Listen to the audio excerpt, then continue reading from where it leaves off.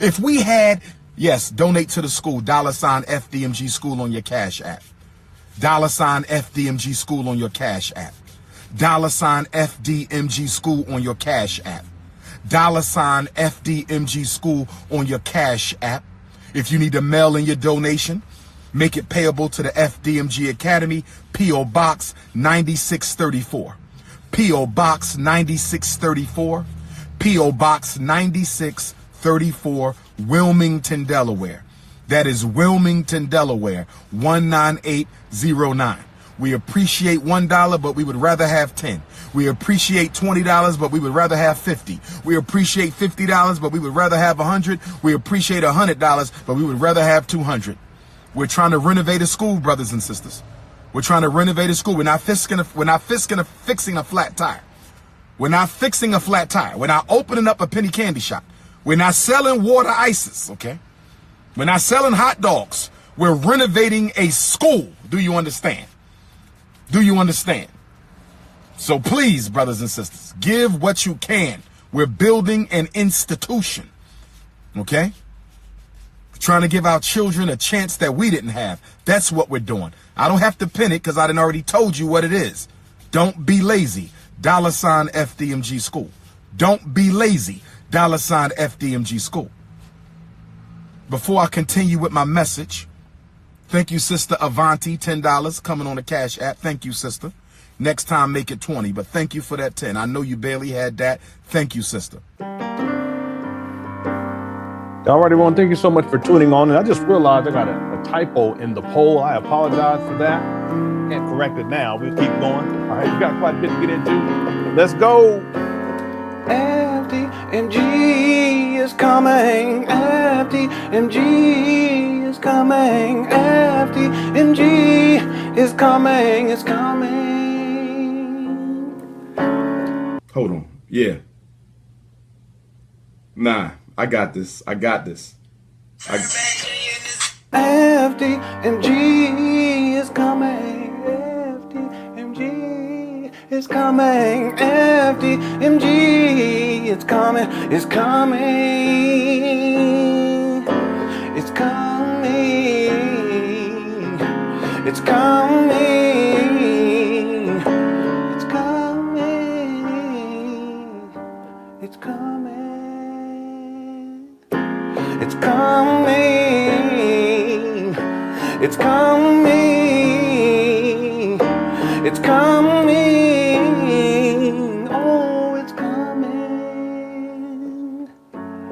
FDMG is coming. FDMG is coming. Thought his personality be twerking. It's twerking.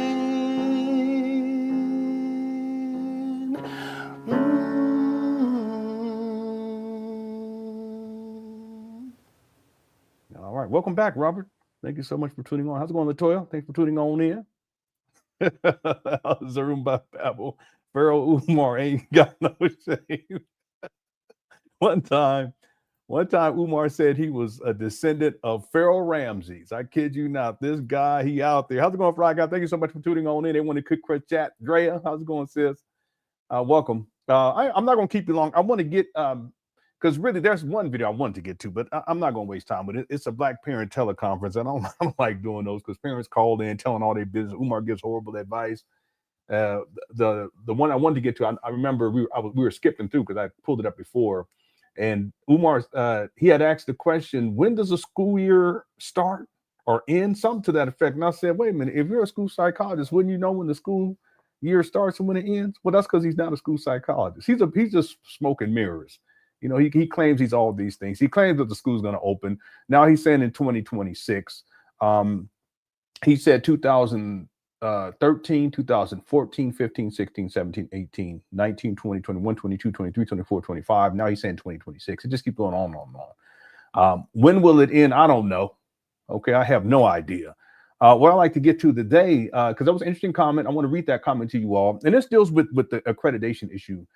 Most people assume that Umar was doing this on the up and up with full paperwork, full disclosure, full curriculum, board of directors, established what is this called?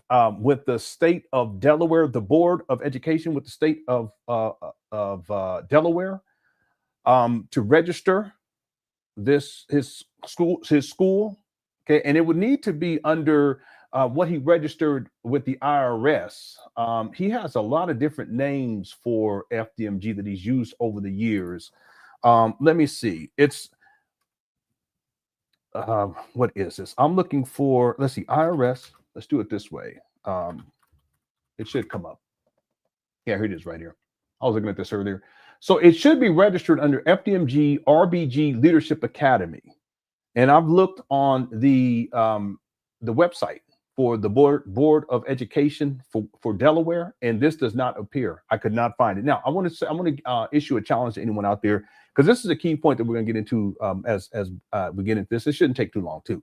I'm going to issue a challenge. It's if anyone could find FDMG RBG Leadership Academy, which that's Umar's organization, even though he's the only one on the organization, and you can find it as being registered as a school, whether that's private or public school or independent, because there's a difference between independent, which is another key point to this, independent and private school.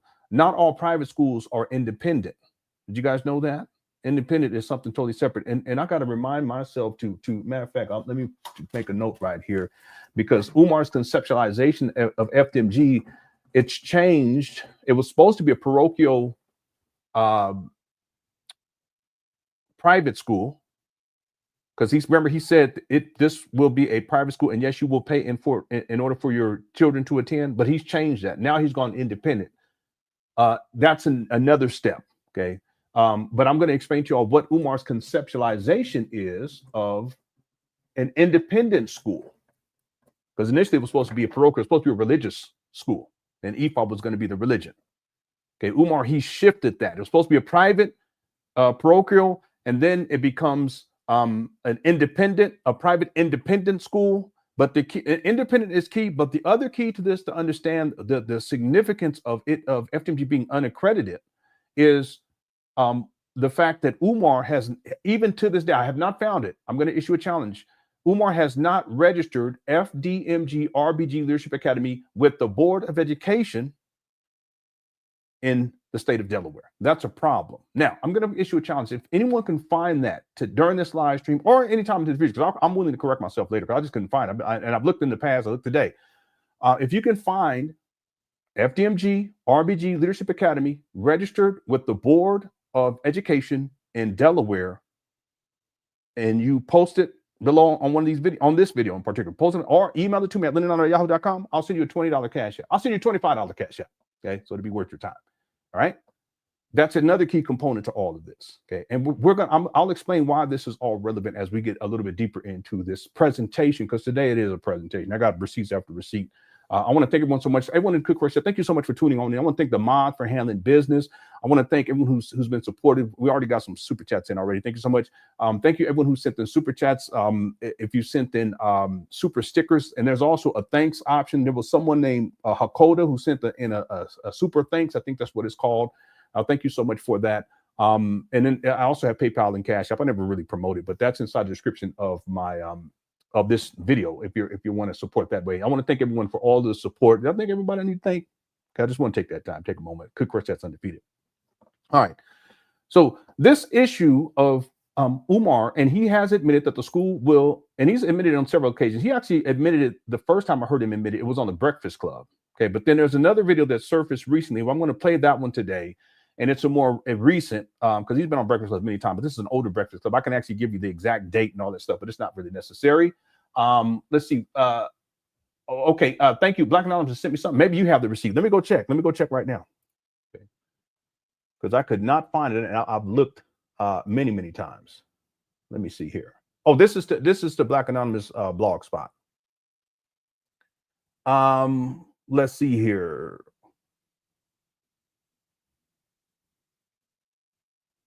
Okay. Okay.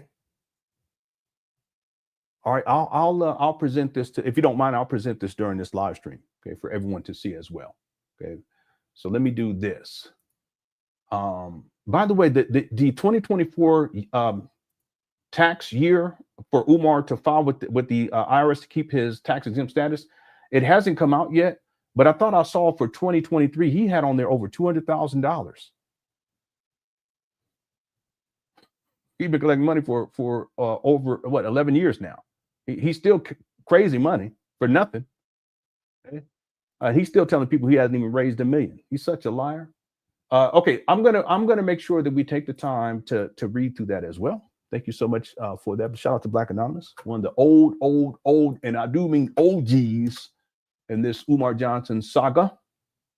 And the blog spot is trueblackanonymous.blogspot.com. And this is from 2019. Okay, so we'll get to that during the slide. Thanks so much for sending it to me. I appreciate it. But again, I'm going to issue a challenge to anyone who happens to see this video. If you can find on record with the Board of Education in the state of Delaware that Umar has registered the FDMG RBG Leadership Academy, and let me give the exact name, okay? In fact, I'll even put it inside of the chat room. I will cash app you $25, okay, if you have cash app. FDMG RBG Leadership Academy. Okay, and there is a poll question too, by the way. Here is it should be registered under this because that's what he has the organization registered for his tax exempt status. The other thing too is don't get it twisted. Being registered with the IRS to have tax exempt status is not the same as being registered as an actual school, whether that is private or public, if it's a private independent school or a private, just a regular old private school. Okay, that's not the same. Okay, being registered with the state of Delaware, the Board of Education in the state of Delaware is not the same as being registered with the IRS. IRS is federal. Okay, the state of obviously the board of education in the state of Delaware, that would be considered to be state, obviously. Okay, and actually Umar explains that in the video that we're going to get into here today. Okay, all right. So if anyone can find that FDMG RBG Leadership Academy, you can either email it to me, a link to it, or a screenshot of it, or you can post it down in the comment section. I'll cash it. First person to do it, I'll cash up you $25. All right. Okay. All right, so let's get into this. What I'd like to do, and thanks again. Let me get to super chats real quick. Thank you. And there's been 2 new members. Thank you so much. We're going to do a live stream for members only. It'll be quick, too, maybe 15 minutes. I'm going to be doing more live streams for members as we progress. I've been a bit negligent because I've been having so much going on. And I want to apologize for that. But we did a live stream for members last week. We're going to do one after this live stream. We'll get together for a little bit. Miss Independent, thank you so much for becoming a member. If anyone's interested in becoming a member, there's a join button listed below these videos. The dark lineal SZ has become a member too. Thank you so much. I appreciate it. And then everyone, the returning members, thank you all so much too. I appreciate y'all. User 225 says, someone asked Umar Johnson which HBCUs will accept FFMG grads, FDMG grads. Now, here's the thing. The issue of being unaccredited, it does cause problems, okay? What I've stated is that in this case with Umar, and this is really predicated on it not his school not even being registered. And see, the irony is that you would think that if Umar told people that the school was going to open in 2013, 14, 15, 16, 17, 18, 19, 20, 21, 22, 23, 24, and 25. Now he's saying 2026. Let's stick with 2025. If this school was supposed to open in September of 2025, wouldn't you think that the school would be registered in advance of that? It would be registered with the Board of Education in Delaware? So it's a critical question. So why is it not registered already? And shouldn't it have already been registered? At the very least, it should have been registered February of 2014. Excuse me, February of 2019. Let me get my timeline. February of 2019, when he acquired these abandoned buildings, shortly after, he should register as either a private school, independent school, or a public school. Okay, I guess you could say charter too. But you see the point here. So why isn't it registered unless someone has the receipt? If you have the receipt, please send it to me. Send it to me during this live stream. Email it to me, LenonHonor@yahoo.com. Okay, and I'll correct myself. The point is that if you have a school that's first of all, it's unaccredited. Okay, you have a school that is the teachers are also unaccredited. I mean, they're not certified. This is another key component that many people aren't aware of, including I think the person, no disrespect, that made this comment. I'll read the comment in just a moment. I don't think that they're aware of this. And I'm going to provide you guys with receipts of Umar saying this, that teachers don't have to have certifications. In other words, it could be anyone off the street. It could be someone who hasn't even graduated from high school that they could be teaching, or they could be teaching, whether that is academics or doing something, it could be extracurricular, whatever the case may be. But the fact that it's what Umar is promoting, and really it's this idea of independent. In his mind, an independent school means that he can do whatever he wants to without any government oversight. That's why he hasn't registered anything. In his own mind, it's like, this school will be what I want it to be. I don't care what anyone else has to say about it, and I'm going to do what I want to do. There's going to be no government oversight. He says the white man this, the white man is that. But this is just Umar in his megalomania. He has to have complete control, but that's not how things work. Because that's like anyone at any given point, including you inside of the chat room. Someone, if you're watching this at a later time, you can start a school today and do whatever you want to and have kids attend and just say, hey, listen, it's unaccredited. And then you think that somewhere down the line, and you don't have a certified teacher, just anybody, you have your cousins come, your auntie come help, your homeboy come through, Shay from down around the way come through. I shouldn't say Shay, but that's what came to mind. And they're the ones teaching these classes, these so-called classes. And then ultimately, when this child reaches, I guess, the 12th grade, or these children reach the 12th grade, you print out a diploma and you say, yeah, it's a school, but it's unaccredited. And then you expect that child to be able to use that piece of paper to go into higher education, the diploma that was printed out, to go and get a job. See, in essence, that's what Umar has conceptualized here. And that's why the registration aspect is important. That's why the fact that Umar is saying that the teachers don't have to have certifications, any old body, because in his mind, it's something that he wants to do however he wants to do it. And he doesn't care about any type of checks and balances. That's why he doesn't have a board of directors to this day. It's just him. Okay.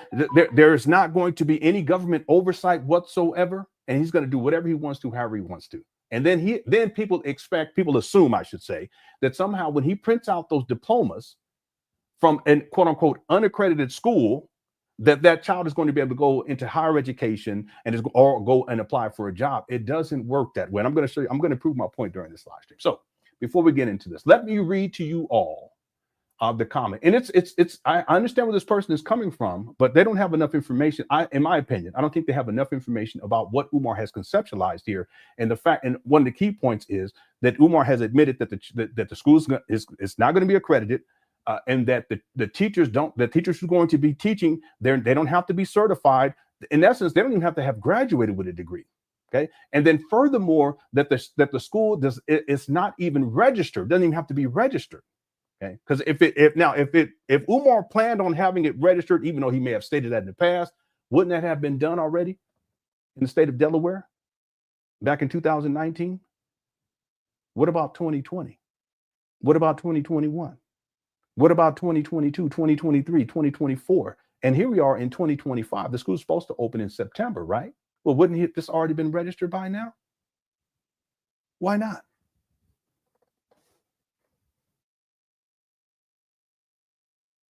So in other words, this is what you would call a fly-by-night school,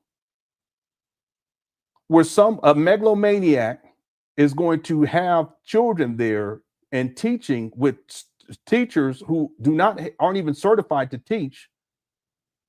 Umar does not maintain a certification in any area, any professional area at this point. He has no licenses either. He's never held a license. But in 2025, he has no certifications for anything. You understand what I'm saying here? And then somehow he's going to print out a diploma, and then people assume that diploma is going to be worth something in the real world. No. See, even if the school was accredited and it was registered and he had certified teachers there, the children can still run into problems because the school is unaccredited. Okay. Let me read this comment to you guys. And then I'll get to the rest of these super chats, and then we're going to get going here. I'm not going to say the person's name, but they said the part isn't correct regarding accreditation. Private K-12 schools aren't required to be accredited. It's recommended, but not required. Colleges accept grads from non-accredited schools as long as the documentation is in order and have proof of work. Okay, so let's take this step by step real quick. Private K through 12 schools aren't required to be accredited. This is true. A school doesn't have to be accredited. Understand, though, that Umar has it's an independent private school. Does that mean that it needs to be accredited? No. But understand that how Umar has conceptualized this in his mind is that he can do whatever he wants to, however he wants to, with no checks and balances from the government, okay? From the state of Delaware. That's a problem. Okay? He can teach whatever he wants. He can have the children in class however long he wants to, for however many days, because there's times he said there's going to be school 6 days a week, 7 days a week, right? So understand how Umar has conceptualized this. It's recommended but not required. Colleges accept grads from non-accredited schools. Not all colleges do. I looked this up. Not all colleges do, but it doesn't mean that colleges don't. But there's a process that a student has to go to in order to apply and then be accepted at a college or a university based upon them going to a non-accredited school. And remember, what we're talking about here is Umar, in this case, it's an independent school. Okay, there's a difference too. You guys can look this up. And I probably should have had all this up and I could actually read through it, but just for brevity here. Colleges accept grads from non-accredited schools as long as the documentation is in order. Okay, well, that's my point. There is no documentation in order. there is legally, there is no FDMG. Let me give you the title. The FDMG RBG Leadership Academy registered in the state of Delaware with the board of the Board of Education in the state of Delaware. The Delaware Board is Board of Education. This is a state, right? So that in and of itself is a problem because there's no paperwork for that. Furthermore, what paperwork has Umar shown in terms of curriculum? That's a key part of this, right? What paperwork has he shown in terms of teachers who are going to be hired who are qualified to teach? That's a huge problem. He hasn't done that. See? Who's going to be managing this paperwork too, by the way? Umar? See, paperwork would also be who's on the board of directors guiding this project along day by day. There's no one on the board of directors, so there's no paperwork for that. See, in essence, what I'm getting at is that FDMG, conceptually speaking, for Umar, it's a figment of the imagination. It's nothing real or tangible. That's why he still calls these abandoned buildings. He calls them schools, but they're not schools. They're abandoned buildings to this day in 2025. See? So yeah, a child can graduate with a diploma. It can still cause problems. I looked this up. Okay, a student can graduate from an unaccredited high school and get a diploma, and still get into college and still get a job. Okay. In the case of getting into college, I already looked this up. They can do something. They can do testing in order to do that. But see, that's more steps. That's extra steps that have to take place. See? Why doesn't Umar want it to be accredited? Because there's more checks and balances. See, there's more paperwork involved. There's more oversight. See? That's why Umar doesn't want the school to be accredited. All right. I want people to keep this in mind. Okay. I got a little bit more I want to get into here. So again, colleges accept grads from non-accredited schools as long as the documentation is in order and you have proof of work. Okay, well, how are they going to show the proof of work? Is Umar going to do that by himself? See, it's a hypothetical in essence. But the key component, well, there's two key components. I'm gonna give you guys examples of this. One of the components is that Umar has already stated that the school is going to be, it's not going to be accredited, and that he wants to do whatever he wants to do, however he wants to do it. Okay, that's a problem in and of itself. Number two, that the teachers, they don't have to have any certification. Okay, that's a problem too. Furthermore, there's no governing body. There's no checks and balances. That's a problem too. Umar's conflicted though, and I'm explaining that to you guys in just a moment. Okay, and that's what when you get into the scamology of Umar, you realize that he will say one thing, but that he does another. But because he said one thing, you recognize he knows what he needs to do, but he's not going to do what he needs to do. And he could have simply had the school accredited. He has no intention of doing that. And the truth is, he doesn't even have an intention of opening up a school. Okay, so let me read this one more time. That part isn't correct regarding accreditation. Private K-12 schools aren't required to be accredited. And again, Umar, it's an independent, okay, independent private school. There's a difference. I can look that up. It's recommended but not required. Colleges accept, some do, and some colleges do, not all. Colleges accept grads from non-accredited schools as long as the documentation is in order. Well, that's the key point. There is no documentation. In fact, FDMG, RBG, Leadership Academy is not an entity on paper legally. with the state of Delaware. There's no paperwork. See? All right. Let me get to these other super chats, and then we're gonna get into the videos. And I have 1, 2, 3, 4, 5, 6. I have 6 videos. We ain't gonna look at all of it, but we'll look at little segments because I've already picked it out. I have it in my notes for this timeline that I'm working on doing tomorrow. Okay, so real quick, someone asked Umar Johnson which HBCUs will accept. Okay, all right. There is a poll. Here's a poll question. Assuming that FDMG opens, is FDMG being unaccredited an issue of concern? And we're assuming that it actually opens. 88% say yes.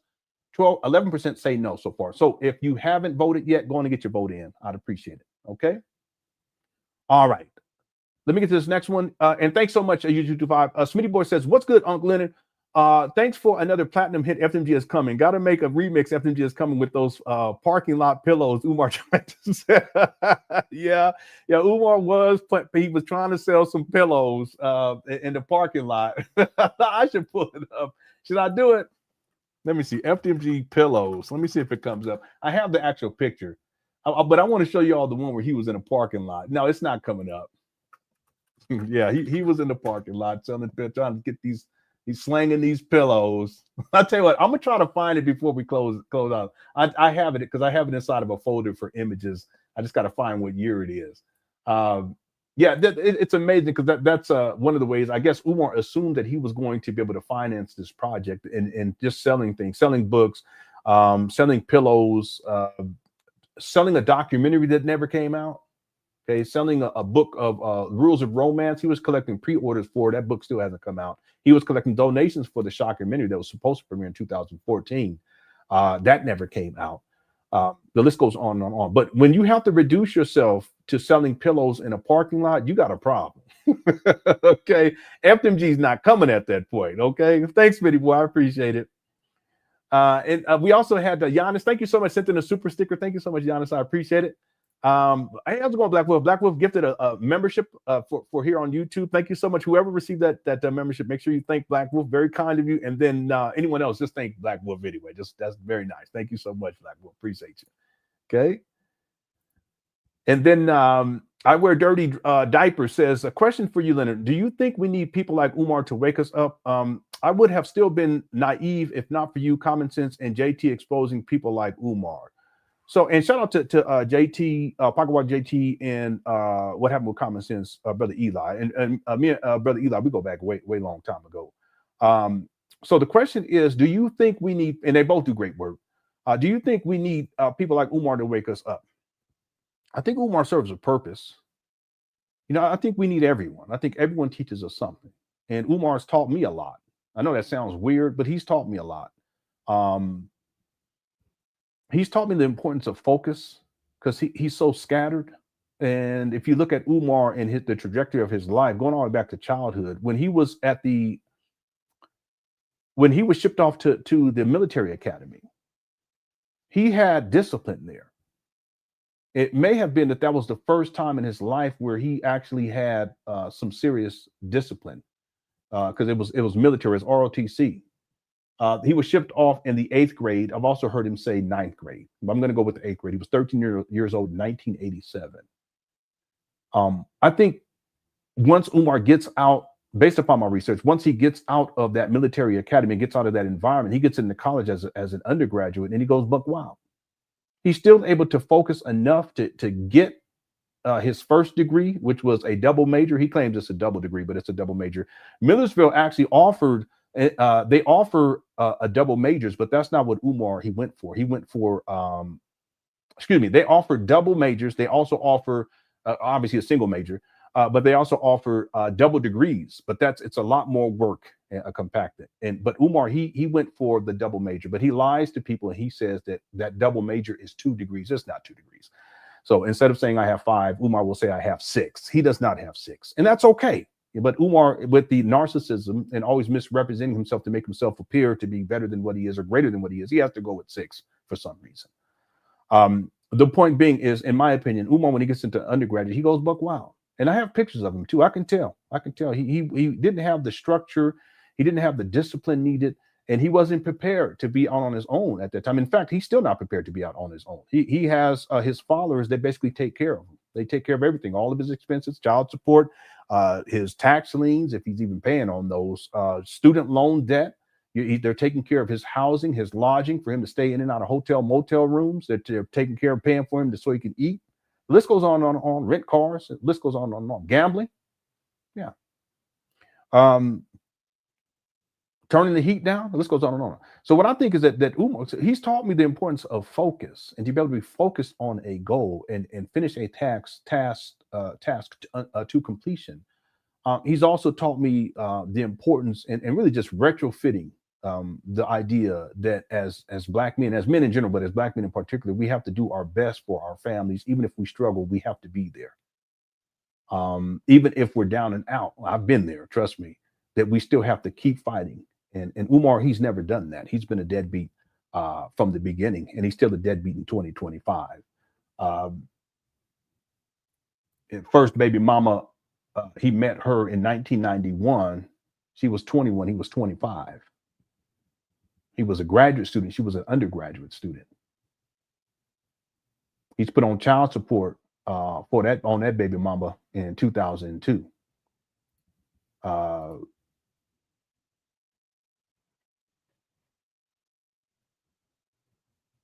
2002, yeah. And second baby mama in 2000 put on child support. The second child baby, I didn't get all the information, but the second baby mama put him on child support in 2015. And then the third baby mama put him on child support in 2017. But Umar, he doesn't talk about that second baby mama because he was 41 and she was in her early 20s. He's taught me a lot, Umar. So I think Umar is necessary. I think he wakes people up in different ways, and they may think that it's relevant with the, especially when he talks about the school to prison pipeline, or he talks about special education. He has a conspiracy about all that goes back. He used to talk about that a long time ago, but it's unfounded.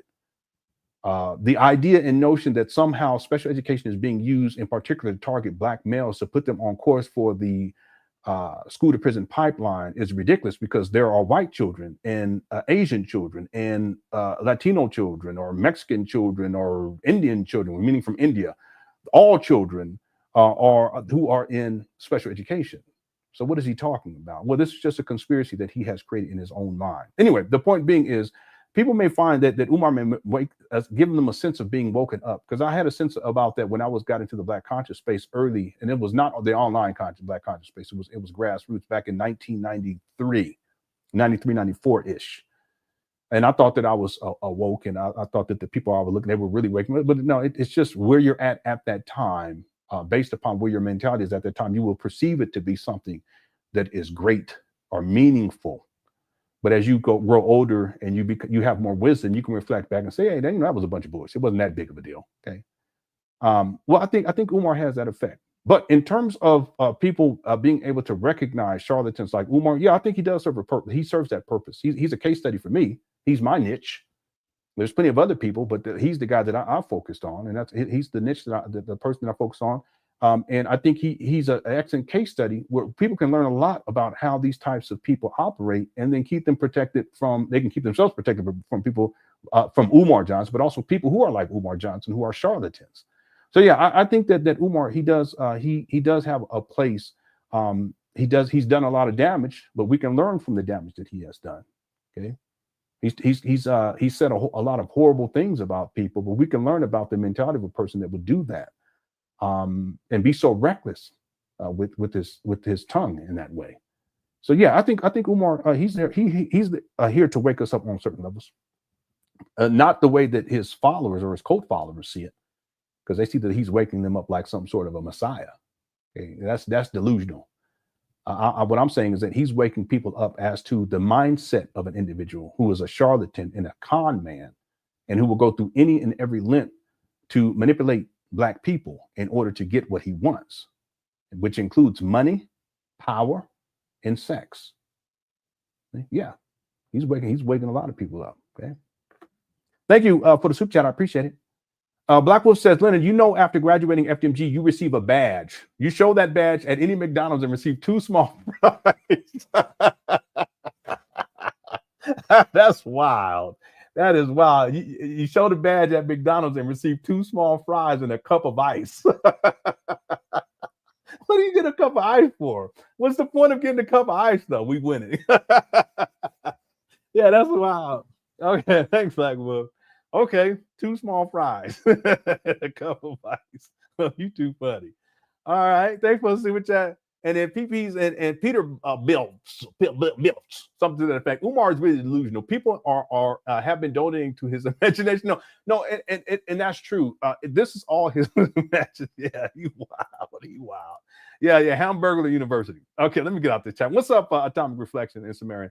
No, this is true. What people are funding is Umar's imagination, and no, that's really what this is. And they're so, and I don't mean to say this to demean Umar Johnson followers or the people who donate, but they're delusional too. They at this point, you got to be. I apologize. No disrespect. Okay, you have to be delusional at this point. This has been going on. Umar conceptualized this in 2004. It's been over 2 decades. The school was supposed to open September 11, 2013, right? Yeah, 2013. Then he said 14, 15, 16, 17, 18, 19, 20, 21, 22, 23, 24, 25. Now he's saying 2026. Okay, when I first started doing these Umar videos consistently, I told people that a lie that goes unfulfilled is not, a promise that goes unfulfilled is nothing more than a lie. He's lied to you followers over and over and over again on many different things, not just the school opening date. So you have to be delusional at this point to think that somehow it makes sense. Well, first, that he has interest, that he intends on opening up a school. You have to be delusional. Cut it out. Okay, I'm just telling it to you all the real way. You have to be delusional. That he has provided no evidence that he is serious about opening up a school. None. And I've studied this guy's whole life. I've studied his daddy. Okay, going all the way back to Grandpa Cicero. All right, he's provided no evidence that would prove to me or to anyone rational thinking person, in my opinion, a critical thinking person, in my opinion, for them to say, hey, listen, he's serious about this. He really wants to open up a school. No, it's a money grab. It's what they call a long con. So what I'm getting at is, yes, Umar is delusional. His followers are also delusional who donate, because it would make no sense to continue to donate to something that is nothing more than a figment of another person's imagination. See, money is real. It's tangible. You can touch it. You can spend it. You can save it. You can give it. Huh? It's real. FDMG is not. It's a figment of Umar's imagination. And his manipulative ability is so great. He's the great deceiver of our time. He's deceived so many people that they bought into his delusion. But that happens with cult leaders. The cult followers be believing all the crazy shit they be saying. But yeah, we believe it. What are you talking about? This is coming from this guy's imagination. It's nothing real or tangible. See, let me be real about it. Your money, you Umar follow, your money, it's tangible and it's real. And you women that give up the cooch for Umar because he want to crush the cookies, your cooch is tangible and real too. That's not no imagination. Y'all better think again. Real talk. See, his followers, they buy into the delusion and they give to him what is tangible and real to them, and they give it to Umar's imagination so that he can exploit them. And yeah, that includes the cooch, because that's part of his imagination. He always talking about crushing cookies and pina colada and hot fudge. And what did he say yesterday? Talked something about apple cobbler, peach cobbler, cooch. I said, man, what kind of principal talk like that? I ain't never had no principal talking like that.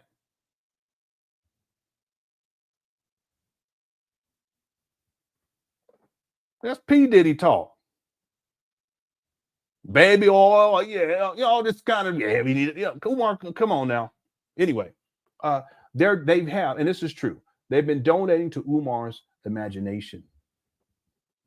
They bought into the delusion, but they give what is real and tangible to them, to this cult leader who has produced absolutely nothing. The fact that we're still talking about this clown proves the case. It also proves what I've been saying from the beginning. He ain't nothing more than a con man. Okay? That's real talk. They're donating to his imagination. And think real quick. Think about all the crazy shit Umar said. Real quick, let's put together a quick list. Let's take 30 seconds. Let's put together a list of the stuff that Umar has said he was going to do. That's all his imagination, and none of it's coming to fruition, including opening up a school. Let me put one in here real quick. Then you ain't never messed with the bed. No, I don't need all that. That's too much for me. I'm a simple man. I don't need all that. Here, let me give y'all some. Umar stated that they're going to have a black, what did he call it? A black vegan sports bar, non-alcoholic.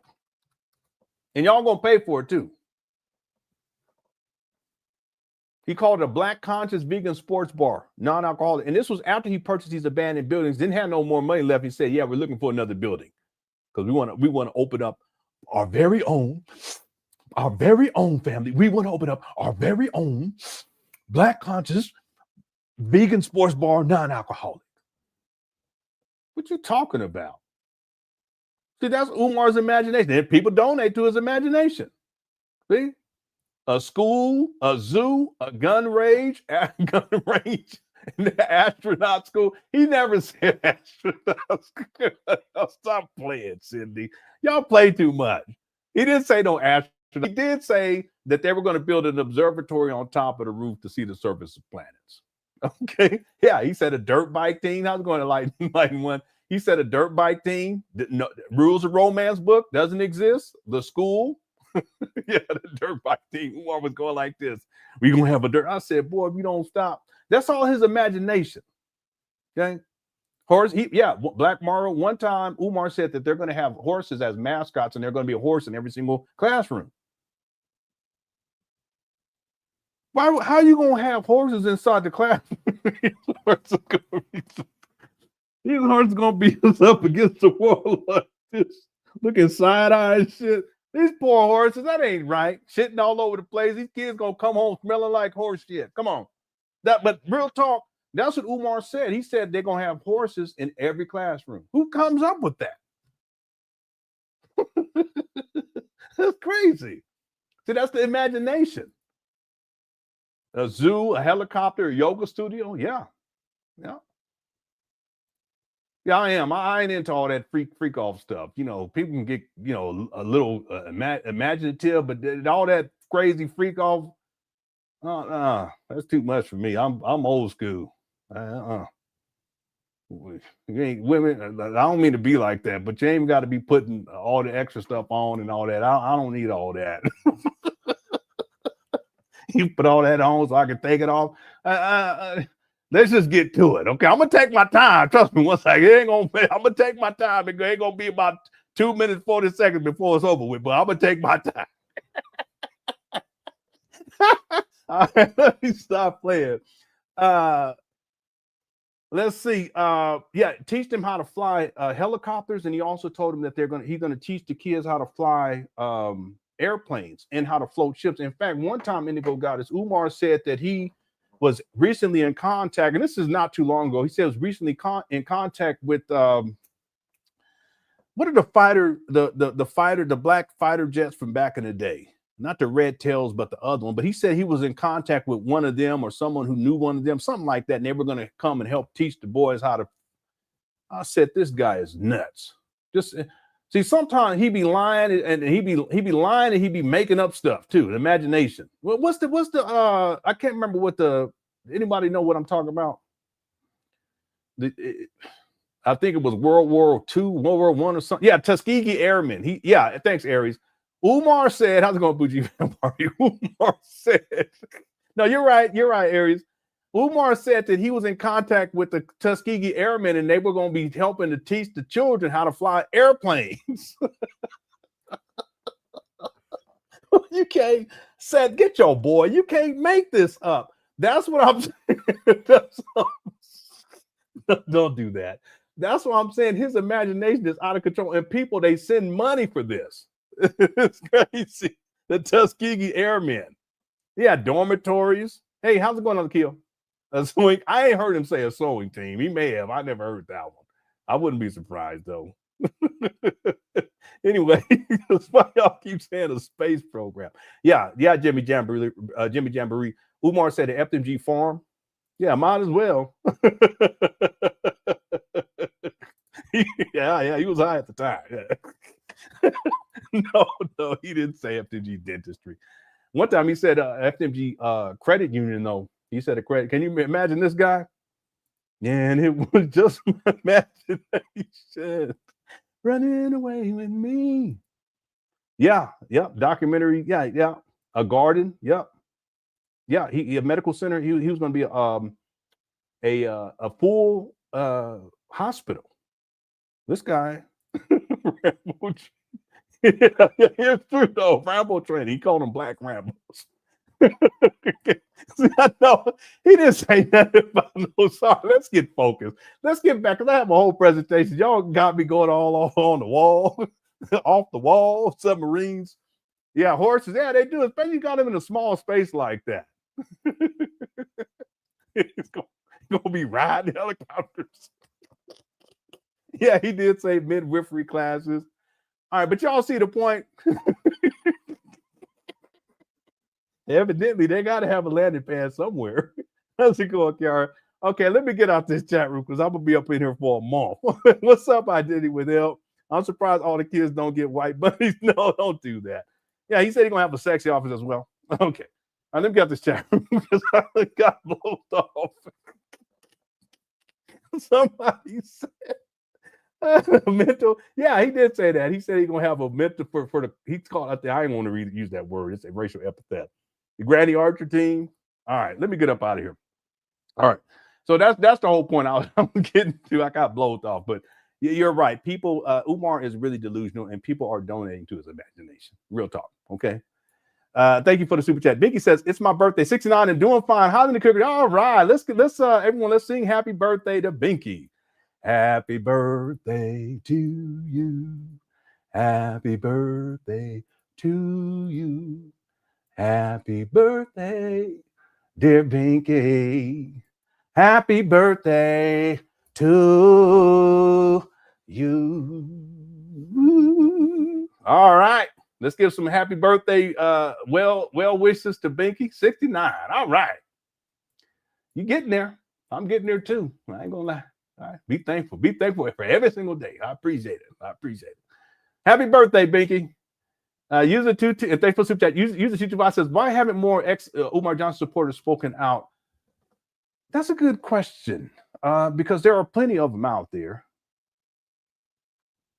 There has to be tens of thousands at this point.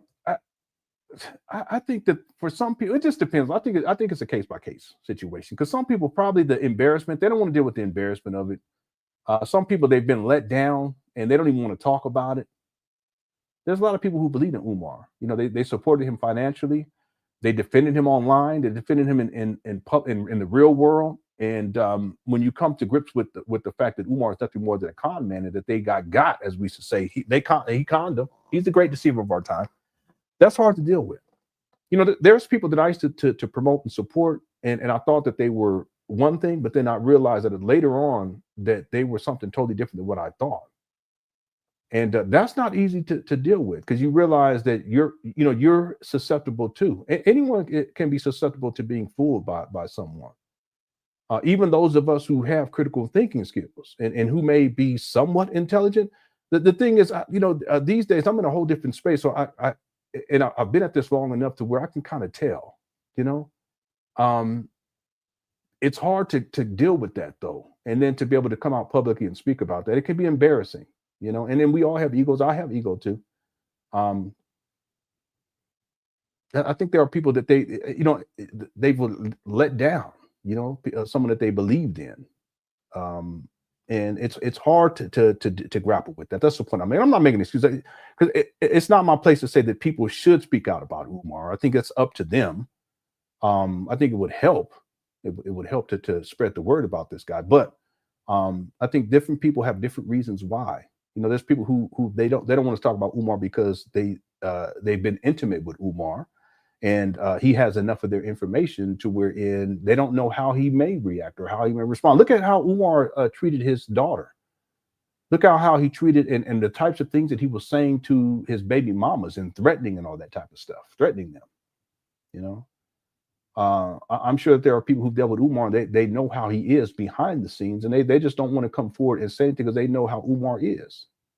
Umar, he's the type of person that he'll get online and he'll dox your personal information to try to get his quote unquote Goonie Goons. That's what he did with me, to try to get his Goonie Goons to come and deal with you. I'm just not the one.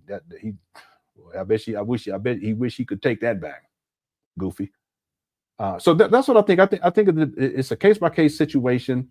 And it depends on what a person's experience, their direct or indirect experiences, their personal experience is with Umar. It's difficult though when you believe in someone, or when you believed in a thing or an idea, or a concept or whatever, and you realize later on that it was nothing. It wasn't what you thought it was, or that you were being manipulated. It's hard to grapple with. So I think those are some of the reasons. Okay, and there's plenty more, I'm sure. Yeah, thanks, user 225. FMG wet. No, he never promoted that. Get that off of there. He never. I wouldn't be surprised if he didn't know. Yeah. Okay. Thanks for all the super chats, everyone. Let's get into this because I do have a bit of a presentation. Okay, I'm not going to keep you guys much longer. I want to get to each receipt one by one. So what we're dealing with here today is this question, and here's the poll question. Assuming that FMG opens, is FMG being is FMG being unaccredited an issue of concern? And I read an email earlier. I'll read it again for anyone who's tuned in a little bit later. And this was in reference to a video that I think it was from yesterday's video. It said that part isn't correct regarding accreditation. Private K-12 schools aren't required to be accredited, which is true. But if you do graduate from a school that's not accredited, there's more that you have to deal with. And there are some colleges, they simply won't accept you. They won't accept an unaccredited diploma. And if they do, there's more hoops you have to jump through in order to apply and get, there's also testing that you would have to go through in order to be accepted. Same thing with if you put in an application for a job. Okay. The point I want to make, there's 2 points I want to make here. And one is that Umar is not just a private school. Umar is an independent school. Okay. He stated that it's kind of morphed over the years as independent, and in his mind, how he's conceptualized this, his imagination, we were talking about, he wants to be able to do whatever he wants to with no government oversight. He does whatever he wants to. The school doesn't have to be accredited. The teachers don't even have to be certified. They don't have to have any degrees or anything like that, because that's a problem. Okay. The person also went on to say, college accepts grants from non-accredited schools. Not all colleges do. And like I said, there's more hoops that you have to jump through in order to put in an application and let alone get accepted. As long as the documentation is in order, well, that's the key. That's another key point. There is no documentation that's in order. In fact, Umar's quote unquote school, which is called the FDMG Leadership Academy, is not registered with the Delaware Board of Education. So it's a figment of the imagination. It's not tangible or real on paperwork or otherwise. Okay, he has these abandoned buildings, but those aren't schools. Okay, again, and I issued a challenge to anyone. If you can find for me a record of FDMG Leadership Academy being registered in the state of Delaware. Okay, these abandoned buildings are in Wilmington, Delaware, with the state board of education. Please email it to me at LenonHonor@yahoo.com, and I will cash app you and also include your cash app. I'll send you a $25 cash app. Okay, so, and I'll wait. And even if you see this later on, okay, and you want to do that, that's fine. That's fine. Someone did send me some information here about Delaware education law. Okay, I'll take some time to look at this, and I know who this is too. Okay, and they sent me two things. Okay, and I'll take a look at this. I'll take a look at this when I have some time. Thank you so much. Okay, and again, this will probably be covered inside the documentary too. But I'm looking for specifically Umar registering this, and that it's an actual entity. And please do not get this confused with Umar registering FDMG Leadership Academy with the IRS for tax exempt status. Okay, the IRS, that's federal. We're talking about state. The IRS, that's specifically dealing with taxes. Okay, and really so that Umar doesn't have to pay tax on the money that he collects. And when we talk about the school being registered as an entity with the state of Delaware, okay, that's the state. That's something totally separate. And that is what Umar would have to do in order to actually open up a school. In fact, I would think that even to put in a certificate of occupancy, you would have to be registered. See, that's what I'm saying. Umar doesn't have the paperwork in order on the front end. And even if he opens up this school, he won't have the paperwork on the back end because he's going to be having teachers come in who are not certified. They don't even necessarily have to have degrees. I'm going to prove that in just a moment. Okay. All right. FMG girls volleyball and no. Let's not do that. You're taking it too far. Okay. You're taking it too far. All right. Thanks for the super chat though. Okay. All right. So here we go. I want to pull up a receipt. We're going to go to 2013. September 14th of 2013, this was Umar in San Diego, my hometown, at the World Beach Center. Shout out to Makeda Dread. Okay, I've known her. She's known my family. She's known my wife. I think, and I may have been wrong about that. I thought that she was my wife's godmother, but I think that might have been this other. I can't remember. By the way, yesterday I told people that one of my daughters said, because one of my sons brought up Tariq Nasheed, and we were talking about Umar and how Umar had beef with Tariq and all this other stuff. And he didn't know Tariq's name. He was kept saying Tariq or something. I said, "Who are you talking about?" He said, "Tariq did something." I said, "Are you talking about Tariq?" He says, "Yeah." I said, "Tariq Nasheed." He said, "Yeah, that's who he is." But he brought up Hidden Colors, because I was explaining how Umar was mad at Tariq because Umar wanted more money. It always comes down to money with Umar. He wanted more money from the Hidden Colors thing. He wanted Tariq to give him free DVDs so he can go over to Europe and go sell them. And Umar wanted to do a presentation on Hidden Colors if it was in his intellectual property. He's such a scam artist, con man. Umar, why don't you do your own documentary, which you tried to do, but you never finished, but collected money for? Anyway, I was explaining that to my son, and then my daughter overheard the conversation. We were talking about Hidden Colors, and she was like, "Yeah, they played that at my school twice." I said, "What?" So I went back yesterday because I told people I would go back and ask. I said, "Listen, baby, you said that they played Hidden Colors at your school, or did you mean Hidden Figures?" And she says, "Yeah, no, I'm sorry, it was Hidden Figures." I said, "Okay." I said, "Okay." So she saw Hidden Figures twice, okay, not Hidden Colors. All right, let's get into it. So here's the first receipt right here from 2013. Okay, let me know if you guys can hear the audio on this. Here we go. Gods. So, as to a human being, without their ancestral foundation, yeah, the audio is a little bit low. Just bear with me. Without their roots, we see the state of humanity now today. We withering, we dying, we suffering. So we have to take our survival into our own hands. I just want to say, Duo, thank you, Brother Umar, and may our ancestors put good things in your destiny, and may the divine world give us approval. Thanks for the love. Appreciate that. Yeah, this is a great video to watch because there's so much that's revealed in this one. I've taken copious notes just on this one video. Man, he's in my hometown. One day we probably should get together and just cover this whole video. It's fascinating. We got two more, and then we want to get into these black assassinations. CIA killing black folks. What's going on, bro? Go ahead, my brother. Lamont down. That's I wild. had a quick question. As far as the school is concerned, when is this? I know you said around 2015 is when everything's supposed to get into action, but See, school's supposed to open in 2015. This video is from 2013. Y'all hear that? Can y'all hear this? Let me know. as far as I know, yeah, that was crazy. Drea said Umar's next documentary, Hidden Donations. Boy, that's wild. we're pushing certain skills, and, mechanics, and things like that, so the brothers and sisters can work for themselves. But for those who are potentially going to get into higher education, can get those certifications to be doctors and all these other things, is the school going to be? Are they going to allow? Or take the certificate, is going to be certified or take the accredited, really is what I'm going to say. So he's saying certified, but he means to say accredited. All right. This is way back in 2013. Listen to what Umar says. Those accreditations from to major universities and things like that. Well, you're accredited by virtue of the state letting you operate. See, he's saying that it's the state, they let you operate. See, Umar's not even registered with the state. And I should be more specific. The entity that Umar calls FDMG RBG Leadership Academy, it does not exist on paper with the state. You guys see this? Hit the one. Okay, there's more. It'll unravel as we continue. Watch this. That's an accreditation there. You can go and get extras. I'm not really into that because I don't really feel I need the approval of white people to tell me I'm doing what I'm doing right. So I probably. You see how he's conflicted here? He's saying that the state is it's what gives you accreditation, but he's also stated that he's not interested in getting accreditation, right? But then he says that there's other stuff, but I'm not interested in that. So which one is it? You see, That's what I'm saying. I understand where the person's comment was coming from, but they don't understand. They don't know, in my opinion, I could be wrong. Okay, so I apologize. They happen to see this video. No disrespect. I don't think the person understands how deep this goes with Umar and how he has conceptualized in his imagination, like we've been talking about, what FDMG is going to be.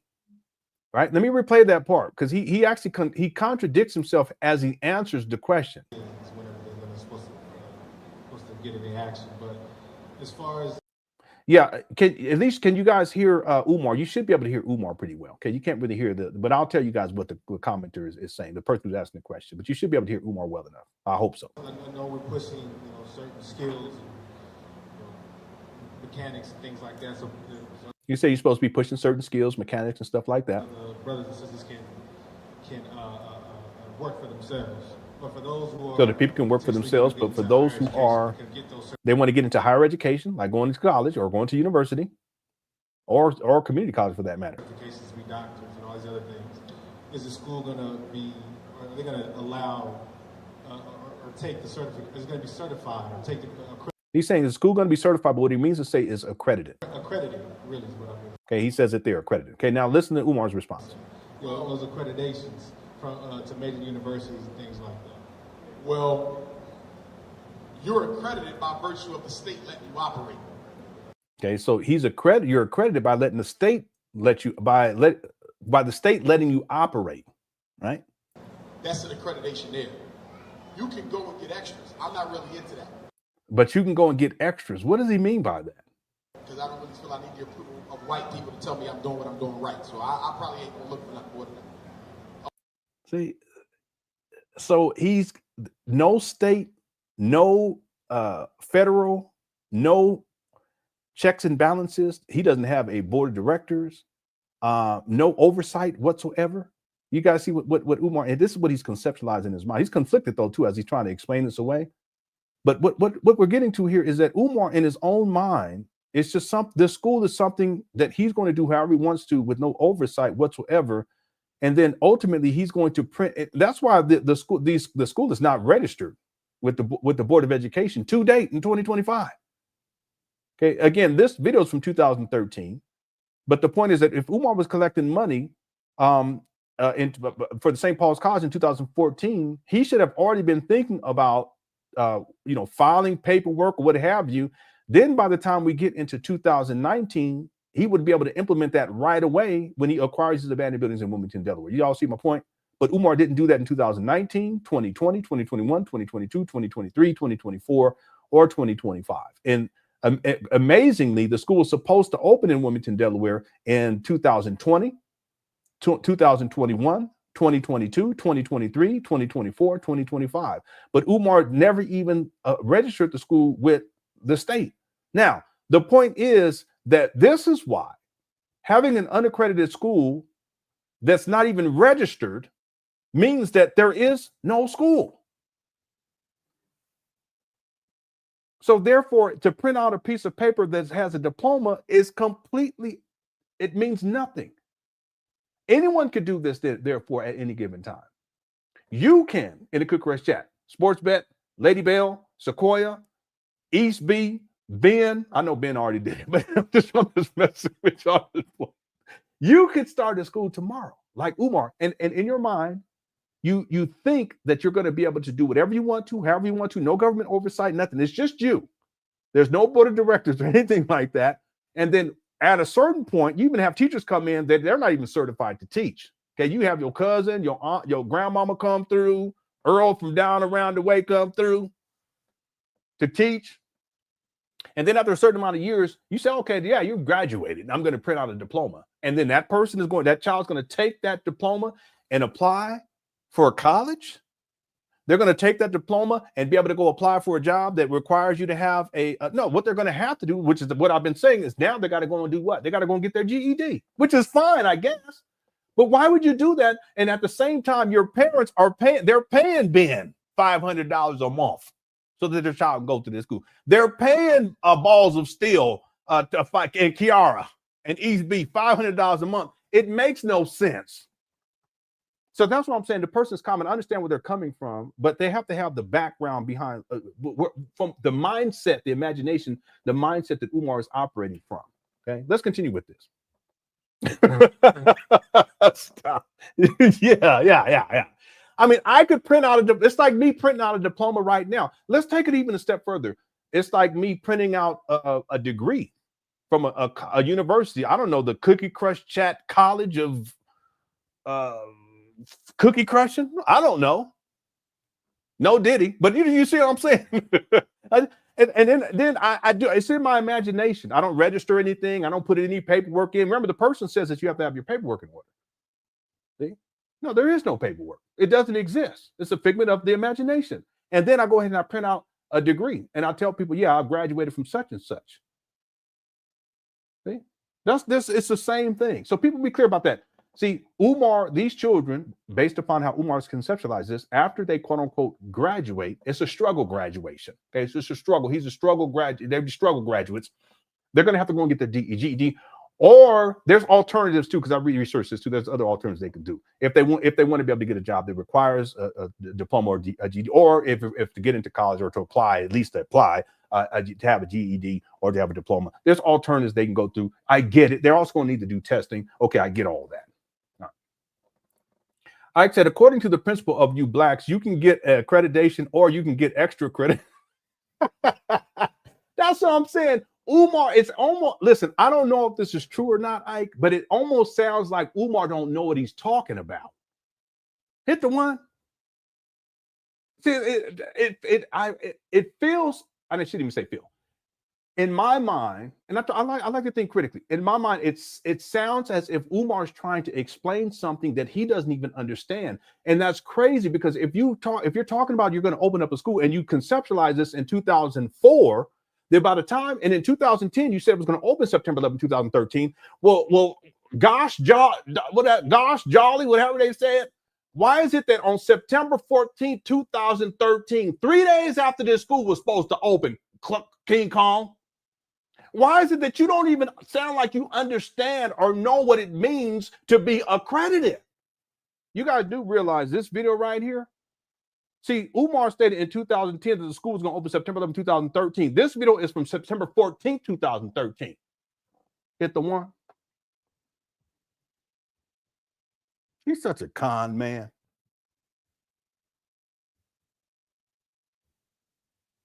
Ike, it sounds like Umar don't even know what he's talking about.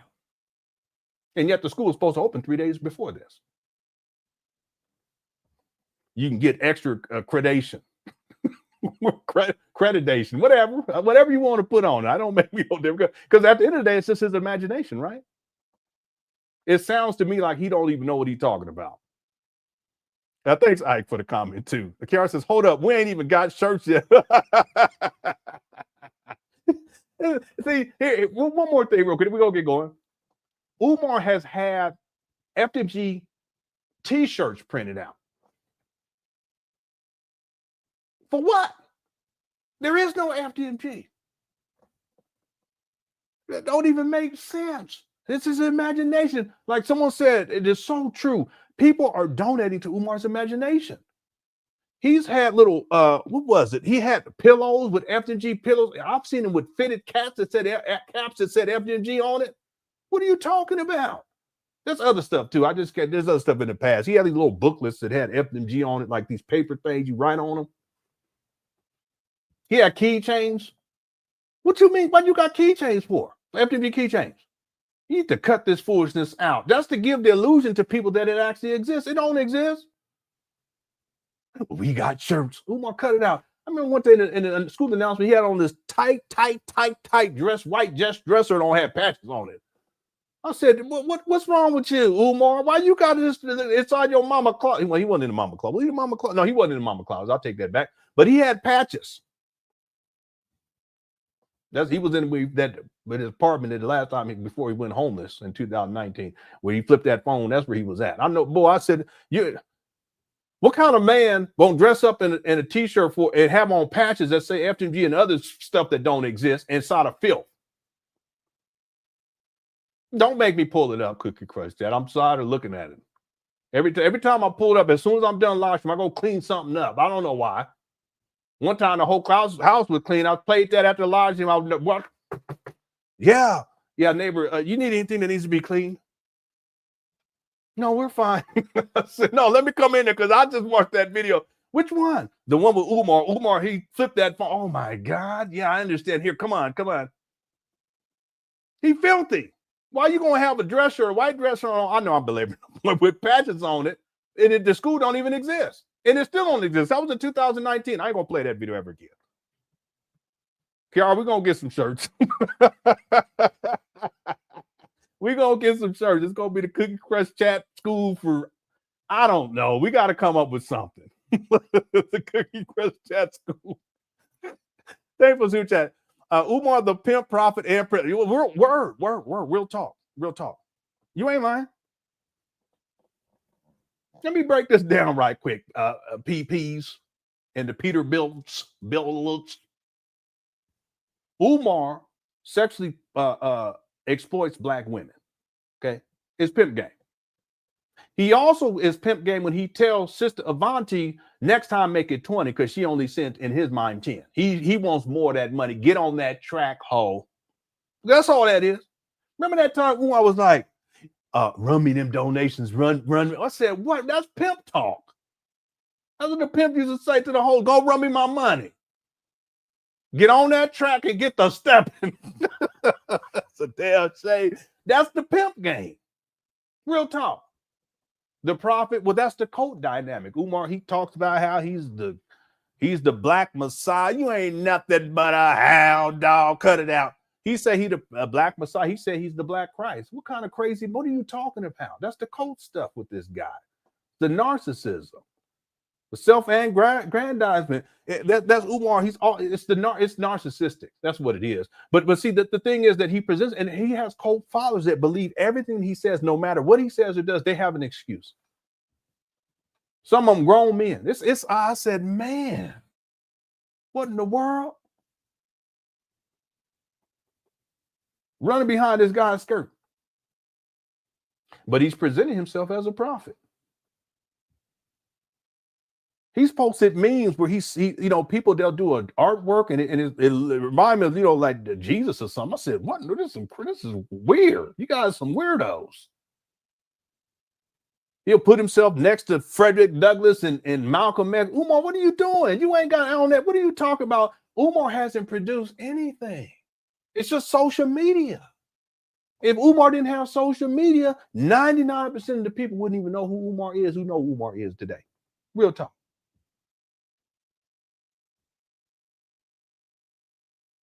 You talking about a homeless bum, literally.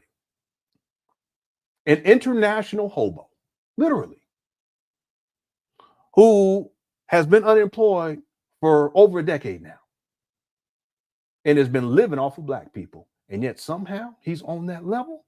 Well, that's because he's presented himself as such, like he's some prophet. He calls himself the Black Christ, and that Jesus was born on his birthday. What kind of man thinks like that? You gonna say that Jesus was born on your birthday? Like you bigger than Jesus? Jesus better take that will. I'm not even Christian, but I have respect. I already done told people that. Umar has no respect. At least I'm not into the organized stuff. I should say it that way. But Umar, that's how he sees himself as a god. One time, and I played it for members. One time Umar says that when he meditates, check this out. He said when he meditates, he envisions himself up in space, like in heaven, looking down upon the earth while sitting in a throne. What? See, the pimp, prophet, and the principal. See, the principal is the scam because the principal is associated with the FDMG school scam. By the way, does Umar have any current certification as a principal? I've been able to find it. If anyone finds that, and I've looked, you find any certifications that is current in 2025 that Umar is certified or licensed anywhere, send it to me and I'll send you a $25 cash app. LenonHonor@yahoo.com. Yeah. The pimp, profit, and principle. I mean, I could use that inside the documentary. I really could. Okay. Let's get back. Oh, real quick. What's up, Brian? Brian says, you remember when Umar tried to call Mike Tyson out for a boxing match with those FDMG boxing gloves? Yeah. Yeah, I remember that. Anything for attention with this guy. He's gone at Mike Tyson. Mike Tyson didn't even know who Umar was because someone asked him about him because they had asked him about Umar and how Umar was saying you shouldn't be dealing with white women and all this. Umar, just go and get you a white woman and cut it out. You'll be happier. You know, you wouldn't have all of this pent up sexual aggression and just what is it? I don't know what it is. What's that called when you be wanting that thing? The lust. Just you got all that white woman lust in you, brother. You gotta get that. I ain't gonna hold you either. You ain't gotta tell nobody. But he was mad at Mike Tyson, going at Mike Tyson, and he was saying that Mike Tyson was the white women and blah blah blah. It was just a bunch of foolishness. And then he said he want to fight Mike Tyson. Umar, cut it out, bro. You can barely walk. And I'm not saying that to be because we all getting older, but come on, man, cut it out. What you need to do is get you one of them big Beckys. That's what you need to do. Because after that, all that lust that you've been carrying on for all these months, you let it go, brother. You let it go, milk of magnesia, my brother. Okay? All right. Then maybe you can get the school done after that. Umar don't doggo well. He'll lust after any woman. I get it too. I'm married though. I'm good. Thanks, Brian, for the super chat. I saw another video with Umar. He was sitting inside of Mama closet. And he was talking, and he had one glove on doing like this. And I said, this guy is a nut. All right. Thanks, Brian. Shout out to Brian. He been around. He a homie, okay, officially. Okay. Thanks for the super chat, bro. Manny says, Lenon, is this cookie crushing? I don't know nothing about that, sir.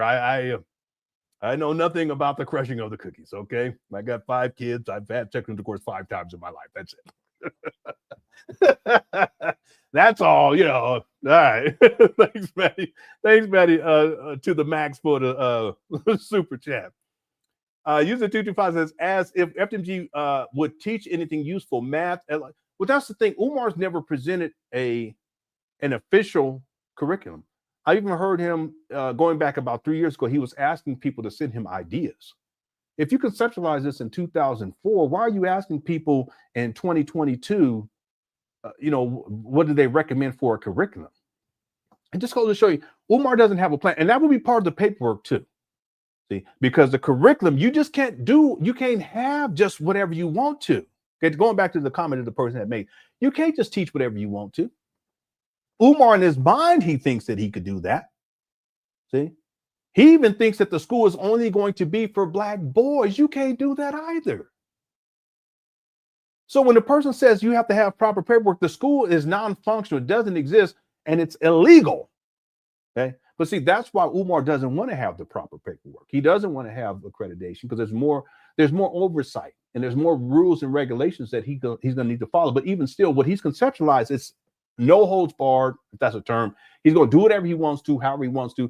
And that includes that whatever he wants to teach. If Umar wants to do a class on cookie crushing 101, well, then Umar, he's going to do a class on, okay. He's going to send them parents, a permission slip? Them parents going to be like, what? Thanks, user 225. Umar Johnson wants snow up his the world. You all right? That's too far. Okay, everyone, thanks for the super chat. Let's get back into because we getting. I was trying to have a quick live stream. Let's get back to this right here. Okay, and shout out to the Cook Rush chat. Everyone, thank you guys so much for tuning on in. We will be doing a brief live stream after this live stream for members only. Okay. And it'll be quick. We're 15, maybe 20 minutes max. Let me get to this poll question real quick. I do want to go over here and someone please remind me. I want to read True Black Anonymous post here from 2019 dealing with this accreditation issue. We have a poll. We got 680 votes so far, somewhere around there. And assuming that FDMG opens, is FDMG being unaccredited an issue of concern? 87% say yes, 13% said no. Okay. And as of right now, let me see where we are at with the likes. Our goal is always 500. We're halfway there, so we may get to it. I got about 750 people in the building. If you're enjoying the show and you haven't hit that like button, just go and hit it. It'll take about 2 seconds, and that number will go up if we can get to the goal. If we get to the goal, I'll play Umar singing "California Love," or at least trying to. He's trying to rap the lyrics, and boy, it was a big old hot mess. Okay, so hit that like button if you're enjoying the likes. Okay, thanks, Smitty boy. Jimmy Jamboree Stosh is in the building. East B salute. Thanks for being here. Who else we got? Mass Cyan. Thank you so much. And Lisa says, what? The foundation for an education institution is its curriculum. Yeah, you're right. Yeah, but Umar's never produced. It's interesting. He's never produced a curriculum out of all these years. And that should be on the official website. Umar doesn't even have a website. See, a website would also be part of the paperwork because it's a digital trail so that if these children take these fake diplomas and try to apply to a college, they can go back and look up the school. See, it's not in any database. At least they can go to a website, but Umar doesn't even have. But that's not even how it works. But the point is that Umar should at least have a website, and the curriculum should be clearly outlined there after 20 years. It doesn't mean that he has to have the website up over the last 20 years, but he should have had the curriculum a long time ago, and the website should have. Really, the website should have been up and running in 2010 when he really started to promote opening up. So 15 years, and it should have had the curriculum on it from day one. Okay? But it doesn't exist. See, that's part of a digital record. Okay, it's not physical manual paperwork, but it just it adds legitimacy. But there is no legitimacy to FDMG. It's a figment of Umar's imagination. So when people say, and I understand where the person was coming from, no disrespect, but when a person says, no, they can still get into college or no, it doesn't exist. But the point is that there is no paperwork. See, nothing is legal on paper. It's a figment of Umar's imagination. Right? All right, and that's a huge issue with all of this. Okay, let's get back to this video, y'all, if you don't mind. Here we go. As far as people who are educated, who want to participate in the school, I'm taking resumes now. Anybody want to work with the school in some capacity, you email your resume to drumarjohnson.com at yahoo.com. The website is .com. And just put resume for FDMG Academy. See, the website is his own personal website. It wasn't an FDMG website, and it was a website at that time. It had a donation button. That's in the P.O. box. That's it. Because it's going to be an independent school, you don't have to have a public school teacher cert to work.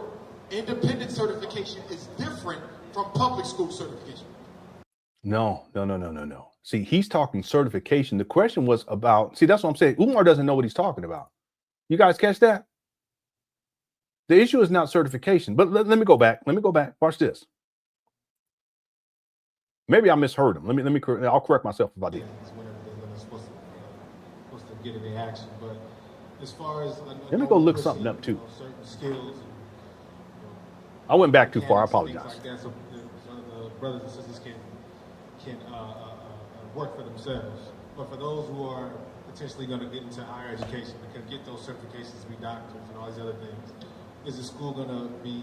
Are they going to allow or take the certificate? Is it going to be certified or take the accredited? Really, is what I'm going to say. Those accreditations to major universities and things like that. Well, you're accredited by virtue of the state letting you operate. That's an accreditation there. You can go and get extras. I'm not really into that because I don't really feel I need the approval of white people to tell me I'm doing what I'm doing right. So I probably ain't gonna look for nothing more than that. See, he's saying I probably not. See, he didn't even know. He doesn't even know what he's talking about. Hit the one. As far as people who are educated, who want to participate in the school, I'm taking resumes now. Anybody want to work with the school in some capacity, you email your resume to drumarjohnson.com at yahoo.com. The website is .com. and just put resume for FDMG Academy. And because it's going to be an independent. So see the web, and I'm sorry, I just want to get this. The website is www.drumarjohnson.com, right? Johnson.com at yahoo.com. The website is .com. And just put resume for FDMG Academy. And because it's going to be an independent school, you don't have to have a public school teaching cert to work. Independent certification is different. So because the school is unaccredited, and see in Umar's mind there's no government oversight, then he can have people come in who are not even teachers. They don't have to have any certifications to be a teacher or anything like that. Presumably, okay, they don't even have to have a diploma. Presumably, okay, they don't have to have GED. Presumably, they don't have to have a bachelor's degree or a master's degree or a PhD for that matter. You guys follow this? If you follow what's going on here, you don't even have to do one. Just say I follow. Okay, this is what I mean by the idea and notion that Umar is going to have paperwork in order, and that's how it's going to justify these diplomas so that these children don't have to go and get their GED in order to go to college. It's a moot point. Umar in 2013 didn't even know what he was talking about. Okay, again, 2013, that's the 3 days after the school was supposed to open. Umar doesn't even know what he's talking about. He's mixing things up, certifications, accreditation. He's all over the place with this. But in particular, when he's talking about teachers, he's saying they don't even have to be certified right here. I'll play it one more time. We'll keep going. Johnson.com at yahoo.com. The website is .com. And just put resume for FDMG Academy. And because it's going to be an independent school, you don't have to have a public school teaching cert to work. Independent certification is different from. See, because it's an independent school. Okay, independent school is a private school. But just because it's independent doesn't mean that you can just have anyone come up and do whatever they want to. But that's the point. Okay, line demarcation. If it's an independent school, a private school is independent school is a private school. Right? There's a regular private school, but then there's independent. In Umar's mind, his conceptualization, he's going to do whatever he wants to. In fact, the teachers don't even have to be certified. And that somehow there's some whole other process, which is not true. Okay. See, that's Umar's conceptualization. But if you guys can go, because I've already done the research on this, if you guys are going to look up private school or you look up independent private school, that's not how it works. You can't just have anyone that you know just come on in and deal with these kids and teach and then expect after a certain amount of years, they graduate and then you print out some diplomas and now these diplomas are legit in the real world. That's the point that I'm getting at. So there's different issues here. There's the fact that Umar, he doesn't want to be accredited. He doesn't want the school to be accredited. And the reason why is because he wants full control and power and domination. He also doesn't want to go to all the work that's needed in order to become accredited. See, the institutions that, and it's not just one, but the institutions that hand out the accreditation, what they do is they look at the curriculum. They look at who's teaching these classes and these subjects. They look at who's on the board of directors. They look at Umar Johnson. See, they look at everything at this school to figure out whether or not what is being taught and the level at which it is being taught is reflective of a particular standard to justify accreditation. You guys understand this? But if Umar in his, again, he over here. Umar in his mind, he gonna have any old body do whatever they want to, and somehow they're going to be on the level that is expected. They're not going to be on the level. That's why he doesn't want accreditation. Umar's not even on the level. Umar's never been an educator. He's never taught a class.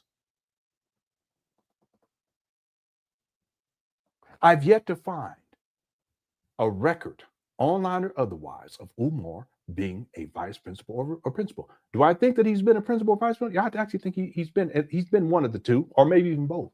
But I guarantee you all that it was for a very small period, a short period of time, months. Guarantee it. If anyone could find me receipts that show Umar as a principal or vice principal, email it to me at LenonHonor@yahoo.com with your cash app. I'll send you $25.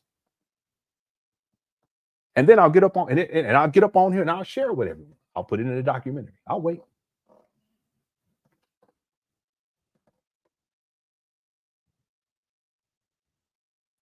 Let's keep going. Here we go. Public school certification. For example, in Pennsylvania, my home state, in order to be a private school teacher, you need a bachelor's in anything, and 18 credits in the subject you're going to teach. So you can be the math teacher, a certified private school math teacher, if you have a bachelor's in communications, but 18 math credits. Which means if somebody wants to be the language teacher, they might only got to go back to school for a class to get that 18, and then you get certified. It's a whole lot easier. But I don't want y'all to just think certification. For example, we got people who deal with natural hair care, right? We want to have a natural hair care studio in that school where we teach the girls how to do natural hair. Because after we cut off that weave, they got to know what to do with the rest. Okay? Because we still want them looking cute. So What? So for sisters who What you talking about? I admit, I totally missed that. You want the little girls looking cute? What the fuck? I apologize. I've been trying to. I told myself the other day, last week. I said you're gonna have to cut back on the language, sir. I got too loose with the tongue.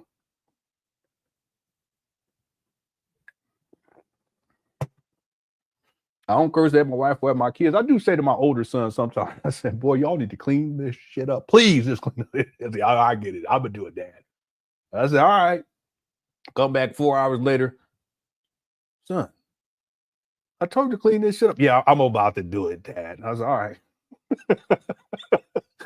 I done given up too. I done given up at this point. I don't even. Listen. Y'all gonna do what you gonna do. I ain't even gonna. My other son, though, the youngest one, he I don't got to tell him nothing. He just be cleaning up. He be helping me clean up. Anyway, yeah, Drea, he is. He's a nut. He's a weirdo. We want the little girls looking cute. You see what I'm saying? Don't make me pull it up, because one time he said the little girl had rotten cookies, which means a rotten vajayjay. Who talks like that? That's the principle. One time he said he want to cuddle with the boys. I kid you not. He went by the fireside or something. I don't know what, the fireside or something.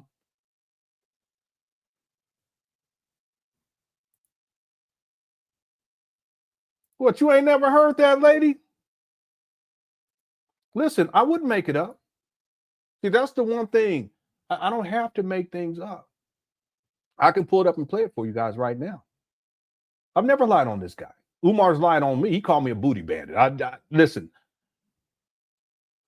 once I found out what that meant, I admit I was offended. I said, Umar, why you do me like that? Don't do that. Don't do that. Don't call me a booty bandit. I was highly offended. I was upset. I have to admit, I was, because that's too far. But then I let it go. I said, okay, Umar. I forgave him. I said, Umar, I forgive you for that. Okay.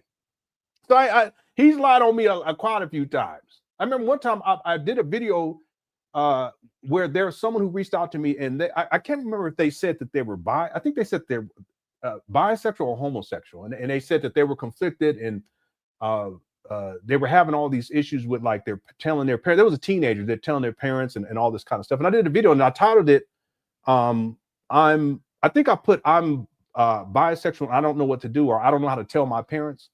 That was the title of the video, but it was me in response to this young person who was struggling with that issue. So I did a video to give encouragement and you know, try to give some words of wisdom. Well, what did Umar do? He took that video and took a screenshot and posted it as if I was saying that I was a bisexual and I was struggling with telling my parents or something like that. See, that's what I mean by Umar and being a master manipulator, because his followers, they saw that, they said, oh yeah, he's a booty bandit. Okay, now I've forgiven Umar for that, but the point that I want to make here is that I've never lied on Umar. There's been times where I was incorrect about things because of the research, and as I've researched more, I get more information, and then I'll come back, I'll issue a retraction. You got to know that I've always been fair with Umar. Okay, I've always been fair. And I come back and I issue, for instance, if someone finds me a receipt that shows that FDMG RBG Leadership Academy is registered in the state of Delaware with the Board of Education, and you send me that link to LenonHonor@yahoo.com, I'll come back on, I'll issue a retraction, and I'll show the receipt, and then I'll cash up you $25. LenonHonor@yahoo.com. See, I've always been fair. The point is that if I say that Umar said that he wants to cuddle with the boys by the fireside, I have the receipt to prove it. Hit the one. This is just cookie crush app for those of y'all who've been around a little bit longer. You know how I operate. See? I've never been about the business of lying on people or making up false narratives about people. People have done that to me a lot. See, and I didn't like it. I didn't appreciate it. You know, I actually think that you have to be a horrible person to operate like that, to want to try to cause harm to people indiscriminately, simply because you want to cause harm. See, that's not what I'm here for. I don't have that in my heart. I've never been that type of person where I want to go and harm. Now, if you're a threat to my wife or my kids, okay, you're going to get dealt with. You guys understand what I'm saying? But that's not really something that takes place. There's only been a few times where I've had to go there with people where I say, hey, wait a minute, you overstepping bounds, but that's in the real world. Now, I've had people stalk my kids online. I've had people post my children's pictures. They posted my wife's pictures. They posted family members' pictures. I don't do that shit. I don't do that. No. You know, I've had people criticize my wife. I've had people disrespect my wife online. I've had people disrespect my children, make up all these lies about my kids, stalk my kids online, post their social media. Who does that? See, I don't live my life like that. I've never been that kind of person. See, now, if any one of these people ever step to me in the real world or step to in the real world, they're gonna get dealt with. See, but that's like on the extreme. A person would have to go to an extreme in order for me to have to react that way. But in terms of here in the social media space online, it's not necessary. Okay, I deal with the punches, the virtual punches as they come. I do my best to deal with them, hopefully without them impacting me to a significant degree. I'm a lot better at least coping with some of this, because people have said all kinds of crazy stuff about me and my wife.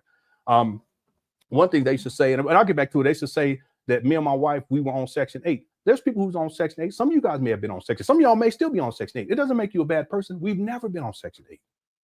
So why do people say that? Simply because they want to cause harm. See? The irony is that Umar, when he stays with his mama, he's staying in Section 8 housing. Now, Mass Sion, I could say that, and I can produce the receipt to show that. I have the paperwork.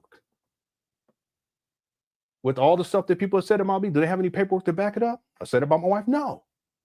I don't live like that. Okay?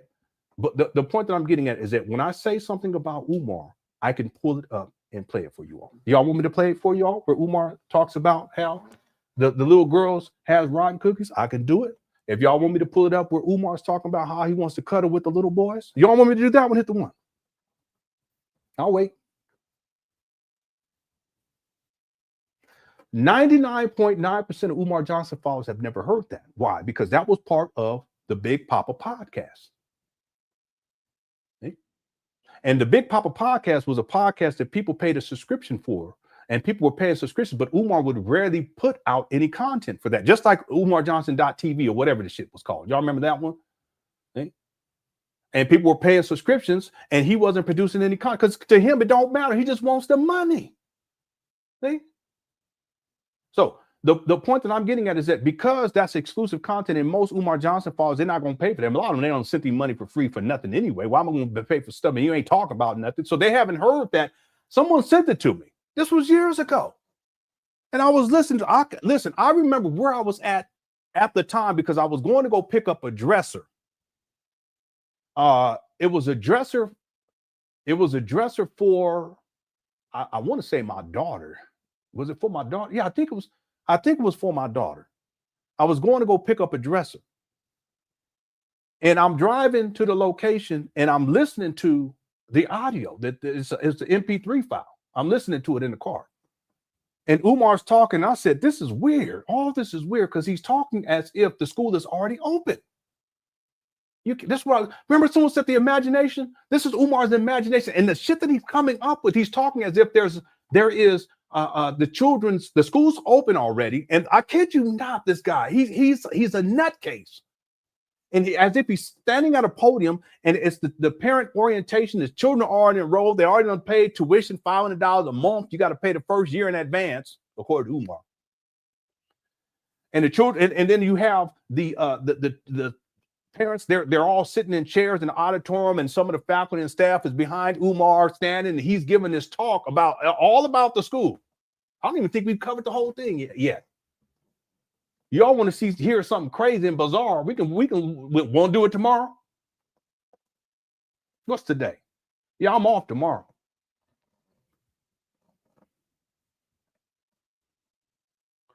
It is one of the most bizarre and perplexing and disturbing.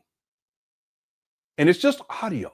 Umar's written this shit down. You hear him rustling with papers, and he's giving a speech, and he gets to the point he start talking about what he gonna do with these boys.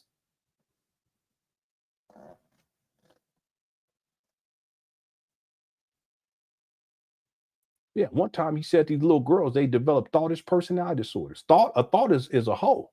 Why are you talking about little girls like that, Umar? They're supposed to be a principal, a man of character and a man of honor. See, I'm gonna tell y'all something right now. It's not just the school scam that I have a problem with. Listen, I've done all the research on it. I've researched this shit. I got all the receipts. I can pull up any video you want me to pull up dealing with Umar. I have folders. I have I kid you not. I have I think it's a 4 terabyte drive. Yeah, it's 4 terabytes. There's 1.5 terabytes free. And it's all Umar stuff. Organized, archived by date. Pictures, screenshots of this all for the documentary.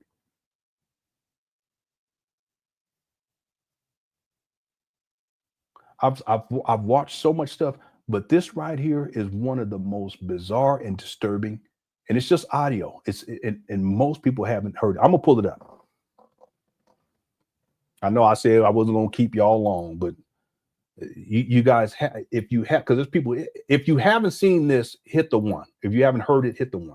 This is the Big Papa podcast, and what I need to, I'm gonna find the one, the video version, because what I did was I overlaid video.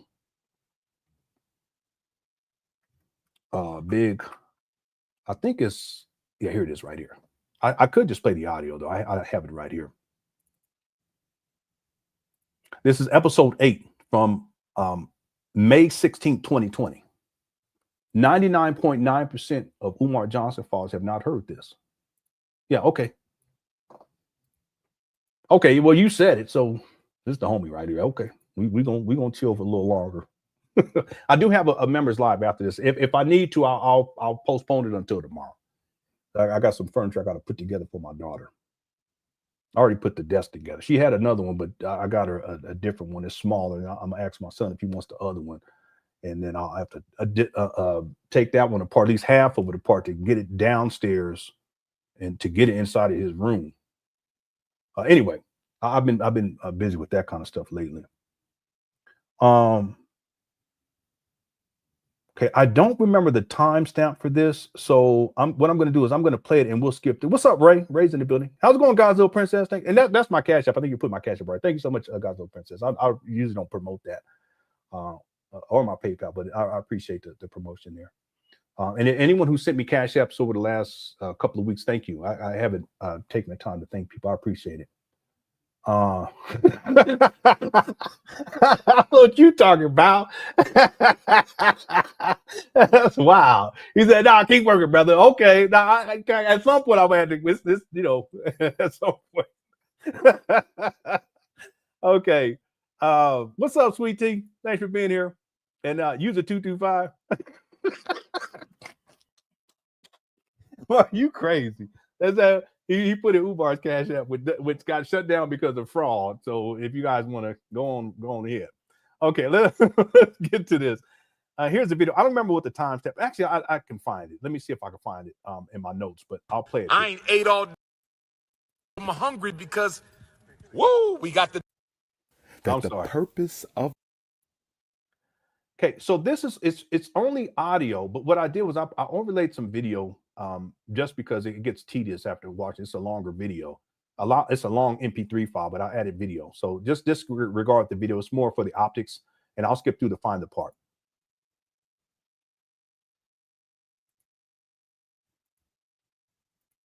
we exist. We exist.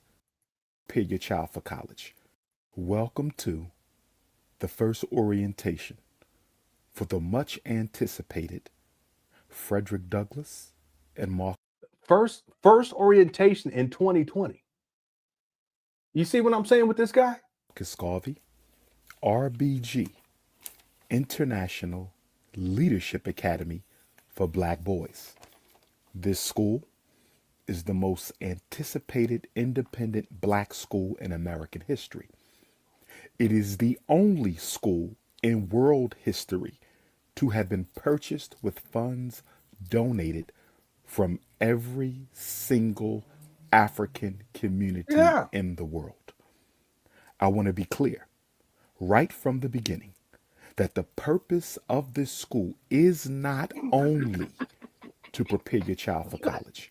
What? It is not primarily to prepare your son to get accepted to a trade school.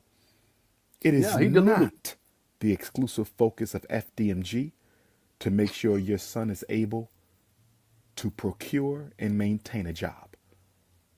Our goal for your son is much greater than those things. We exist to give. See how he's talking as if this is real? This is what I mean by he's delusional. He's in an alternative reality. Because often you'll hear him talk as if FDMG is real and it's operational. He was on the Breakfast Club talking like it was already open. You see what I'm saying? He's delulu. It's his imagination. That's what you, Umar Johnson. No disrespect to you, Umar Johnson supporters. I'm not here to berate you or disrespect you, anything like that. Umar does that enough to y'all. Real talk. But that's what you're supporting. You're supporting Umar's imagination, like someone said earlier. You're sending money to support Umar's dreams. It's a pipe dream, excuse the pun. It's head movies. That's what Black Dot called it years ago. See, Black Dot was halfway right. He said Umar. He's saying that Umar he's out there mentally. So a lot of what he's saying is just the ranting when it comes to the school. It's the rantings of a mentally disturbed individual. But then he said, but he's not a scammer. He's not a con man. No, those two things aren't mutually exclusive. You could be both, and Umar is both. So Black Dot was half right and half wrong. And time has already told the truth. Here we are all these years later. I don't even remember how long ago Black Dot did that video. It was years ago. See? But see, this is an example of how delusional Umar is. And see, here's the thing. This audio clip is from 2020. In fact, this audio clip, it turns 5 years old. It turned 5 years old 5 days ago.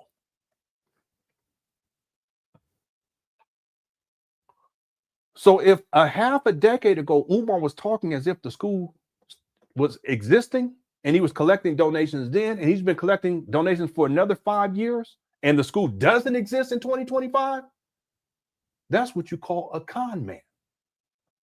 Yeah, he batshit crazy too. Okay.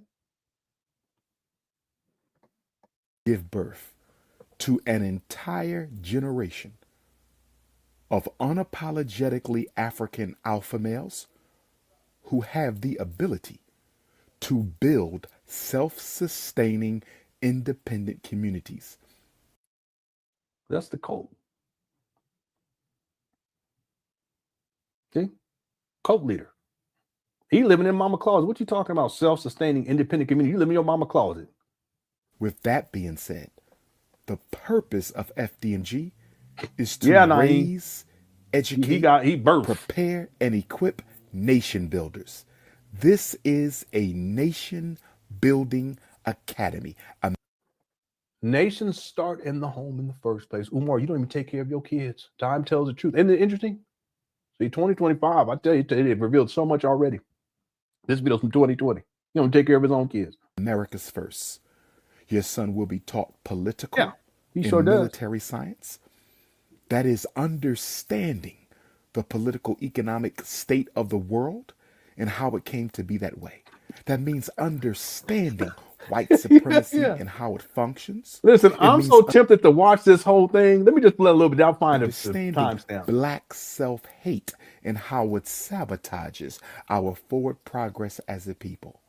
Your child will be taught economic and financial science, not in some things, but in many things. They will understand the inner workings of the stock market. They will understand real estate. They will understand multinational corporations, investments, and business planning. It is our goal. There is no FDMG business plan to date. You see how ridiculous this is? This guy has tax liens like crazy too. I should go pull the paperwork. To provide your son with his first business loan Excuse me. upon successful completion of the FDMG Academy and the approval of his very own business plan, which will be completed right here at this academy. I want to. You gonna give these kids business loans from your mama closet, and you ain't got a job? How you gonna finance these business loans?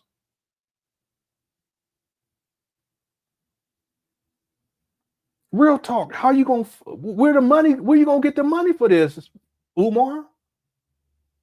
On top of getting the observatory, because in this is where he's talking about the observatory on the roof. And he said he's going to take the kids to Africa twice a year or something like that. Who's paying for all this? And then when they finally graduate with a fake diploma that means nothing in the real world, you're going to give them a business loan? What are you going to get the money for the business loan? Listen, from what I heard, Asia's going to pay all that anyway, so I ain't worried about it.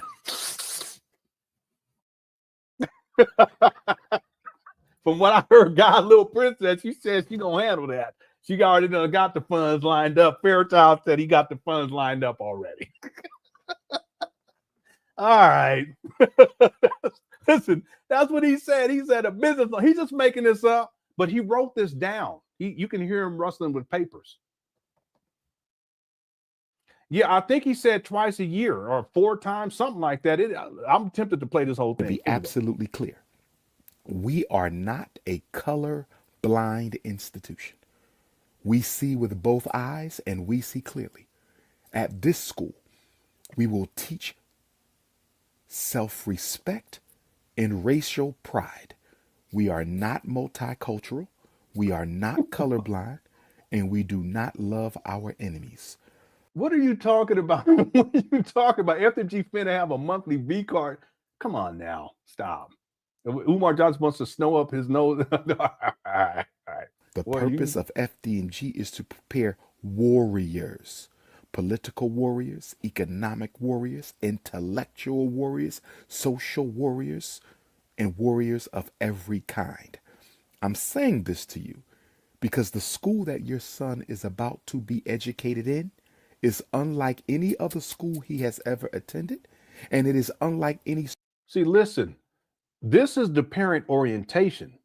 Classes haven't started yet, but the children are enrolled. That's why the parents are there. And Umar's telling everything that he's going to be doing at this school. This is in 2020. School is already ready to go. Faculty and staff, all that. He's delusional. School you yourselves have ever no, attended.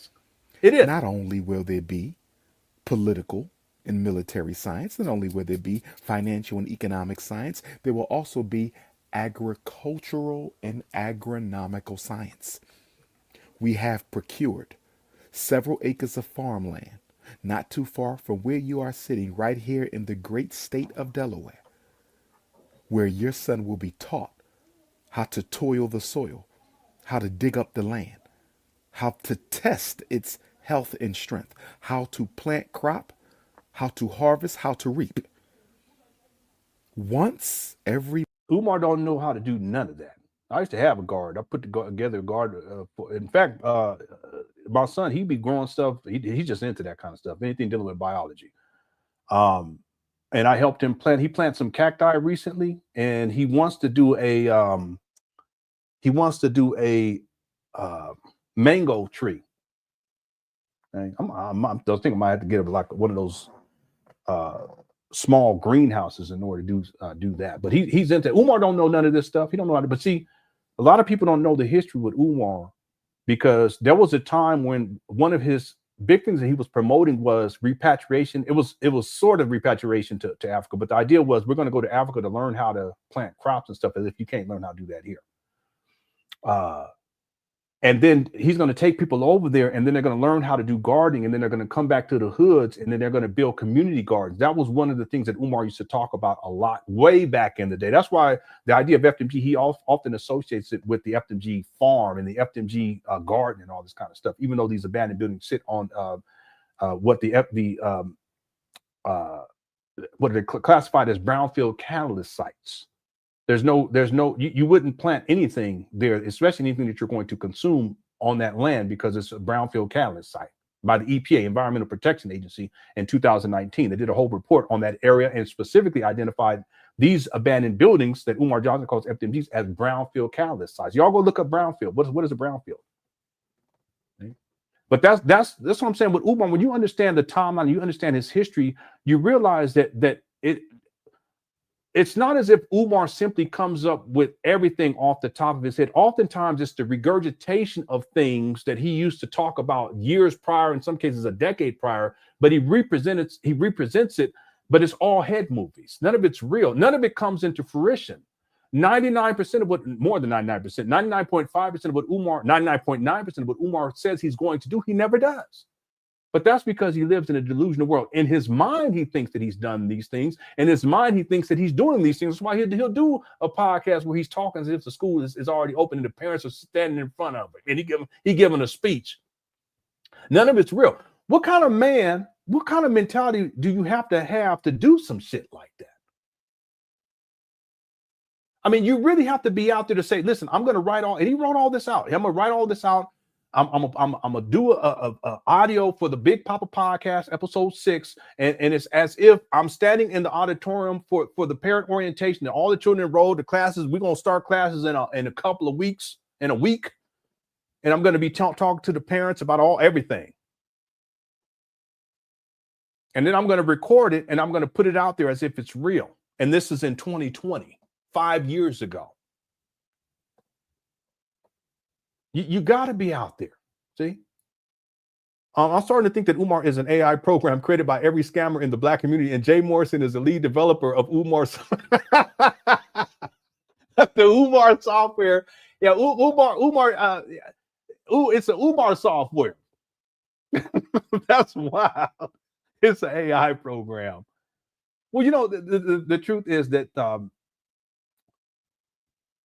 if you because we were talking about this earlier, Lewis, like I don't know if you were here, but someone was talking about, is Umar necessary? Because Umar he teaches us lessons, and one of the things that he's taught me is what to look out for when we deal with these scammers. I mean, I could do a whole series on Jay Morrison. In fact, I have the more recent videos. I mean, he tried to get into the Christian church. He's actually trying to give a sermon, and it's just. It's what people say. I don't usually don't use the term, but it's cringe. You can tell he ain't got no relationship with the Lord. He don't know. He ain't trying to talk. He ain't got nothing to do with Jesus. In fact, his wife went ahead. This is how deep, because his wife's in on. I don't like to speak on the women like that, but she in on it, and she knew that from the jump that he was a scammer, and she was right up there scamming with them. Real talk. You know, I'm lenient with the lady. That's why I don't. Even Zaza, I know I did a couple of videos that talk about Zaza. I was clowning because she was wilding out when she was scamming back in the day. But I don't think she's doing that now. I think she's turned things around, at least to a certain degree. I don't know for sure. No, I'm hoping she's doing a lot better. I want to see people do better. I want to see Umar do better. I want to see Jay Morrison do better. But the thing is that when some people, you criminal minded, you unreformed, you're going to keep doing what you were doing. It's a different iteration of it. Just like Umar was trying to scam the UNIA, and that was a different iteration of what he's doing now. Right? But the point is that Jay Morrison's wife, she knew what was going on from the beginning. She played along, and she played her part to get more people wrapped up in this this Cleflo Dollar Treff fund. I shouldn't say that, but it's just a scam. This is a scam artist. And see, what I've found is that you can look at Umar and you can look at Jay Morrison, and you could see the game if you study one of them long enough. You can see, you can draw correlations. See? It's not a direct correlation on everything, but there are some very specific things that you can look out for. Real quick, Lewis, Umar, someone asked him a question. Umar talk in circles, and it's designed to confuse it's called slick talking, to confuse the person who asked the question. And they think that they walking away with an answer, but if you go back and rewind it, you see that Umar never answered the question. But Jay Morrison did the same thing.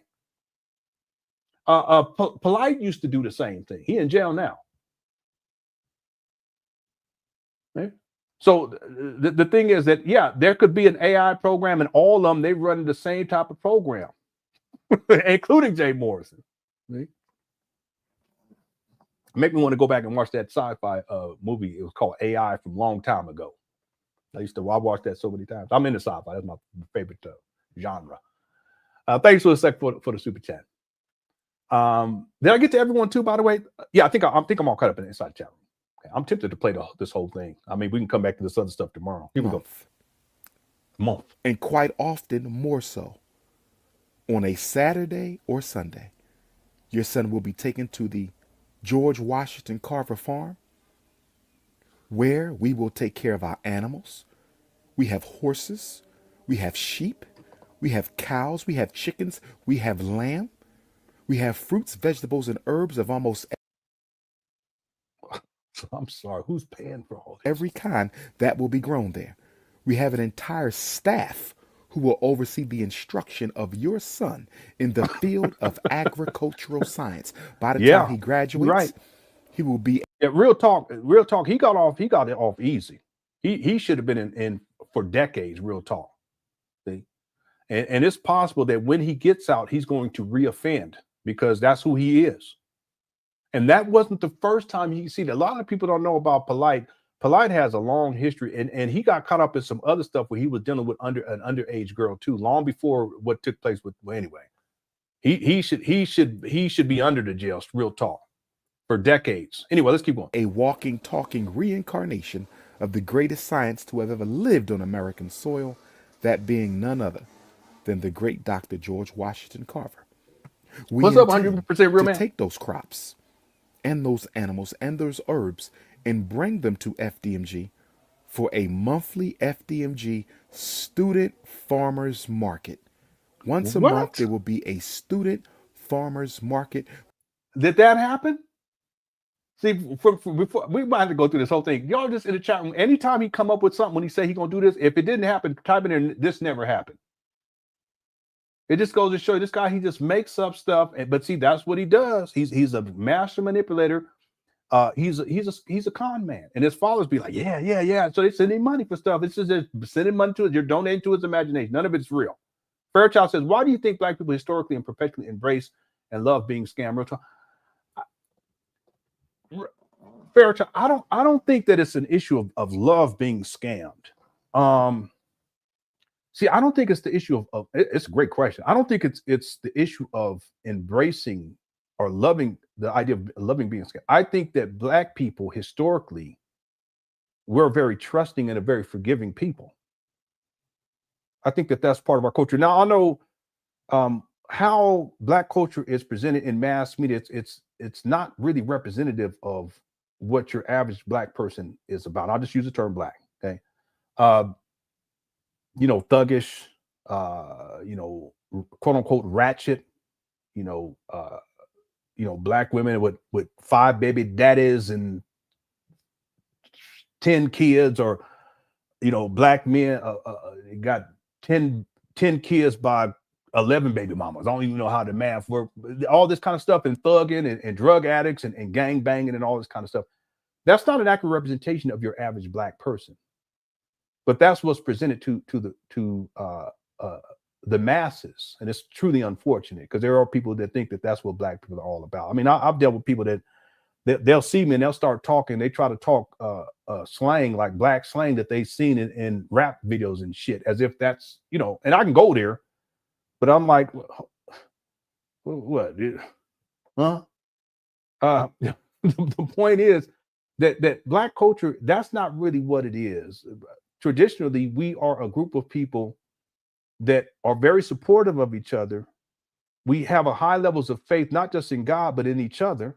So therefore, we're supportive of each other, which in some cases, it makes us susceptible to people like Umar. That's one of my criticisms of Umar that I had earlier on was the levels of betrayal that he's enacted on the Black community all around the world. Because there are people who, we're giving people. That's how we are. Don't let media make y'all think otherwise. We've always been that way. Because that's how traditionally we've been able to survive. I'm saying our ancestors were able to survive. It was through helping each other and getting through the day and doing whatever we need to do to support each other to get through the day. So what we have is a group of people who, historically speaking, our culture is really rooted in that type of ideology where we support each other, but it also makes us susceptible because people like Jay Morrison, people like Polite, people like Umar, they can come onto the scene and they can create this whole deceptive illusion and then give reason as to why we should be supporting them as Black people. Pref Fund, to save Black boys from the school to prison pipeline, right? Polite he had all kinds of scams, but so that you can get your health in order, even though his health was never really good. His face all greasy and shit. I already knew. He was talking about how he was a vegan. He ain't no vegan. I already knew that a long time ago. And he's been exposed. He would eat anything. He was doing credit repair. So we're susceptible because we hear people and they talking as if they want to help Black people. So what ends up happening is that the faith that we have in each other in the culture that many of us we were raised in of helping each other and to get through the hard times. Y'all remember back in the day they used to have house parties, and it wasn't just to just have a good time. In some cases, it was to raise money because someone needed money to pay rent or someone needed money to pay food. That's the culture that we come from. Don't let media tell us otherwise. But it makes us susceptible to people like Umar because they'll spin these stories and how this is going to help you, but then also I need money in order to make this happen. And so Black people, we want to give, we want to support. See, and there's nothing wrong with that, but it has to be towards the right people. So in a historical context, Fairchild, I think that's what Umar knows that. Jay Morrison knows that. Polite knows that. And historically speaking, what they've done is they've used that against Black people. They've weaponized that against Black people. So I wouldn't say that it's an issue of embracing or loving being scammed. I think it's an issue of Black people wanting to embrace other Black people and then wanting to help. But see, that's been one of my criticisms of Umar early on, especially, is that he's betrayed so many people that there are now people that would have been willing to help other Black people, but now they're hesitant to do so. Because look at what Umar's done. See, and then we have people like, and I don't know much about him. I haven't researched him. We have people like King Randall, who's actually opened up a school and he's teaching. There's Q Butter too. There's other people too. But as an example, we're talking about King Randall. Well, if we have someone like Umar doing what he's done, are there people who may have supported King Randall says, hey, maybe I shouldn't because look what Umar did. I mean, some people would see Umar as being separate, but then there are also people that say, no, I sent this guy 1,000, I sent him 2,000, I sent him 3,000. I'm just going to hold on to my money. See? So that's one of the big criticisms of Umar, but Umar doesn't care about that. He actually scammed King Randall out of $3,000 something, something to that effect. It's truly unfortunate because it's part of our culture to want to help people. And for people to like Umar to do what he has done, Jay Morrison to do what he's done, and Polite to do what, and there's plenty of other people too to do what they've done. It's a shame. But Umar doesn't care. He doesn't care. And Umar knew that. He knew a long time ago that he could use Black people and basically live off of Black people, and that's what he's been doing since 2010, 2011. Nothing's changed. Nothing's changed. Yeah. It's a shame. So, when Umar says things, this is my last point on this, but this is such a huge aspect of this, what Umar, and it's not just Umar, it's just people like Umar who prey on the Black community. He's betrayed so many people, literally thousands of people. I mean, it could be tens of thousands of people by this time. And we can't say that somehow that has not had an effect on the collective psyche of Black people when it comes to supporting people who are saying things like, yeah, I want to do this to help Black people, I want to do this to help Black people. And these people are sincere and they're serious about what they're doing. Umar was never sincere, and he's never been serious. Real quick, I was thinking about this today, that if we look at the Umar Johnson timeline and we look at from 2014 to 2025, Umar has spent more time traveling the world than he has working on FDMG. And it's not even close. Y'all want people to think about that. I said it, I think it was earlier on in this live stream, might have been yesterday. I said that I have yet to see any evidence that would move me to conclude without a shadow of a doubt that Umar was ever serious about opening up a school. But he continues to take money. But that's because he already knew that, historically speaking, we are a giving people. And he's flipped that around and weaponized it against his own, well, it's not even his own people, because he ain't my people. He's weaponized it against black people, the same black people that he claims that he wants to help and he wants to save. That's Umar. And then, well, I'll leave it right there. Because then he'll chastise the same people that support him and send him money. He calls them trifling ass. That's what he's called black people, trifling ass black people. And Sister Vonti, next time make it 20. And I want your rent money. And I want your grit. I don't think he said rent money. I need your grit money. See? That's Umar. Thanks, Fairchild. Yeah, people really ponder on that. You know, Umar, he's really taken black people for a ride. Thanks, Fairchild, for super chat. Lewis says, Polite is helping the brothers in prison with buying tax liens. Yeah, he was doing buying tax liens too. I remember that in stocks, and I don't remember talking about stocks in exchange for them leaving his. Oh my God, stop! Let's not do that. Now, I'm gonna tell y'all one thing too. By the way, that a Polite, same thing with Nature Boy. See, Nature Boy is in for life. Polite, I think he got 6.5, 7 years, but in my opinion, Polite got off easy. He got off easy. But it's the same. I don't want to put that back up there, but it's the same thing. I think, real talk, I think, in my opinion, I think Nature Boy is fine with where he's at. Man, I'm going to leave that right there. All right. Thanks, Lewis. Thanks, Lewis. Look. How's it going? College of Natural Health Sciences, BDA, says Scotty, beam Umar up to another. Yeah, we need to get Umar on Star Trek. That's what we need to do. Okay, we need to get him. He'd be a character on Star Trek. He just be eating everything and asking people to donate. It'd be called Sci-Pow, not PayPal. Sci-Pow. All right. Thanks, College of Natural Science, BDA. Yeah, Star Trek is I watched Star Trek and Star Wars, but mainly Star Trek. If I need to just put something on, I'll put on Star Trek, and I'll just, even if I have it in the background, I love me some sci-fi. It's been my favorite. It's been my favorite since I was a child, because I remember real quick.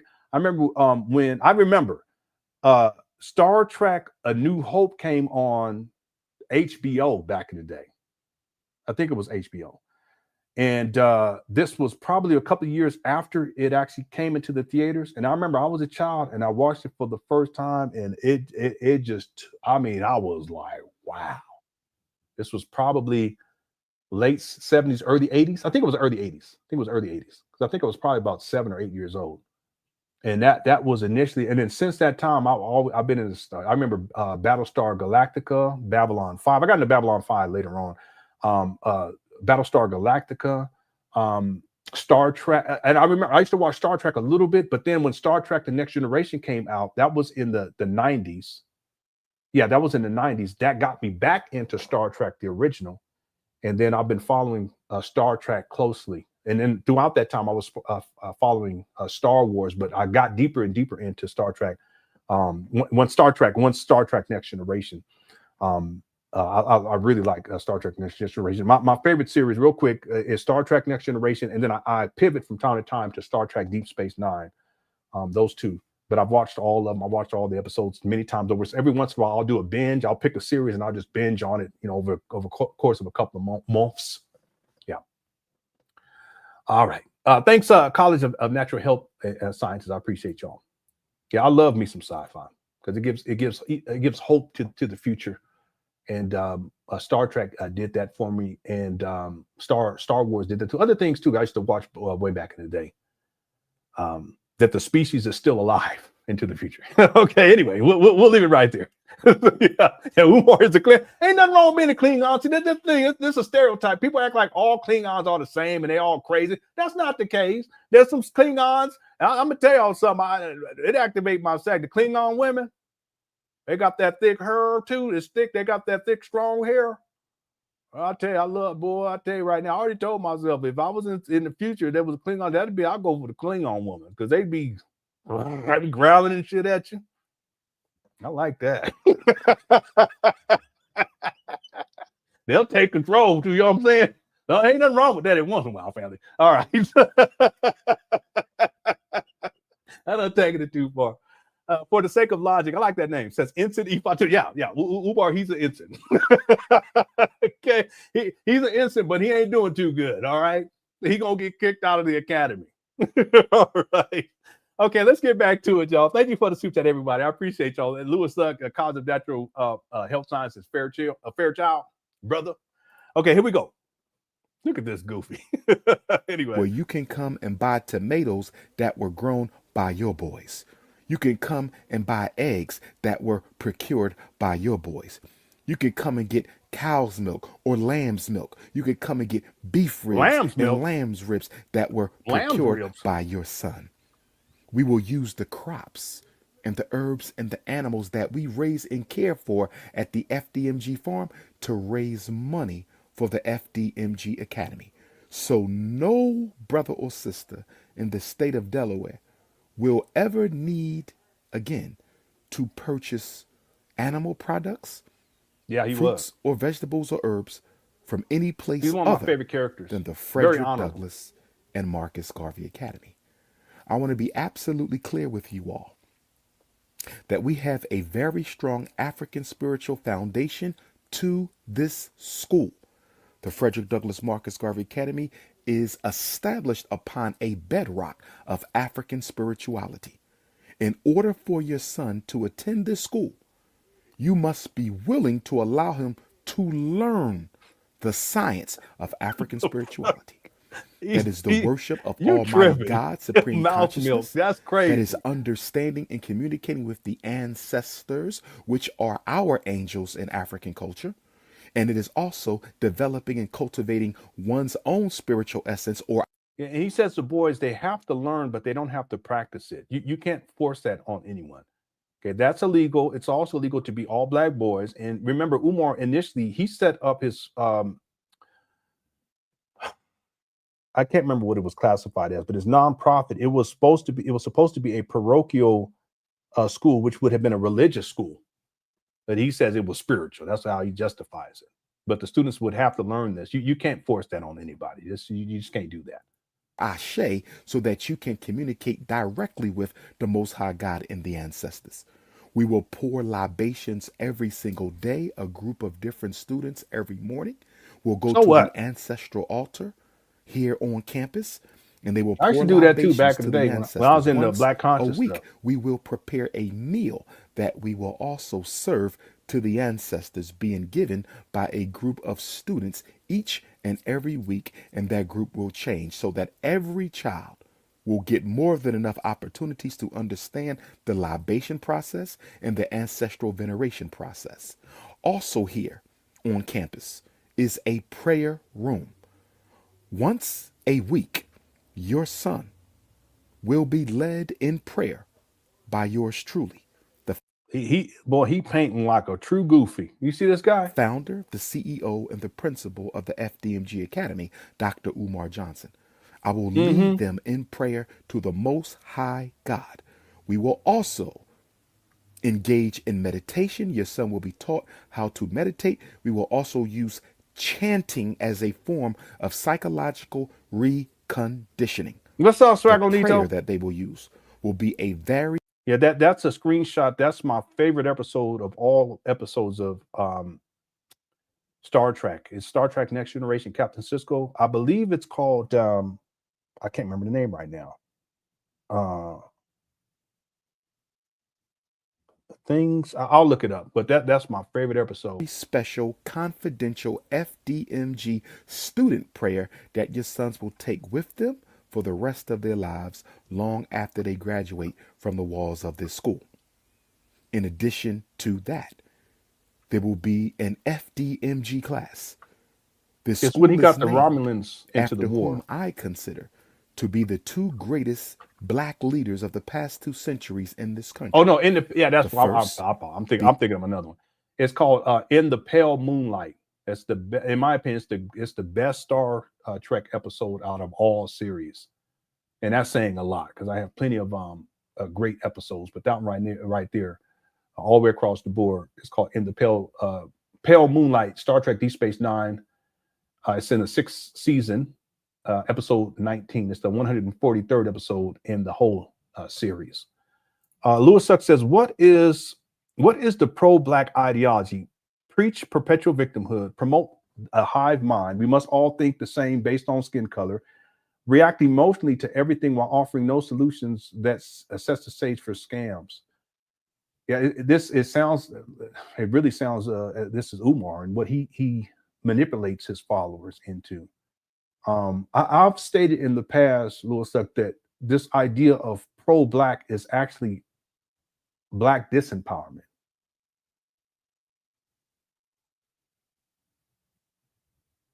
See, if you preach perpetual victimhood, it's not functional and it doesn't move black people forward in life. In other words, if you always reduce yourself into a subservient position as if you're always a victim of things, then you're not going to have the mindset to be more upward bound and you're moving upward in life and you're making progress in life because you always see yourself as a perpetual victim. And what has happened with the pro-black ideology, and it's been around for a long time, is that one of the centerpieces of this, because it's not just one thing, but the centerpiece of it is that black people are perpetual victims, which is simply not true. And then that we're all perpetual victims and that we should all adhere to a particular worldview almost. Maybe that's too extreme. That promotes the hive mind. We all have to think the same. We have to act the same. We have to dress the same. We have to be the same, but it's all encased within this idea of perpetual victimhood. Okay, it's backwards thinking. I don't even think that our ancestors thought that way, even when times were really, really rough for black people. I don't think they thought that way. See, you don't come out of slavery and become upward bound by maintaining a perpetual victimhood mentality. It just doesn't happen. And yet that's been one of the centerpieces of what has been promoted in the black conscious space for a very long time. I mean, they call it pro-black, but in essence, what it does is it promotes white people as if white people have full autonomy, full authority, and they've set up this global white supremacy and that black people can never overcome it because we're always perpetual victims, and therefore we're always going to be subject. I just don't live my life that way. I don't see how that's black empowerment. See, what I think is that there are black people who want to adhere to perpetual victimhood because they don't have to necessarily hold themselves accountable and they don't have to progress in life in ways that they could. And so when they hear people like Umar with the perpetual victimhood mentality and it's global white supremacy and all school teachers are out to get your child and they're trying to put your children on psychotropic drugs or whatever the case may be, and they're trying to put your children in the school to prison pipeline. Meanwhile, he don't take care of his own kids. And trust me, there's other groups of people who will also be putting on Ritalin and all this other stuff. But where's the equivalent of someone like Umar in the so-called white community or the so-called Asian community where they're preaching perpetual victim? I think the closest thing, I know that we're getting off top, but I think the closest thing is for white people, in particular white males, because it's dominated by white males, is the conspiracy theory space. Same thing. Well, it's not the same thing, but it's the same, as you call it, ideology of perpetual victimhood, except that it's not that it's global white supremacy. What it is the Illuminati. It's the global bankers. It's the global elite. It's CFR. It's the Trilateral Commission. It's reptilian shapeshitters. See, I've gone through all that stuff. See, none of that puts people in a state of mind wherein they feel as if they can change their own personal reality in a way that they would like, in a positive way. And so long as you hold that victim mentality, whether it doesn't matter what group of people you may associate with, you're not going to be upward bound. And see, people like Umar, they're dangerous because they keep black people, at least some black people, in a state of perpetual victimhood. I've always been, well, I can't even say that I've always been against it, because I adhere to that in my earlier days in the black conscious space. And I got into the black conscious space before Umar did. Okay. And I also adhered to it later on in life when I got into the conspiracy theory paradigm. Okay. Yeah. It's truly unfortunate. You know, it really is. It really puts black people who adhere to it in a disadvantaged position, because you're always in a subservient position, and that's not the place to be in 2025. We have the internet. You know, we have access to education. You know, we can go wherever we want to. I mean, there was a time where we couldn't even drink out of this. I'm saying where our ancestors couldn't even drink out of the same water fountains as other groups of people. We couldn't even go into the same, our ancestors couldn't even go into the same restaurants. You know, there's all types of things. This is 2025, but to adhere to the perpetual victimhood, it just does a disservice. And Umar, that's one of the reasons why he's such a problem. And he's not the only one. I mean, it's just all across the board. I see this all over and over again. And then, of course, reacting mostly to everything while offering no solutions. But that's what Umar does, right? Real quick, what solution that is tangible and real? We're getting more philosophical. But what solution that is tangible and real has Umar offered to the black community? I'll wait. I'm talking about it's real. He's actually doing it. Tangible. You Umar Johnson followers, give me 10 things that Umar Johnson, tangible and real, that he has done as a solution. I'm not talking about running his mouth, because that's not tangible and real. He's real good at that. I'm not talking about this fake school that doesn't exist. I'm talking about something that is tangible and real. See, that's the thing that the internet has done, is that Umar's imagination can be put out there in the virtual space and people perceive it to be reality. But then if I ask them, okay, well, give me 10 things that Umar Johnson has done that is tangible and real here in 2025, out of all the years that you follow Umar, and we're in 2025, give me 10 things. They can't do it. In fact, if there's anyone who can do it right now, you're Umar Johnson follower, you're watching this video, just type in 10 things. Give me 5 things, just 5 things. Because you may not be able to put 10 things in the comment section. But I was going to say enumerate them. Put number 1, he's done this. Number 2, he's done tangible and real. Number 2, he's done this. 3, 4, 5. And all the years that you follow Umar, give me 5 things. You won't be able to do it.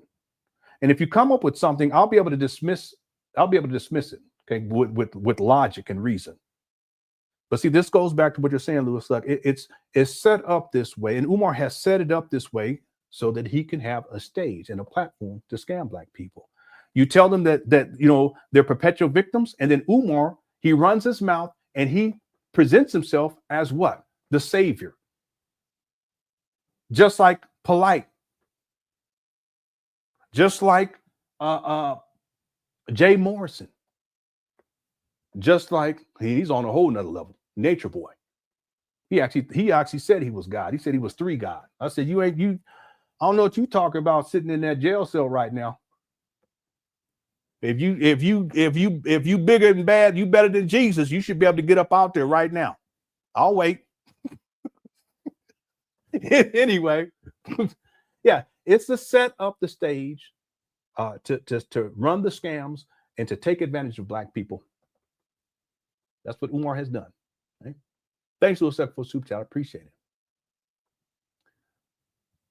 it. TW became a member. Thank you so much, TW. We're supposed to start the next live stream for members only. I'm going to postpone that to tomorrow. Okay, we will do it tomorrow. I'm off tomorrow. I may even do it during the day if I got all this stuff I got to do for my daughter. I got furniture I'm putting together for her. We'll postpone it until tomorrow because I want to get through this today. And if I have time, we'll do another live stream for everyone too. Okay, I love y'all. I appreciate y'all taking the time to tune on in. Thank you for becoming a member, TW.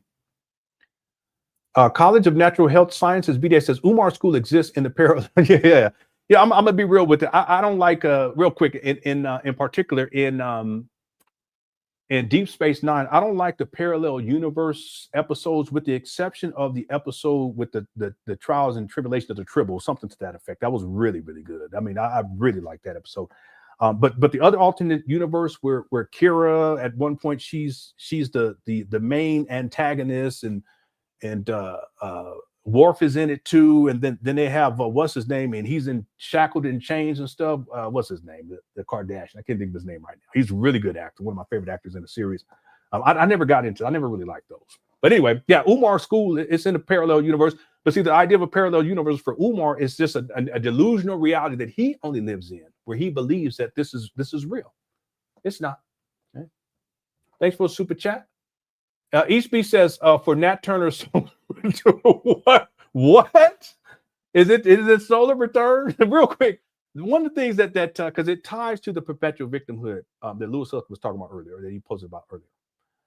That one of the things that Umar has done in order to manipulate people is that he has referenced people from the past who went through real struggles and equates himself with them and equates their struggle with his struggle. But see, again, we can't put together a list of 10 things that Umar Johnson has actually done that's tangible and real. It's just, you can't do it. Umar will reference Nat Turner. Umar will reference Harriet Tubman. He even said that he said he was related to Harriet Tubman. Of course, he'll bring up Frederick Douglass, who was a bunny hopper.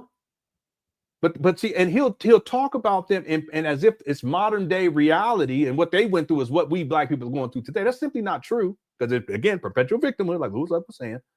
But part of it though too is for Umar to attach himself to these people. So if Nat Turner's solar return or birthday comes up, Umar's talking about it. Okay, no one else is even thinking about it. If it's Malcolm X's birthday, Umar he'll post about it. If it's the first day that Malcolm gave his first speech, whatever, Umar he'll post about it. Okay, I'm a little bit of exaggerating there, but you get the point. Marcus Garvey's birthday, he'll post about. Why does he do this? Well, there is two prongs. One, because he wants to present this idea notion that what black people experience here in 2025 is what these other people, these ancestors, experienced back in the day. So false equivalency. But then at the same time, and it spreads this message of perpetual victimhood, like Lewis was saying. But then it also, what it does is that it puts Umar in a position where his followers see this on social media, and they start to equate or associate Umar with these people from the past that actually accomplished certain things. Were they all perfect? No, that's not what I'm saying. But that's Umar's strategy, and it's been a strategy for a long time. See, in the absence of actually producing anything of consequence for black people, Umar has to associate, it's a manipulative tactic. He has to associate himself with these other people that black people perceive to be great leaders, when in point of fact, he himself is not. That's why he brings up Nat Turner sober team. Okay, all right. Thanks, Easby. Drea says people like Umar are successful because they tap into our community's trauma and desperation. Yeah. While falsely promising solutions, feeding into hopes and dreams. Yeah, absolutely. I mean, we can take this step by step, but we're going to go backwards. Falsely promising solutions. I have a list as I'm going through these videos of Umar where I put promises, all the things that Umar promised that never came into fruition. 99.9%. It's like close to 99.99%. But what he does is he presents these himself as a solution, and all these things he's going to do, a black pig farm. This guy, he's so goofy. I apologize. I don't know why I went to that one. But the FDMG school, it's a promising of solution, because this school is supposed to save the black boys from the prison industrial complex. This school is going to present them with the education that they're not going to be able to get anywhere else. It's going to put the boys on course so they can be successful in life, so forth, so on. Umar's not even successful in life, real talk.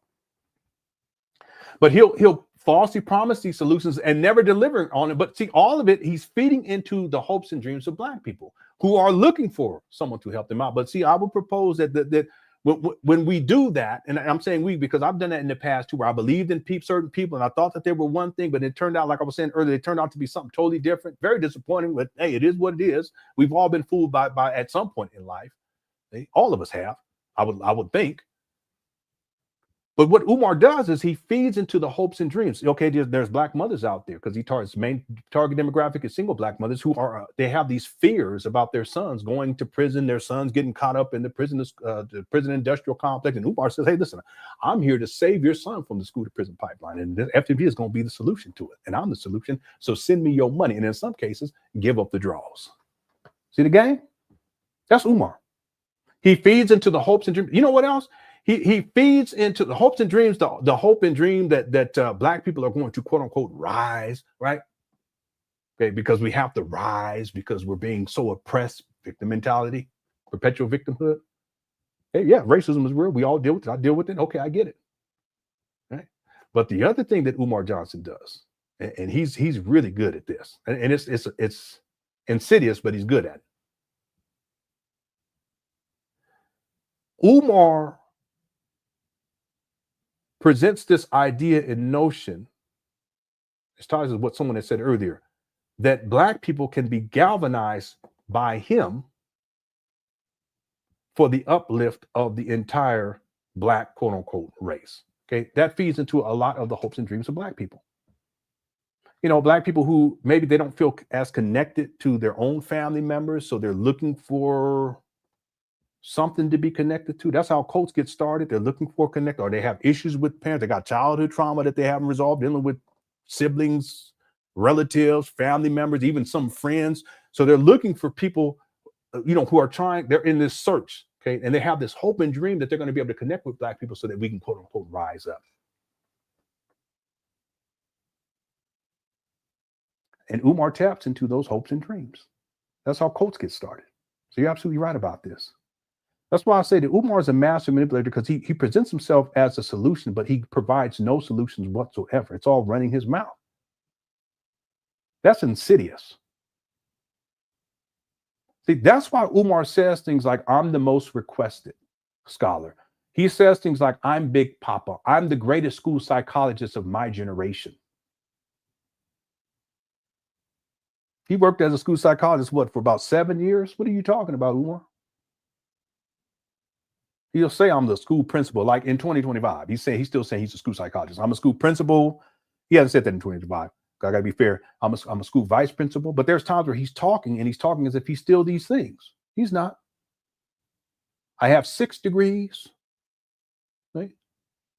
The 6 degrees, he has 5, but the 6 degrees provides legitimacy and as to why he is the solution.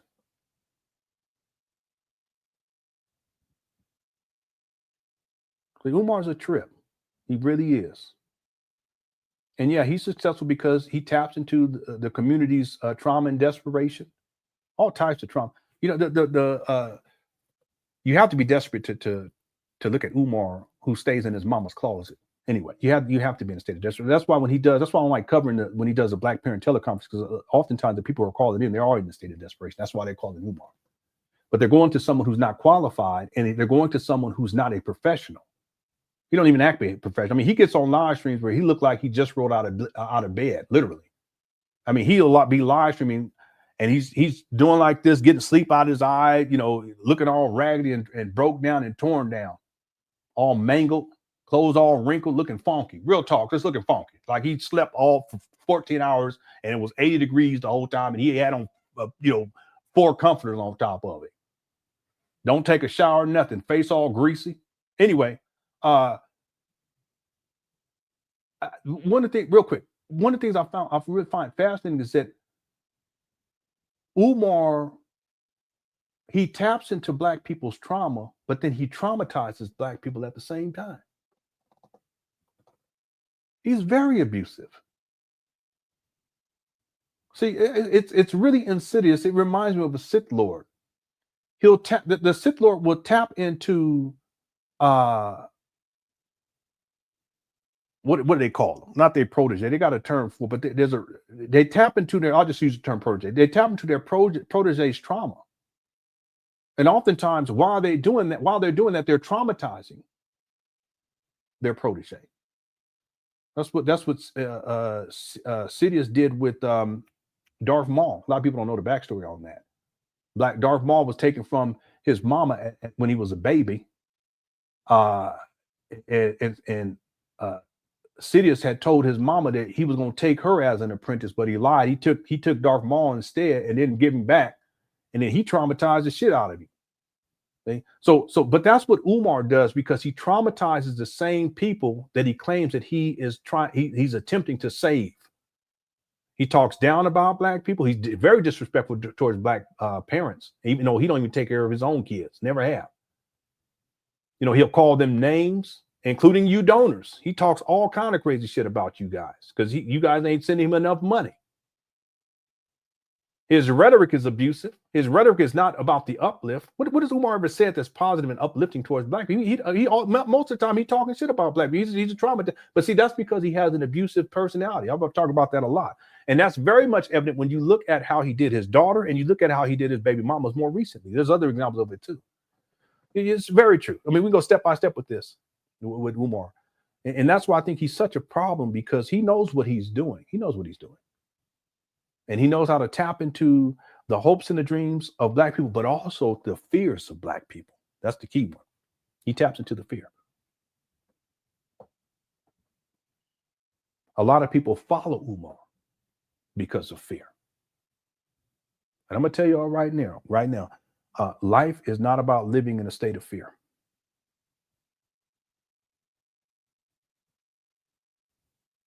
Umar is a fear monger. All right. Thanks, Red, for super chat. Yeah, he says the school to prison pipeline. Okay. All right. Where I come from, it was the homies that wasn't going to school that was going to prison. The real talk. Anyway, Smitty Boy says Umar thinks he's a messiah for us. Yeah, he does. He does. I'll have him on record many times. I have that because there'll be a section in the documentary where I'll say something like the title of it'll be like something like the professed black messiah or something like that. And I'll take notes on every time that I've seen Umar talk about himself being the black messiah, the black Christ, the chosen one. He really believed that. I think part of it is that when his daddy told him that he was related to Frederick Douglass, that went to his head. I just also think that Umar, his delusional state, he sees himself as such, but it's really it's the imagination of a madman. But it's not uncommon either, Smitty Boy, because if you look at other cult leaders, they a lot of them have the same type of mentality. We can put together a whole list. One of the people that come, the guy from Jonestown, he actually thought he was like, it's amazing. It's amazing. There was a group in San Diego, and they wore Nikes when they all, I don't even want to get into it. I can't remember, it was something's gate or something like that. You guys gonna look at these people? They thought that they were like the Messiah. They were look at Nature Boy. And Umar, he really did. He thinks even to this day, he thinks that he's just out there. Okay. Thanks, Smitty.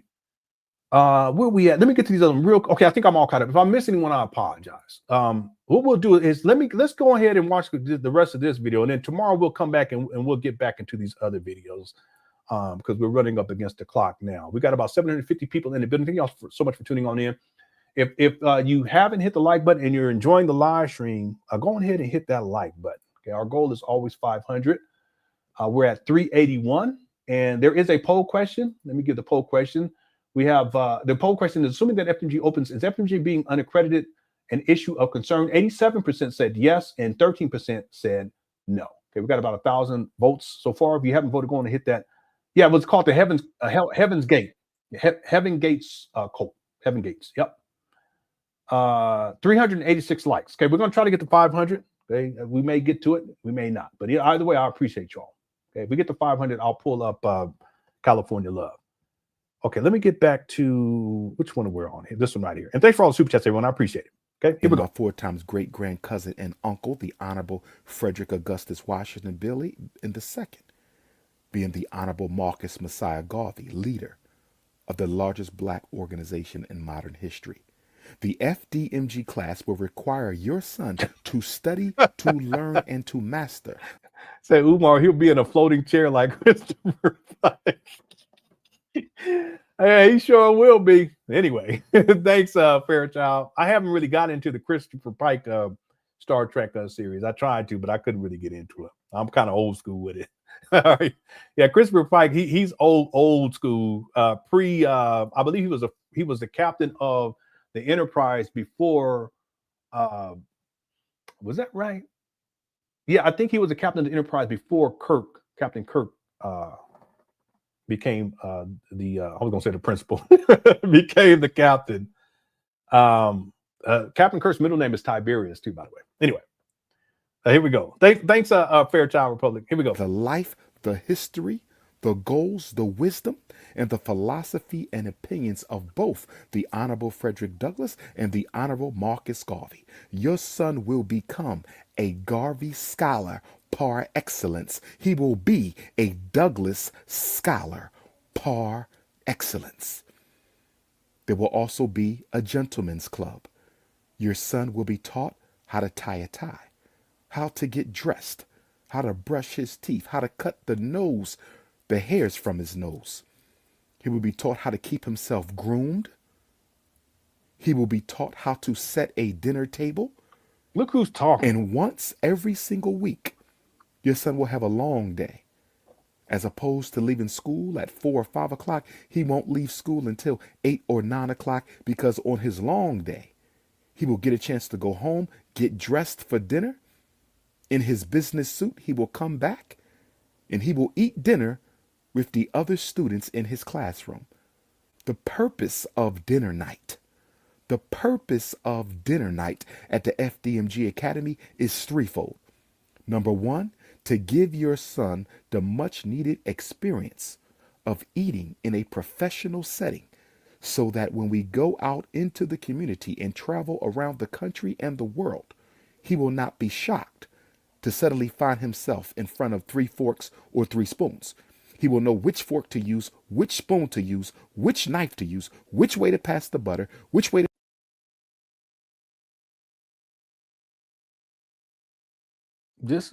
Listen, this is all European shit. I don't mean to say it that way, but that's what this is, Umar. What they call it when you had to cut it, you had to have a certain type of knife to cut the butter, and it's, what do you...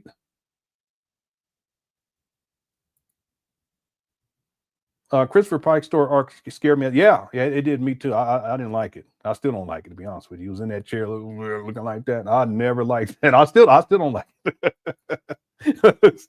Maybe that's why I haven't gotten into the storyline, because I don't want to see him get to that point. You know what I'm saying? I felt so bad for him. Was in that chair. that was in Star Trek, the original series, TOS. They had him on there. Thanks for super chat. User 225 said, do you need a school to learn to pass?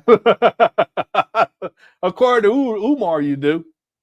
Yeah, according to Umar. Thanks for the super chat. Yeah, it is. You know, he talking all this Africa Black Power talk, but here he go. And you know, Umar, he don't do none of this in real life. He's sloppy. He be smacking it. Just anyway. Pass the margarine. How to place his eating utensils when he is done eating. This is part of the gentleman's club. The second purpose for the dinner night for our boys, in addition to teaching him how to eat, it is to build the much needed camaraderie and familyhood and unity and solidarity with his classmates. And number 3, it will give Dr. Johnson, Ifa Tunde, an opportunity to find out what is on your son's mind. How does he feel about the school? What we can do to make the school a better place to him, to harness his ideas, and to allow him an open and comfortable opportunity to converse with the founder of his academy as well as his classroom teacher. The Frederick Douglass and Marcus Garvey Academy is much more than a school. We are a family, and everything we do will be done as a family. I want all my parents to know right now that you will not be able to meet with me during school hours. You may ask, why not? My answer is very simple. From the beginning of school until the end of school each day, it is my responsibility to make sure that our teachers, our wonderful teachers, are doing a good job of educating your wonderful sons. I cannot do that if I am constantly being called to my office to process grievances and complaints from you all. When you meet with me, I would like for you to have my undivided attention. And to that end, office hours will only be after school.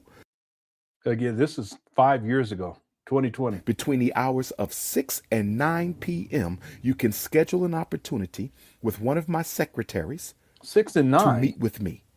You cannot come here during the day because we are about the business of educating our children. I know some of you are going to ask the question, why is that? at our children's other schools, we can walk in or schedule an opportunity to meet during the day. Why can't we do it with you? And that answer. What? You see what I'm saying? It sure is. It's ridiculous. But see, like I said, Umar's conceptualization is a cult. He has full control of these kids. The parents can't come to see the kids. See, he even said that when he was talking about a boarding school. The idea of the boarding school was that they don't have to go. He didn't want them going back home to the parents because the parents were part of the problem. He said that.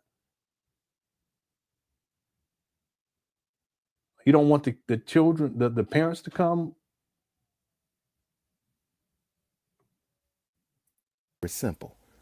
At your other children's schools, I can almost guarantee you, being a former charter school administrator myself, that the principal will not be investing as much time as Dr. Umar will be investing towards making sure the teachers are properly educating your children. Most public school teachers receive almost no instructional supervision from their principal. And if Yeah, you can't see your own child, go away. But that's one of the reasons why Umar, he said he wanted to have all the windows tinted so you can't look in, you can only look out. You know, and then how he wanted to have a door, the second door to get into the school, you have to buzz people in. It's like a prison. Thankful Super Chat. It's just twisted. The whole thing is twisted. James says, in my opinion, that's exactly the way Snow Bunny people are. He is projecting. He really wants a snow bunny and a snowman like that. Well, the thing is that Umar, he's so conflicted and contradictory. He contradicts himself quite a bit. In general, he does that. But he's hypocritical too.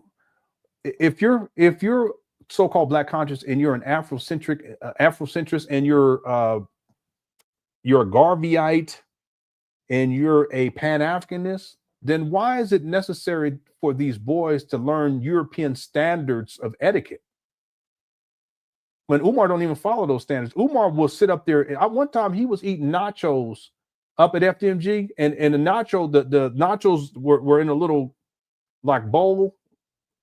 It was a rectangular paper bowl, and it was sitting on top of the top step, and there's mold all up there. So what you talking about, Umar? I have Umar just eating stuff, smacking. You know, he's supposed to be live streaming, drinking out the jug, the gallon of orange juice, just taking it to the head.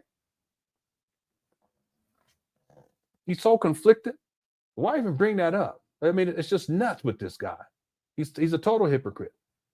I'm gonna tell you what it is, James. Though what it is with Umar is, even though he talks poorly about white people and white supremacy, this and that, Umar perceives white people to be better than Black people, but he also sees himself to be better than Black people. And that's why he'll bring up stuff that white people do and try to implement that, because it shows that somehow he's on that level with white people. And then because white people are better than Black people, he's better than Black people. That's what this is. That's really what this is. He's really, really a twisted individual. Okay, the mentality with this guy, he's so conflicted in his thoughts, what he says he's about. I'm a Pan-Africanist, yeah, but you want these boys to learn European etiquette, and most white people don't even adhere to that stuff. That's the stuff that they was doing in Europe back in the day. Umar, what are you talking about? What kind of fork and how to pass the butter? What are you talking about? How to pass the? Ain't nobody worrying about how to pass no damn butter. What you talking about? Sometimes I just want to tell Umar, what you on? Thanks, James. I don't mean to get upset, but it's just ridiculous. That's the point. It's just ridiculous. How is he going to have dinner night with no? Yeah, that's a good question. There's no cafeteria in the small building. I don't know. But he said that there's a fire. But that's after. See, that's grooming. He wants to have them come in suits. He wants to feed them. Sound like a date, really, real talk. And then he want to cuddle with them. We're gonna get to that in just a moment. I don't know how he resolves that issue of if you're going to be serving dinner and it's supposed to be all etiquette and all this stuff. Well, where is this going to be served at? In the gym? What's the point in a funky mold-infested gym that got black mold in here? But I want Jim to learn what fork to use or what knife to use for what, how to pass the butter, and they're going to be in suit and ties. It's a gentleman's club. What are you talking about? You should be using that term, goofy. Thanks, your kids will see this. And to be clear, there is a preparation area for a cafeteria in the larger building. This is something I learned more recently. So I've corrected myself. I issued retraction in the larger building, but Umar, he hasn't done anything over in that larger building. And he's already admitted that the amount of work that needs to go into that, it's way more than on the other side of the street that he's been focusing on. He ain't even focusing on it. But after 6 years, he hadn't even opened up that side of the street. So it's probably, if he's even started on the other side of the street, it's probably going to take him, maybe 12 years to get everything finished. Okay, which would include the actual cafeteria where they have the prep area. And he have to get all of that furnished and everything to get it all up to code too, food handler's license and all that stuff. You think Umar going to do any of that stuff? No. He ain't thinking ahead. He just running his mouth, making up. That's what he do. Okay, thanks to your kids. We'll see this. Yeah, I got this one earlier. User 225. You know who else covers Windows? But yeah. It just goes to show that Umar, it's a cult mentality that Umar he has, and especially when it comes to controlling children. They're in his control. They're like possessions. He sees other people's kids as belonging to him, even though he don't take care of his own kids. Okay, that's the foundation of a cult. Thanks, user 225. And College of Natural Health Sciences says, thank goodness this school. Yeah, you're absolutely right. Thank goodness this school will never open. This is one of the saving grace. I always say that to myself as I'm covering over the years. I don't, not always, but when I was covering Umar in my mind, I say, it's actually good that this doesn't open, because what Umar has, what he's conceptualized, it's a cult. It's a cult of children, which sounds really, really weird. It really does. But watch what he says here coming up here. Okay. Thank you, College of Natural Health Sciences, BDA. Here we go. If you want to wonder why only 1 out of every 4 black boys graduates from the United States, if you want to wonder why 2 out of every 4 black boys will be referred for special education at some point in his grade school career, if you ever wonder why you can walk into certain public school classrooms and see every black boy prescribed dangerous psychiatric medication, you need to look no further than the principal and his or her failure to properly supervise academic instruction in the classroom. Thanks, James. No such I got that. failure I just got at what the you said. I'm gonna go look it up right now. I FDMG appreciate Academy. I will be in those classrooms. I will be watching those teachers. I will be giving them feedback. I will be observing your students. In essence, I will be doing my job. And you, as much as I love you as a parent, you have no right to distract me from making sure your son receives a proper education. So if you are to meet with me, it will be in the evenings, and it will be between the hours of 6 p.m. to 9 p.m. There will be parent committees for a variety of different activities and goals. Some of those committees will be short-lived. Other committees will be permanent. We will be taking plenty of class trips here at the Frederick Douglass Marcus Garvey Academy. As we are situated right here in Wilmington, Delaware. We are a hop, skip, and a jump from Pennsylvania, the oldest independent black community in America. It is also the birthplace of America. So without question, we will be spending a lot of time in the city of Philadelphia uncovering this nation's contradictions and visiting those groundbreaking black institutions that were built up in the city of brotherly love. We are right over the bridge from New Jersey, so without a doubt, we will also be exploring the rich black history of the state of New Jersey. And then we have Maryland, the state of my ancestors, the state in which one of our founders, one of the names for which this school was named, the Honorable Frederick Douglass, was born in Maryland, and he escaped from Baltimore, Maryland. So without question, we will spend a lot of time in Maryland and Washington, D.C., who's paying for all this? Without question, with all of the museums that are in Washington, D.C., and of course, Nat Turner Land being a 5 hours drive away down in Virginia, much time and attention will be paid to studying the greatest black revolutionary to ever walk on American soil. Class trips are what we do. And it won't be all academic and educational, although most of it will be, because we are quite serious about our goals. But we will also go to the amusement parks. We will go to the theaters. We will go to the movies. None of this happened. Sporting events. Because we are a This is in 2020. Who's paying for all this? Family. It is important for us to not only educate your son during the day, but to also spend time with him, to be a father figure for him, even if he already has a father, as I see so many. You're not even a father to your own children, Umar. Fathers represented here tonight, and I thank you all for coming out to show support for your son and for the mothers of your sons.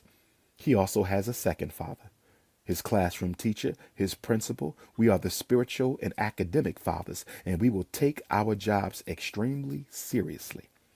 There will be routine vision and hearing screenings here at the FDMG Academy. We have to make sure your son can hear, and we have to make sure your son can see. Without the ability to see and without the ability to hear, then our ability to teach will be. Wouldn't the parents already know whether they can see and hear? I understand the screening stuff, but what are you talking about? Significantly compromised. I need you to understand that the FDMG school week is a 6-day, not a 5-day week. Your son will not just go to school Monday through Friday. He will go to school Monday through Saturday. And oftentimes he will even have to come to school Monday through Sunday. Oh yes, he will be given weekends off, but he will also have to come to school on some of those weekends. That's a call. However, you need not be concerned, because I can assure you that your son will love being an FDMG student so much that had it been his opportunity, he would stay here every day, all day. I can promise you that. I, as the principal and the CEO, will not be directly involved in the collection of your son's tuition, which we have hereby set at $500 per month. And it is our intention to keep that tuition at $500 a month. And if that tuition must change, it is our prayer and our deep hope that we can reduce the tuition and that we never will have to increase the tuition. The fact that we purchased both of these beautiful buildings up front with the cash raised by all of you, members of the African race, we need not include mortgage as a factor in the tuition rates. However, as bills accumulate, as renovations are needed to the schools, because we do have a long-range goal of adding a second floor and a third floor to both of these beautiful buildings, we may need to temporarily raise the tuition, but it is our hope that we never have to raise it at all, and if so, only temporarily. But I want to be clear that I will not be involved in the collection of tuition. We have a finance manager, and his exclusive job is to make sure that tuition is paid and paid on time. So there is never any need to appeal to Dr. Umar for any agreements, because I will tell you that I cannot get involved in it. My mind must stay free for the proper education of your child. And getting involved in financial issues can convolute my focus, my purpose, and my agenda. Not to mention, it can make an enemy out of you if I do not allow you an opportunity to cut short tuition when it is due. We are an independent school. We do not take nor will we accept donations from non-African sources. Yeah, Umar gonna tear the roof off. And one time he said they were showing them schools with the back blown out. I gotta find that one of these days. He said they were showing them schools that was sabotaging. I'm sorry, this line, it turned into a classic, but we so far off what we were supposed to be talking about, but we'll come back to tomorrow. Umar will tell you, I gotta find the video. He was talking about how they were sabotaging him when he was trying to find a school. That's why it took so long, because they were showing him all these buildings, these schools that was all broke down. He said some of them, they had the back blown out.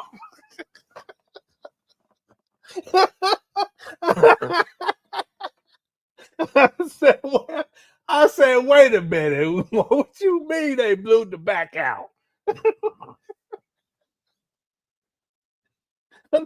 What they doing to these schools? You know what I'm saying? What's going on here in the name of P. Diddy freak off is going on here? These poor schools, they just blowing these schools back out. I said, what you mean the back was blown out at the school? I said, Umar, you wow. Anyway, the back got blown off, the roof got torn off. I said, y'all stop abusing these schools like that. Anyway, y'all think I'm making it up. I ain't making it up. Hit the one. I gotta find it. I have it downloaded. You said it does. All right. No, it wasn't a bomb. He just said that the back was blown out. I don't even know what that means. He said he was in there. He said he was walking through, the back was all blown out. Baby oil cans, empty baby oil.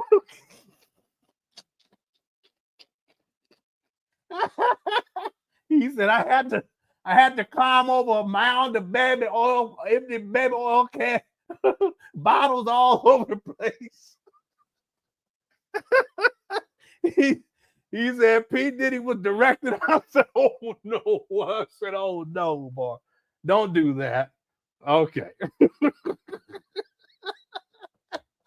This school got the back blown out. And in my mind, I think he did something like this. He said the school, they got the back all blown out. I said, Umar, don't do that. You're taking it too far.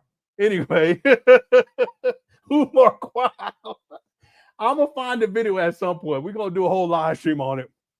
I'll turn it into a intro.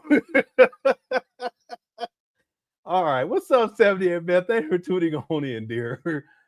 All right. Yeah, you remember when he said that? He said that the school back was blown out.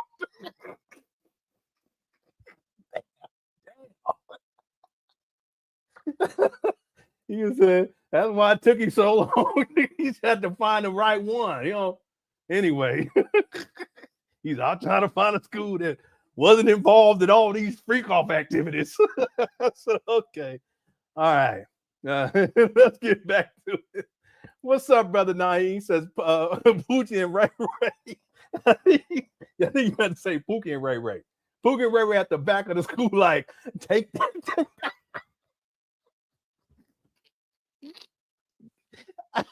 Oh no. Oh man, my stomach hurt. That's too much. Take that. I shouldn't be laughing. Oh. Whew. Boy, I'm about to faint. I'm sweating. Oh man, boy, that's wild. I don't matter. I took a shower before the live show. I'm gonna take another one after. I always do anyway. I'm weird like that. That'd be my third shower for the day. Thanks, Naeem. These poor schools.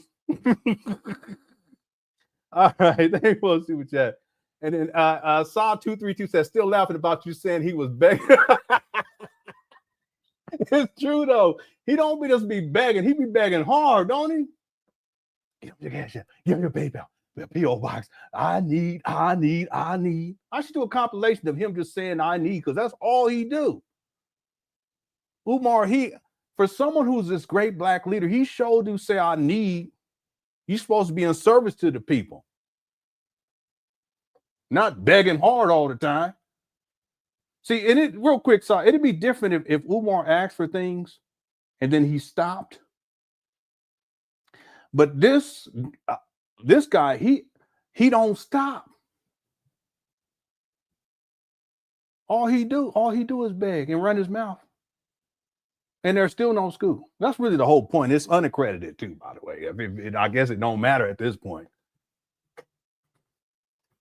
If them other schools got they back blown out, what has happened there? What happened to the school in Wilmington? Huh? You talking about? Okay, thanks so much, Super Chat. Let's get back to. Let me get out this chat room because y'all are going crazy in there. All right, here we go.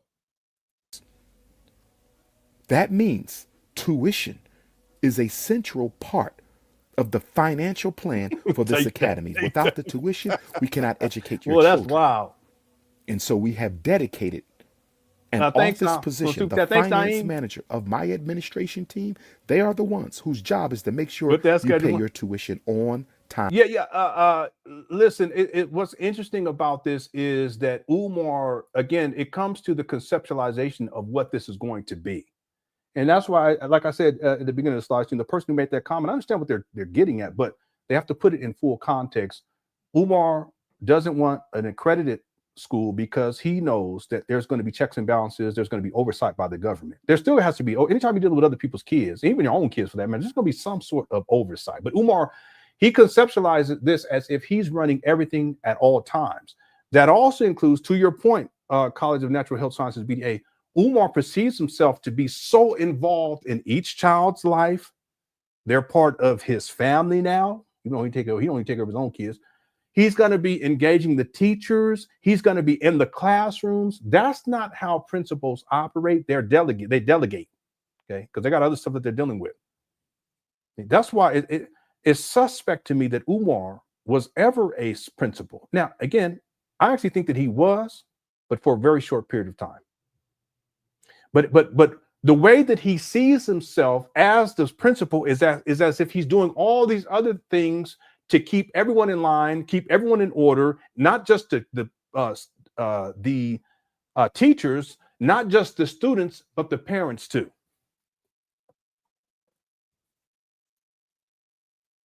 So when's he going to have time to crack cookies? Here's the other thing too. See, I have Umar on records back in, I'm going to say 2020. It might have been 2021, saying that he's going to stop speaking. Black Anonymous remembers this. He's going to stop speaking because he's going to be, once the school opens. What does Umar do if the school actually opens? Hypothetically, okay, it's never going to open, but let's say that it does. Is he just simply going to stop speaking, doing the speaking engagement? Because that's not just a full-time job with what he's doing.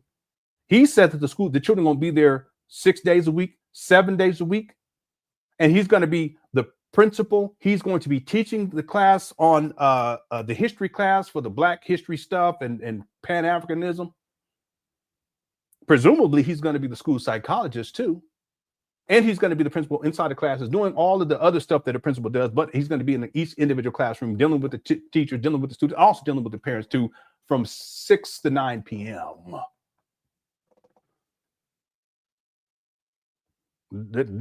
6 to 9 p.m.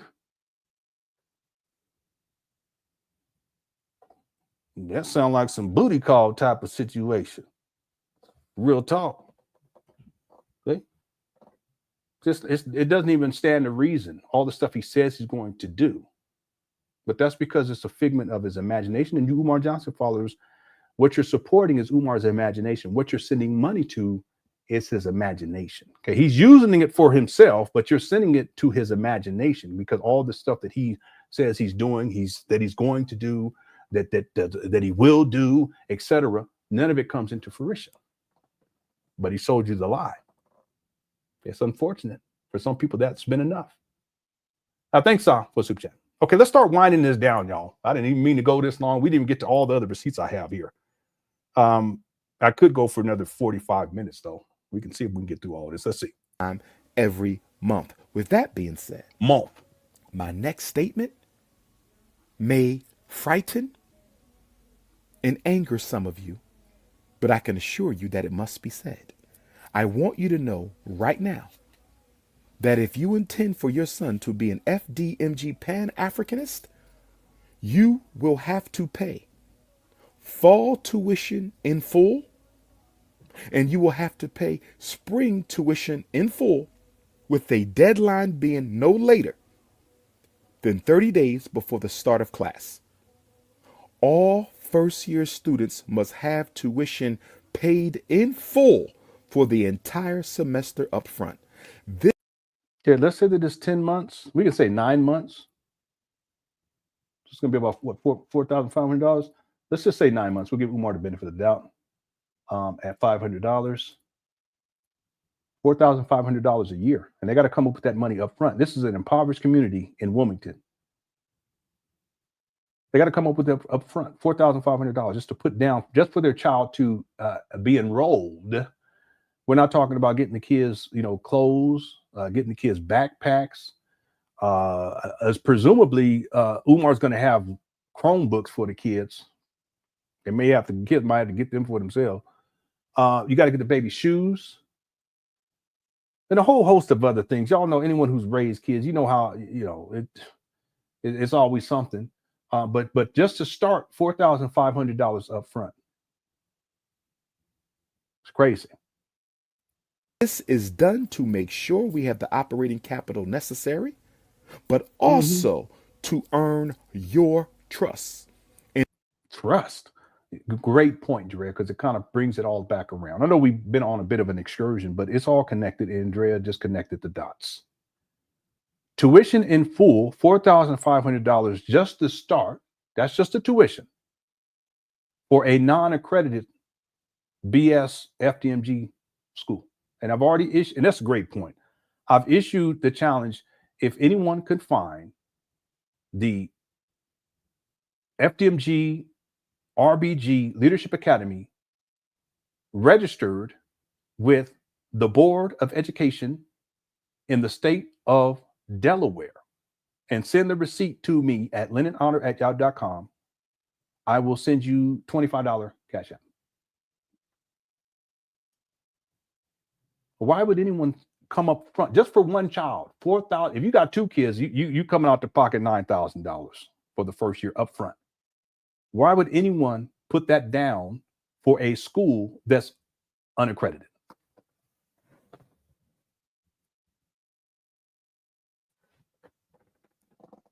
Mind you, they can just send their child to, because there was a school that's just been built. It was built this year. It was actually built, it was because it was supposed to start in the fall of last year, because they said it might start the next fall, but built from the ground up. It's a technical type of school. They can go there for free. And it's not only is it accredited, but they got teachers there who also have degrees and certifications and all that stuff.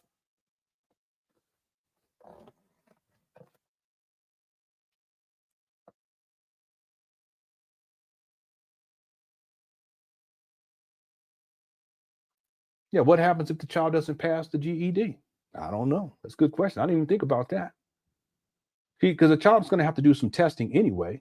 Umar doesn't have paperwork in order for the school itself. And if he doesn't have for the school, how's he going to have paperwork in order to justify these diplomas to say, hey, listen, these are legit? He's not going to have that either, because this is basically Umar's cult more than anything else. No government oversight or anything like that. So you can't, Umar Johnson followers should not assume that when he prints out this diploma off the printer that he has at FDMG in Wilmington, Delaware in the year 2037, that it's going to be recognized by any institution as being legitimate.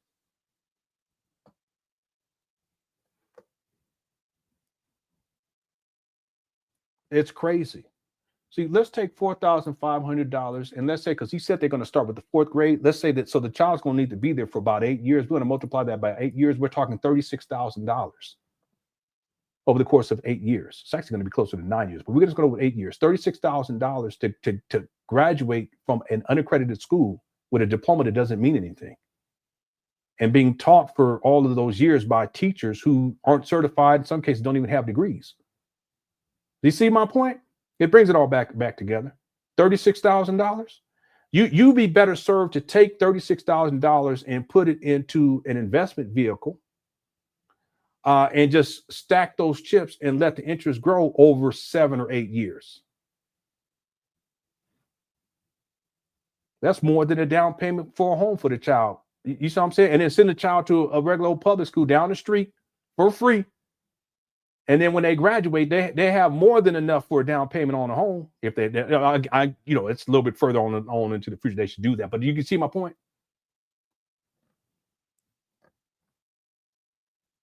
Yeah, no, you're right, X Freeman. I know I screwed it up because it's third. He says third and fourth grade. So let's go over to third grade. Third, fourth, fifth, sixth, seventh, eighth, ninth, 10th, 11th, 12th. It's actually 10 years, $45,000. Can you imagine taking $45,000 this year when the school starts and letting it sit for 10 years for your child? You can just put it in a high yield savings account. Come on now. It don't even make sense, does it? It's not meant to make sense. It's just a scam. We're talking $45,000. That's what you're going to be investing for your child to go to an unaccredited school. Crazy. Yeah. And for you to earn our trust. We cannot allow a month-to-month tuition system for first-year students.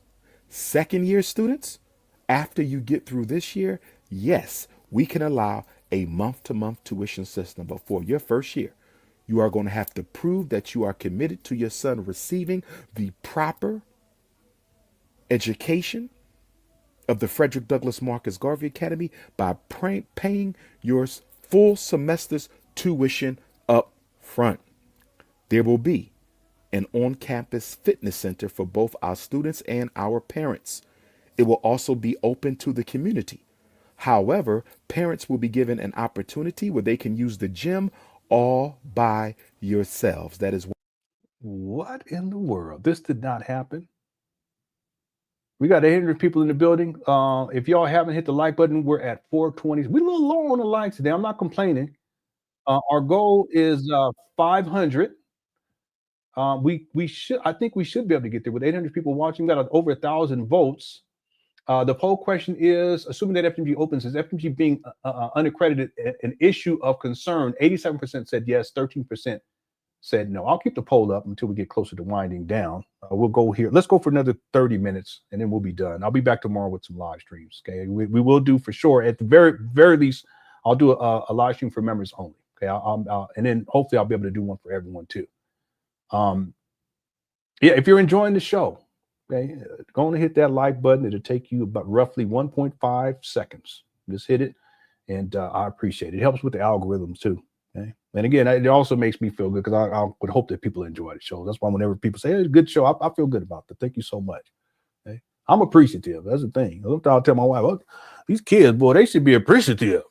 They are. They just don't say it, like they should. I say you're right about that. I try to have the what I call the heart of appreciation with whatever I'm dealing with in life, even if things aren't where I would like it to be. I say I'm just appreciative. I'm appreciative to be alive. Okay, so I appreciate the likes too. Okay, here we go. one of the benefits and privileges of being an FDMG parent.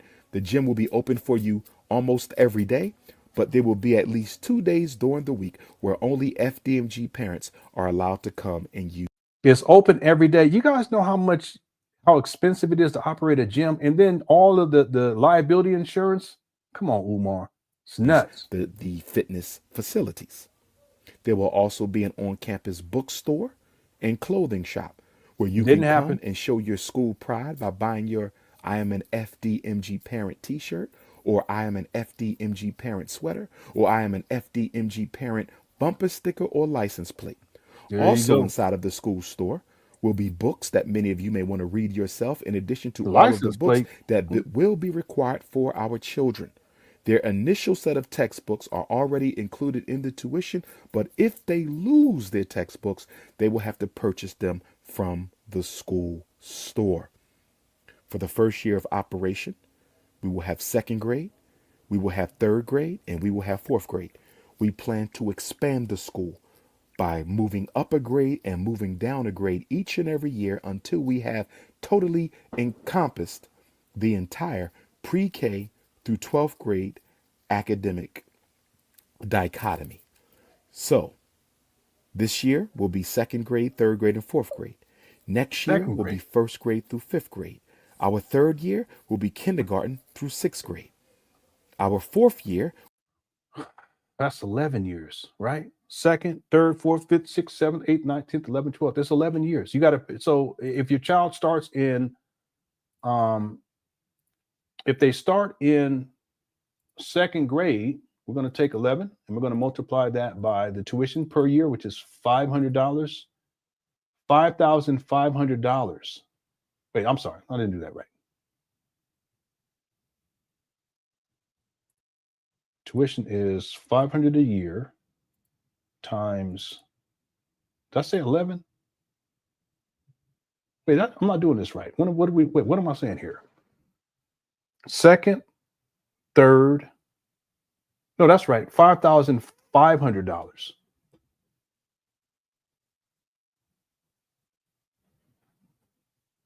It's nuts. If you got two kids, you're talking $11,000. Will be pre-K through seventh grade. Our fifth year will be daycare through 8th grade, and then it's just a matter of time before we flesh out the high school. That is how we operate. As I Oh, I said didn't do it right. I earlier, apologize. there will be a long Yeah, day you're for right. every I'm grade. tripping. The long I apologize. I messed it up. Is it 12 years? Second, third, fourth, fifth, sixth, seventh, eighth, ninth, 10th, 11th. It's 11 years though, right? Because he said second grade. I thought he said second. So second year, third, fourth, fifth, sixth, seventh, eighth, ninth, 10th, 11th, 12th. It's 11 years. So 11 years worth of tuition. What would that be? day for second graders, where they will have dinner in their business suit Okay, there we go. with their class and Yeah, I messed up when I put my calculation in. $49,500. It's nuts. Who's gonna whatever? Man, so class teacher and their school principal will be Tuesday. Third graders, their long day will be Wednesday. Fourth graders, their long day will be Thursday. Your students will be dropped off to their homes following the dinner and fireside chat with Dr. Umar Johnson. The fireside chat is a post-dinner activity where your sons and I will cuddle near the fireside, and I There it is. Y'all hear that?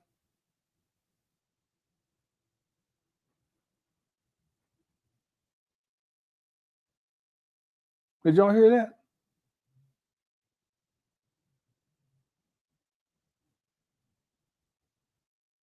By the way, with my calculations, what I did was I did per year, but it's not 500 years. It's $500 a month. Okay. So what we do is we're going to say that the school year is 9 months. It could be 10, but we're just going to go with 9. Okay. So let me just do this so that I can have it even in my own mind. 500 times 9, okay, a school year is $4,500. And then in this case, Umar's saying that they're going to be enrolled. Well, they would have to be enrolled from second grade to 12th grade. It would be 11 years total.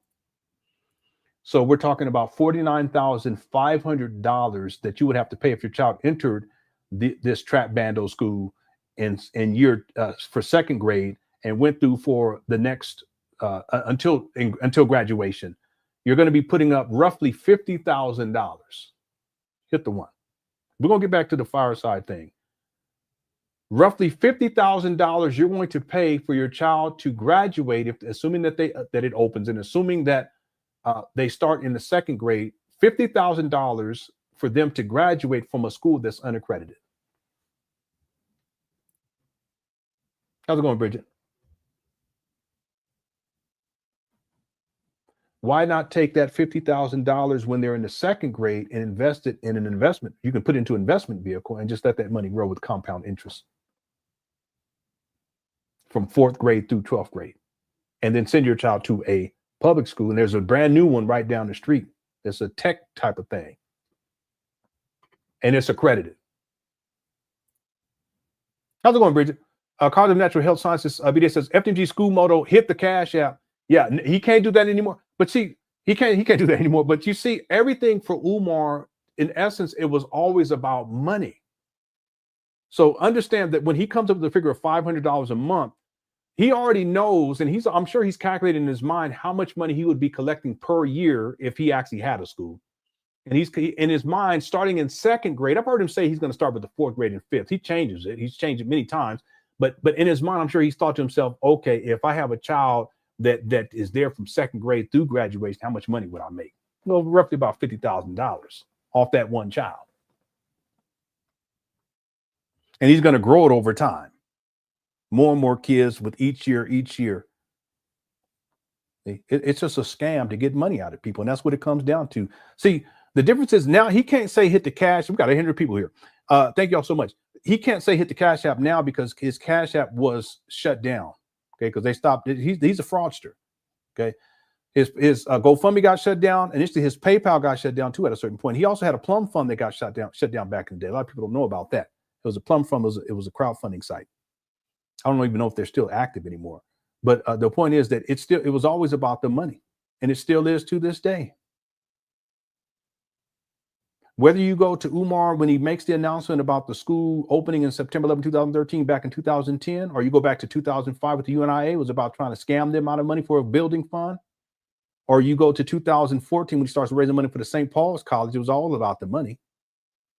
Didn't even make any sense. He's trying to raise $1 million, then to $2 million, and a $4 and a $5 million, but he wants to raise $1 million within a matter of 2 months. Doesn't even make sense. Or when we get to 2019, it was all about the money. And then here we are in 2025, it's still about the money. And in 2020, when he does this crazy, crazy podcast, the Big Papa Podcast, episode 6, and he's talking about he wants to cuddle with the boys, it was always about the money. It's also disturbing too. I wonder what else it might have been about. Real talk. Hide your kids, hide your wife. Been telling people. Carla says he wants to be alone with the boys because it's his opportunity to be a father without supervision. Yeah. And remember, Umar said that he can't wait to have the boys sleep over at FDMG. Remember this? Hit the one. He wants to have a sleepover with the boys. And he wants to lock them in. This is what Umar said. And he wants to turn the lights off. And he said, turn the lights out and play capture the flag.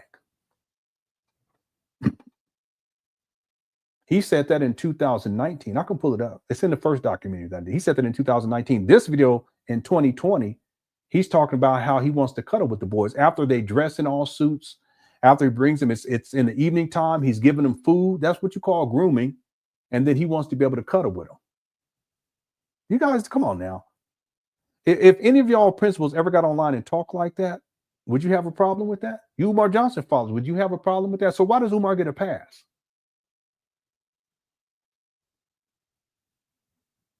He don't get a pass as far as I'm concerned. He has a history of this type of talk.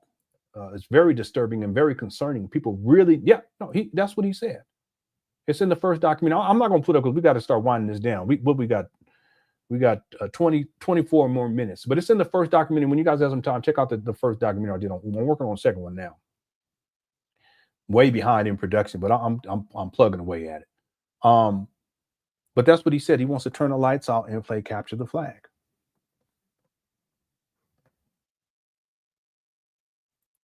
So let me play this one more time, and we're gonna get back to what the agenda was for today. I know we got blown off, but it is what it is. Good course, that's undefeated. Here we go. In their business suit, with their class and class teacher, and their school principal will be Tuesday. Third graders, their long day will be Wednesday. Fourth graders, their long day will be Thursday. Your students will be dropped off to their homes following the dinner and fireside chat with Dr. Umar Johnson. The fireside chat is a post-dinner activity where your sons and I will cuddle near the fireside, and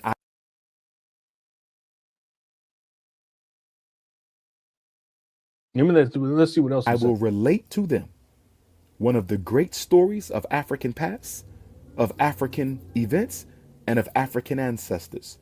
One night they may learn about how the great Emperor Menelik II of the night. Why you got to cuddle with them in order to tell them this information, Umar? At the nighttime. Ethiopia defeated the Italians in the Battle of Adwa, 1896, when no one gave him a chance of victory. Another night, we may discuss the story of the great Nat Turner, and another night, how he and a band of only 60 allies took on an entire slave nation of the United States. Real talk. Another night, we may talk about the great struggles of Booker T. Washington and his crusade to build the Tuskegee Institution. Another night, we may talk about the great slave revolts on the island of Jamaica, led by Samuel Sharp and others. But the fireside chat is an opportunity for the principal as griot to imbibe within your son the revolutionary consciousness of what it means to be a black man. This will be why you cuddling with them.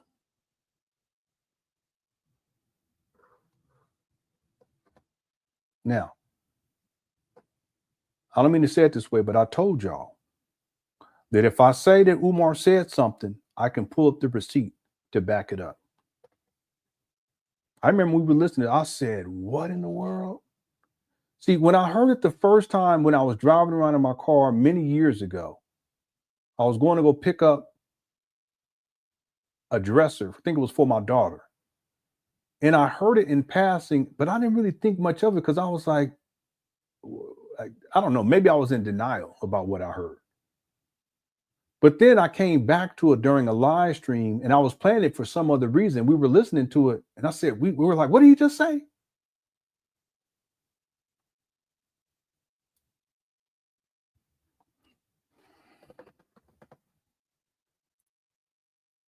Mm-hmm. Yeah. See, and I want to say something too, right quick. Umar, he wrote this out. You'll hear him at times, he's wrestling with papers. And people could try to figure out a way to justify what he's saying. But even if he didn't mean to say that, why didn't he edit it out? And then you put that next to all the other sexualized comments that he's made about children over the years. You got, listen, if you guys want to try to dismiss that, I'm talking about you Umar Johnson followers, you Umar Johnson apologists. If you want to go and you can do that. But as a parent who loves his kids and is the protector of his kids and of children in general, I don't even give a shit. If they're not even my kids, they don't even have to be my kids. No, that's not going to happen. Wouldn't have Umar around my kids, period. Wouldn't happen. Even in my own presence, wouldn't have him around, let alone with unsupervised. Remember, Umar wants to do all this without the parents even be able to come to see their kids. Y'all can try to justify it and make excuses all you want to, but that's that's how some of these kids be getting caught up in all this other stuff that wouldn't normally happen if the parents were vigilant enough to keep their children safe. And I'm gonna leave it right there. But see, I know I said I'm gonna leave it right there, but when you're dealing with the cult mentality, there are people that will give up their child and put it in the hands of people like Umar or Jim Jones, who says that these are my kids. Like Umar said, these are his kids. But it's about power and control to where he can do whatever he wants to with your kids. And then you're going to defend the shit. All right. That's on you, not on me. We're going to leave that right there. We got through just about half of this. It gets crazier and crazier. All right. But we're going to leave right there. I think we have enough time to get through what I want to get through today. Okay, so shout out to the Cookie Crush chat. Thank you all so much for tuning on in. We're going to go for another 18 minutes here. So let's go back. We were talking about the lack of accreditation. We were covering this video right here. Let me just pull it back up on the screen so you guys can see it. Because that's an uncertified skill. Some of y'all know how to cook vegan food. We need that. We're going to have a whole vegan food academy where we teach them how to make raw, natural food. None of this happened. I know the audio is low, but let me just get through this. You ain't got to have no cert. You just got to know what the hell you're doing and make sure it tastes good. Because some of y'all can cook vegan, but your food is nasty. Some of y'all can make it taste like a Philly cheesesteak. That's who I need. I don't need to be reminded what I'm eating while I'm eating. Okay? So I want you to think this is a nation. We build a nation. Think global. Think global. Thanks, Alakil, for being here. Vegan Sports Bar. We need that. Shout out to you. Computers, we need that. If you know how to take a computer apart and put it together, I need you. What are you talking about, Umar?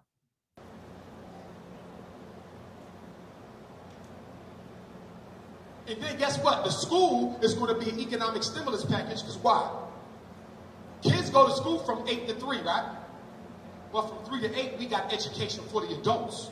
There's yoga in there. There's exercise classes in there. There's GED programs in there. And then guess what we do on Saturday and Sunday? We have a Black Wall Street every Saturday and Sunday. All the black vendors in San Diego are assigned to a classroom. So on the first floor is everybody who sells manufactured goods, drums. None of this happens. He's talking as if he's going to open up a school in San Diego. Umar, cut it out. Dashikis and all of that. Second floor, if you do health and diet and nutrition. Third floor, you get to the arts and music. Fourth floor, we're going to have activities going on. This is every single weekend. You have all the black people coming together. Yeah, he didn't answer the question. Ain't no school Not straight supposed to be closed. School be open 24 hours a day. Daycare, hair care, mental health care. For some of y'all crazy with no eyebrows, we're going to have a place for y'all.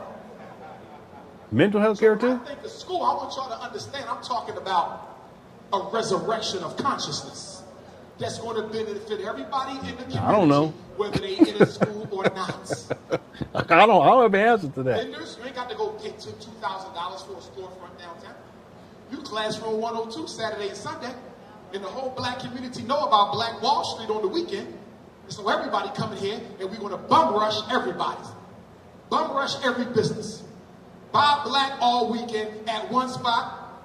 Brothers and sisters who sell food, we're going to have them in the cafeteria. You go down there and get all the food you want. Ham, hocks, cheesesteak, pork and beans. It's like, nah, we just going to go vegan. But I need me some beef ribs. I'm just going to be real. I need a slab of them. And some greens with some turkey butts. I'm just going to be real. Turkey what? Turkey butt. What in the world? Yeah. And one pint of rum raisin ice cream. Haagen-Dazs. Can I get that? That's all I need. We straight after that. Sassy ass. Just real quick, is there any, you know what location is going to be? Location. I seen one of your... All right, I'm going to leave it right there. And this section is in the documentary. Okay, so the point is that Umar, he already has it in his mind. It's not going to be accredited. This is back in 2013. He's also saying that things can be taught and people don't have to have certifications. He actually reiterates that in other videos. I'm going to get to some of those other ones too before we close this out. Oh, there was a comment I was gonna pull up, but it's already updated, so I can't see it anymore. Let's go to 2014, a year later, April 2023. It's a little less than a year later. Let's see what Umar talking about here. You know what I mean? You need to give me yours too, because when it comes to the whole survival, you feel me? Because remember, a lot of our curriculums ain't gonna be classroom curriculum. The survival, the what do we call that again? Information technology. Information technology. We need that. Sewing. I want the kids to. See, the brother had asked him about IT. Umar didn't even know what IT was. That's why he's asking the guy again. He's saying, "What was that again?" IT, the information technology. Umar didn't even know what that is. Anyway, I can rewind it. Learn how to sew, okay? All that farming, natural food, natural hair care. All of those we want to have curriculums for them. And most of them are not legally regulated, so you don't have to have a certification to teach natural. Hear this? Thanks, Miss Independent, my way. Yeah, Umar, he lies a lot. But listen how he's saying that most of it you don't have to have a certification for. See, I think part of the strategy too with Umar is he wants people to think that it's going to open and that they can participate. But see, if they feel as if it's going to open and they can participate, even if they don't have a certification, they're going to be more inclined to donate. That's really what this comes down to. Very crafty on his part. He liar that she get on fire. Thanks, Miss Independent, for super chat. And everyone else too. We're winding down now. Here we Most go. of them are not legally regulated, so you don't have to have a certification to teach natural hair care. You see, so we want to have everything under the sun. It's going to be a little university. Little Queen. I was wondering what your ultimate goal is as far as the schools. Are you looking to have more than one? Yes, but we're going to start with one first. Master that, but ultimately we want a Pan-African school district. We want them everywhere. So, yes, we want them everywhere. And that doesn't just mean America. I'm a Pan-African, so I'm concerned about all African children. So we need them in London, we need them in Canada, we need them in Nigeria. I was in Suriname last month. I'll be in St. Thomas next week, Virgin Islands. We need them there. We need them everywhere. Do you have a time frame like to have that happen? No. They're asking if they have a time frame. He says no. Right now, I'm focusing on the first. That's all I'm doing. I don't want to put the cart before the horse. Once I got that first one, and once I'm up and running, and now I have a replicable model, then that's when I come up with a time frame. I'll tell you something ironic. It's going to be easier to build the schools in second and third world nations than it will be in the first world nation. When I was in Suriname, they said, you want to build a school? Pick your land out. Same thing, St. Croix. pick your land out. So I'm like, damn, these are poor countries. They ready to build a school more than London and America and Canada, so it's interesting. I might get more of them done down there.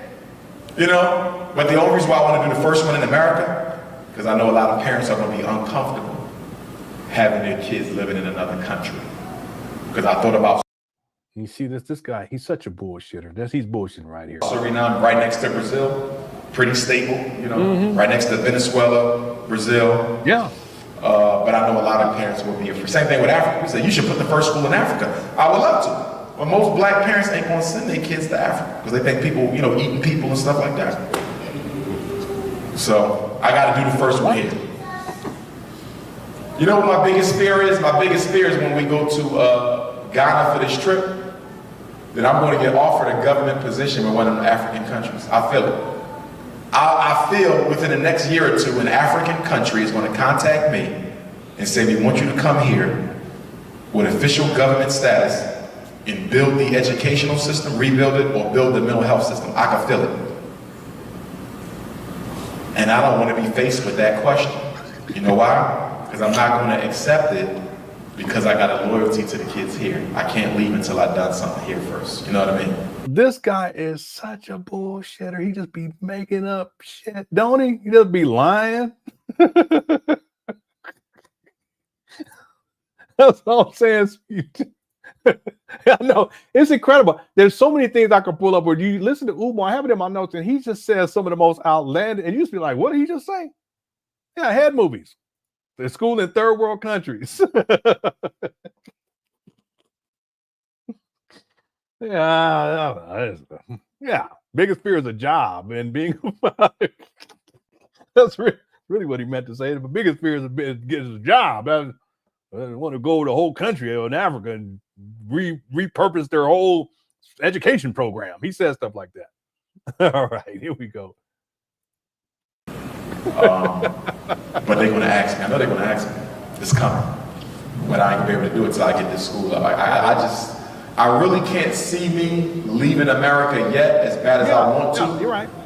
Yeah. Because I don't see nobody else going to pick up that slack. When it comes to this whole special ed and this education thing, who else is picking up the slack? If there was a couple more, then I would leave. I ain't going to lie. I'm out. But I don't see nobody, so I got to hang around. It's my responsibility. All right. I got two more. Let's go to the next one here. We'll do this quickly. We can get through this. That way we can reset for tomorrow. This next video is from 2019, May 5th of the month. If you want to work at my school, if you want to work at the Frederick Douglass Marcus Garvey Academy, I want your resume. Do not worry about being a certified teacher. Do not worry about being a licensed teacher. Private schools operate a little bit differently. And we are in. See, he thinks that because it's private, he can have anyone teach, even people who don't have any license or certification. Y'all see this? Hit the one. This is really the point that I want to get to here, because the other videos, you can kind of hear him alluding to this, but by the time we get into 2019 in his own mind, and again, this is after he's finally purchased these trap bandos in Wilmington, Delaware. In fact, this is roughly 3 months later. You start to see the materialization within the context of now having these abandoned buildings. Where Umar, in his own mind, there's a bit of it's more of a shift towards this idea of independence, not just a private school, but a independent private school where Umar can do whatever he wants to, and this includes, as he's now saying here, which he's kind of alluded to in the other videos, but now he's saying that you don't have to have certifications to teach there. You don't have to have any type of license whatsoever. See, that's again what I was talking about with the person who made the comment. And I understand where they were coming from, no disrespect. You have to put this all in context, in historical context of how Umar has conceptualized FDMG over the years. And it's actually shifted over the years too. Right? Remember, initially it was supposed to be a boarding school, right? A private boarding school. But then over the years, it's no longer a boarding school. It's a school, but it's a independent private school. Okay, and there's a difference between an independent private school and a private school. Y'all can look all this up. I've already done research on this. Independent school. So many of you will be able to teach in my school without a license at all. If you think you're good enough to be the math teacher, if you think you're good enough to be my science teacher, if you think you're good enough to be my language teacher, if There you it think is. you're good Hit the enough one. to be my social studies and civics teacher, I want your resume. Not only do I want resumes in those areas, I need people who can speak African languages and who know how to teach it. I want every child to speak at least 2 African languages. Not only that, some of you have the people clapping, they've been deceived by the great deceiver of our time. No questions about it. a green thumb. Again, this is 2019. None of this has come into fruition. Didn't happen. You have gardens in the back of your house. You know how to grow plums and tomatoes and bananas and watermelons and all of that. You might say, hey, Why you say plums? What the world? Dr. Umar, I'm pretty good with gardening. I like to come and teach your young men how to garden. Some of you might know how to build computers. Dr. Umar, I want to come and teach the young men how to build their own computer. Some of you might be good with animals. We're going to have a horse farm at the Frederick Douglass Marcus Garvey Academy. Every classroom will have their own horse.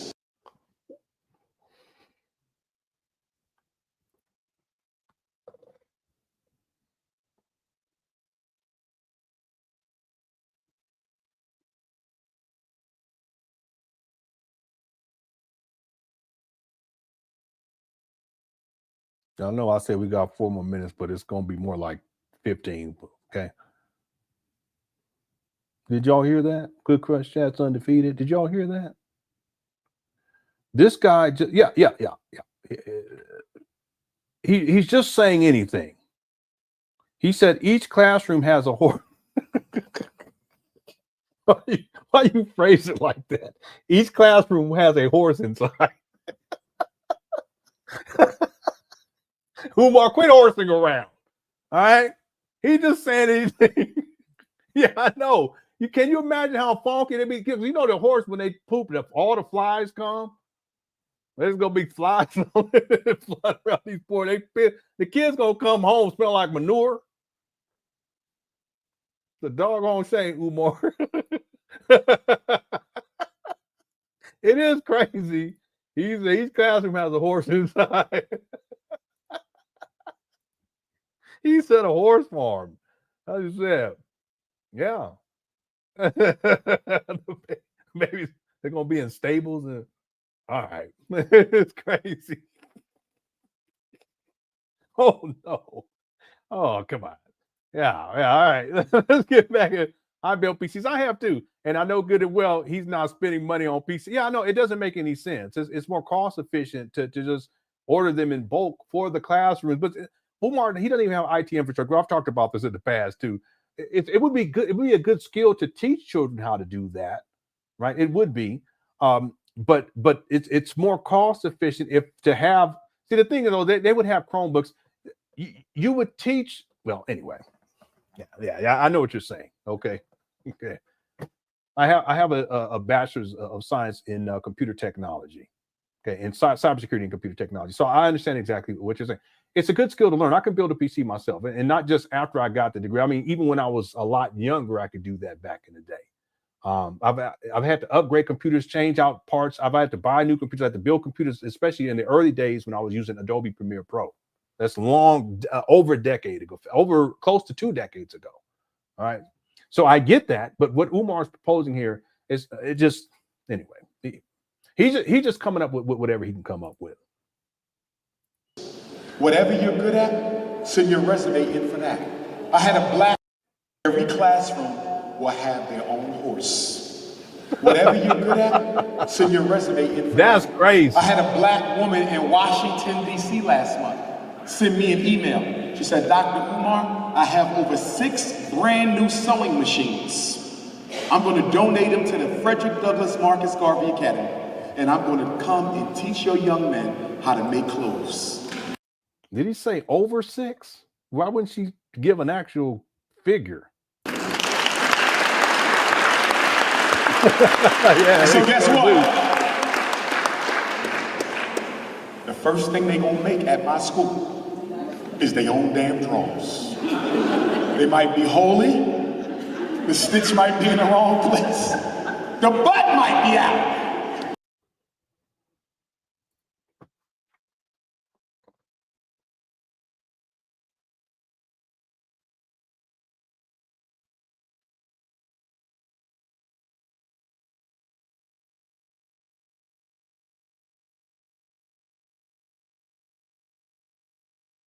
Hide your kids, hide your wife. I've been telling y'all. Remember earlier he was talking about cuddling with the kids? I got it where he was talking about he want to lock the boys in the school and have a sleepover with them. And he can't wait so he can turn the lights off and play capture the flag.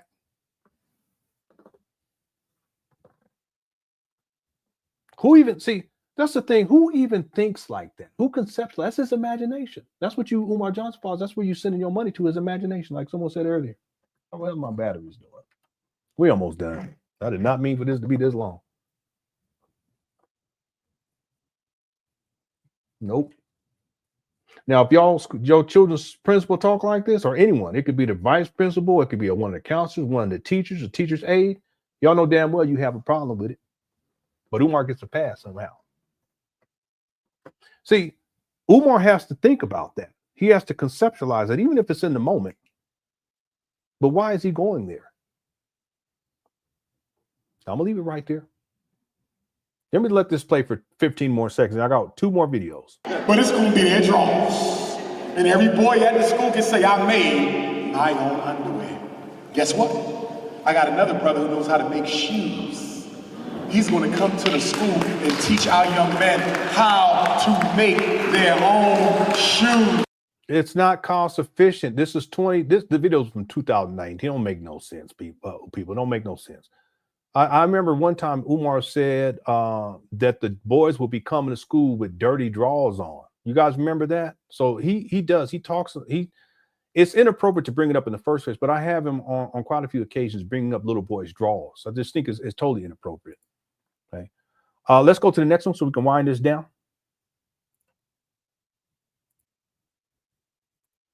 This one is from 2022, December 5th of 2022. I want to say this and then I want to prepare to exit the stage. I'm looking for people who want to work at FDMG and who want to volunteer at FDMG.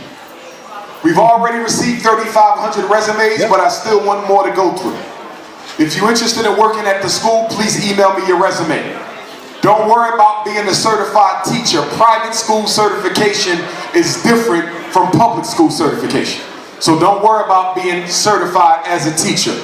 I only ask you one question. Do you have a skill that black children need to learn that you're willing to teach? Because if you have a skill that black children need to learn that you are willing to teach, there's a space for you at FDMG, either as a volunteer or as a teacher. Yes, we need math, we need science teachers, we need reading, we need language arts, we need social studies, but I also need black women who know how to do natural hair. Because when we open up our Anna Douglas, Amy Garvey Princess Academy for little girls, every girl at the school must be 100% nappy by nature.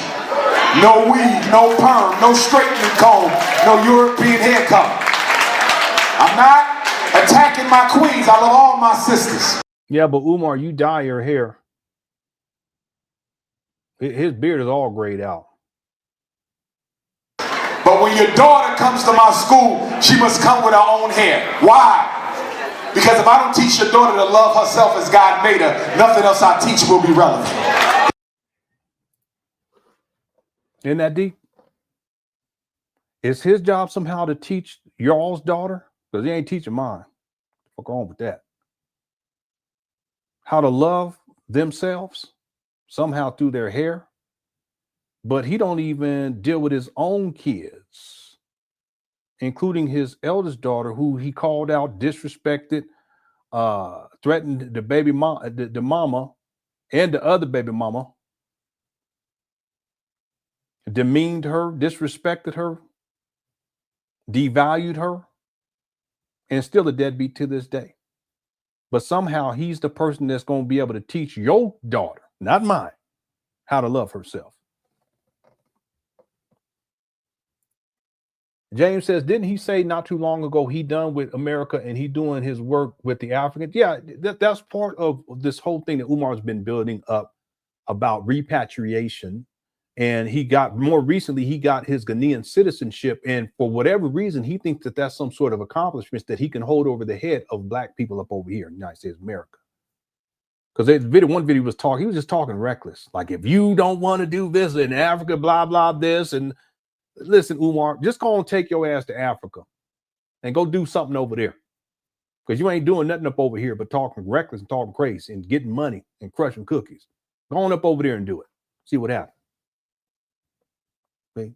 It's interesting because Umar, he looks down upon black people over here in the United States of America. He thinks he's superior.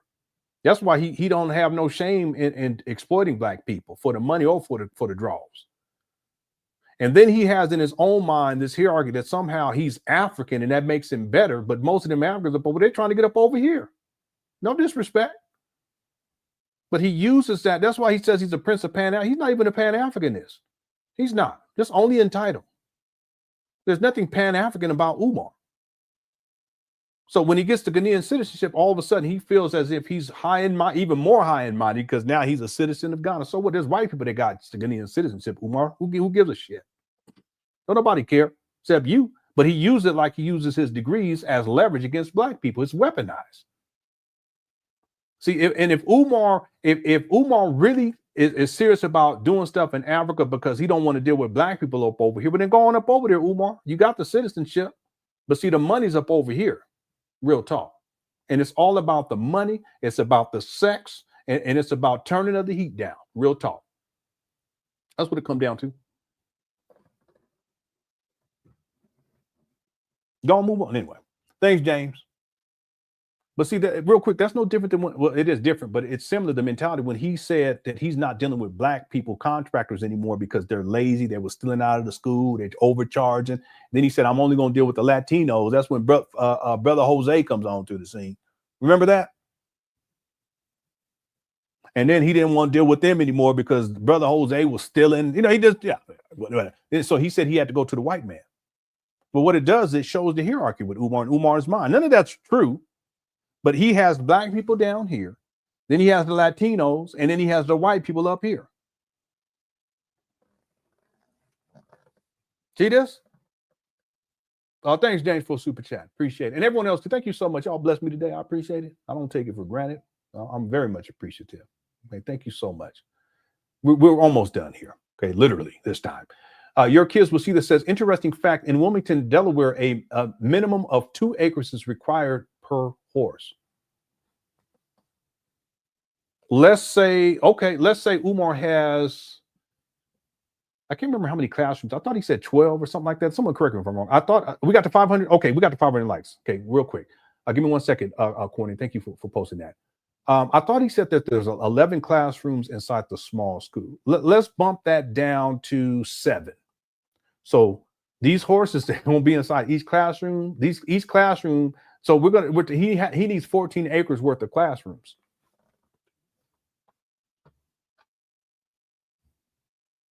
See how ridiculous this is? Each classroom needs to be 2 acres, Umar. And it's true, they do have these laws. They have these laws because there's a place near Ross Day where they was keeping what was it? I want to say cattle, but it was what was it? It was cows because I remember one of the cows had a baby cow, like more recently, but it was in such a small space. I felt bad because the cows, they would have to walk around their own feces. It was just gross. And anytime we would pass by, I would comment. I said, I feel so bad for these cows. And my wife said, yeah, that's sad. It's so sad. But not too long ago, we drove past and those cows ain't there anymore. And I think probably what happened was the city came out and saw the living conditions for those cows. And they said, no, you're going to have to move them someplace else. And they're not there anymore. And I was thankful for that. I feel so bad for them cows. But in this case, for these horses, and I'm going to take your word for it, your kids will see this, that in Wilmington, Delaware, a minimum of 2 acres is required per horse. And Umar said each classroom is going to have its own horse. Real quick, I don't even know how Umar thinks like that. It's so bizarre and out there. He's delusional. He's just crazy. He's nuts. Okay, thankful super chat. It's just weird. Freeway says he wanted to box Tyson with the FDMG. Yeah, he sure did. We talked about that earlier. He said he wanted to fight Mike Tyson. He's always clout chasing. He's always clout chasing. He's always attacking black men who that's just clout chasing. They're black men who are successful. Umar, he hasn't shown a level of success in any area of life. In all of my research, I haven't seen. Now, I give him credit for getting the 5 degrees. He says 6, but I give him credit for, I think that's a great, wonderful accomplishment. It took him 20 years, but still, you give him credit for that. And he's written 2 books, but there's no scholarly source material. There's no, it's just, that's not how you write a scholarly books or journals for that matter. He's not peer reviewed, etc. He's not a scholar. He just tells people that he is. But I'll give him credit for the books. But outside of that, there's nothing that we can say that Umar where he's accomplished anything of consequence. There's nothing outside of running his mouth. We were talking about this earlier. Umar Johnson, you guys can give me 5 tangible things that Umar Johnson has done outside of running his mouth. We can't use the books either because the books they're just he just wrote those. There's no peer review. It's not peer reviewed. They're not scholarly. There's no scholarly sources. There's no sources at all. You can't even get away with that in high school. But he has a side D, right? No, you can't. People can't give me anything that's tangible. So what Umar does is that, and we talked about this earlier. What he does is he associates himself with black people who are deceased, who have accomplished things. Frederick Douglass, Marcus Garvey. Let me stop. He also does it with some of the women, Harriet Tubman, and then he also attacks black people, and in particular, he tends to go after successful black men who are successful, who are alive, and he'll attack them over and over again. But it's just clout chasing. So he's an ultimate clout chaser. Okay. Yeah, I remember that. I remember it's ridiculous, Umar. Thanks, Freeway City Raised. And then Manny says he knows some people follow blindly when there are valid points he makes. He is a scammer, no doubt. That's part of Umar's strategy. And you're outlining here, Mex Manny. And part of it is that what makes, I don't want people to take this the wrong way.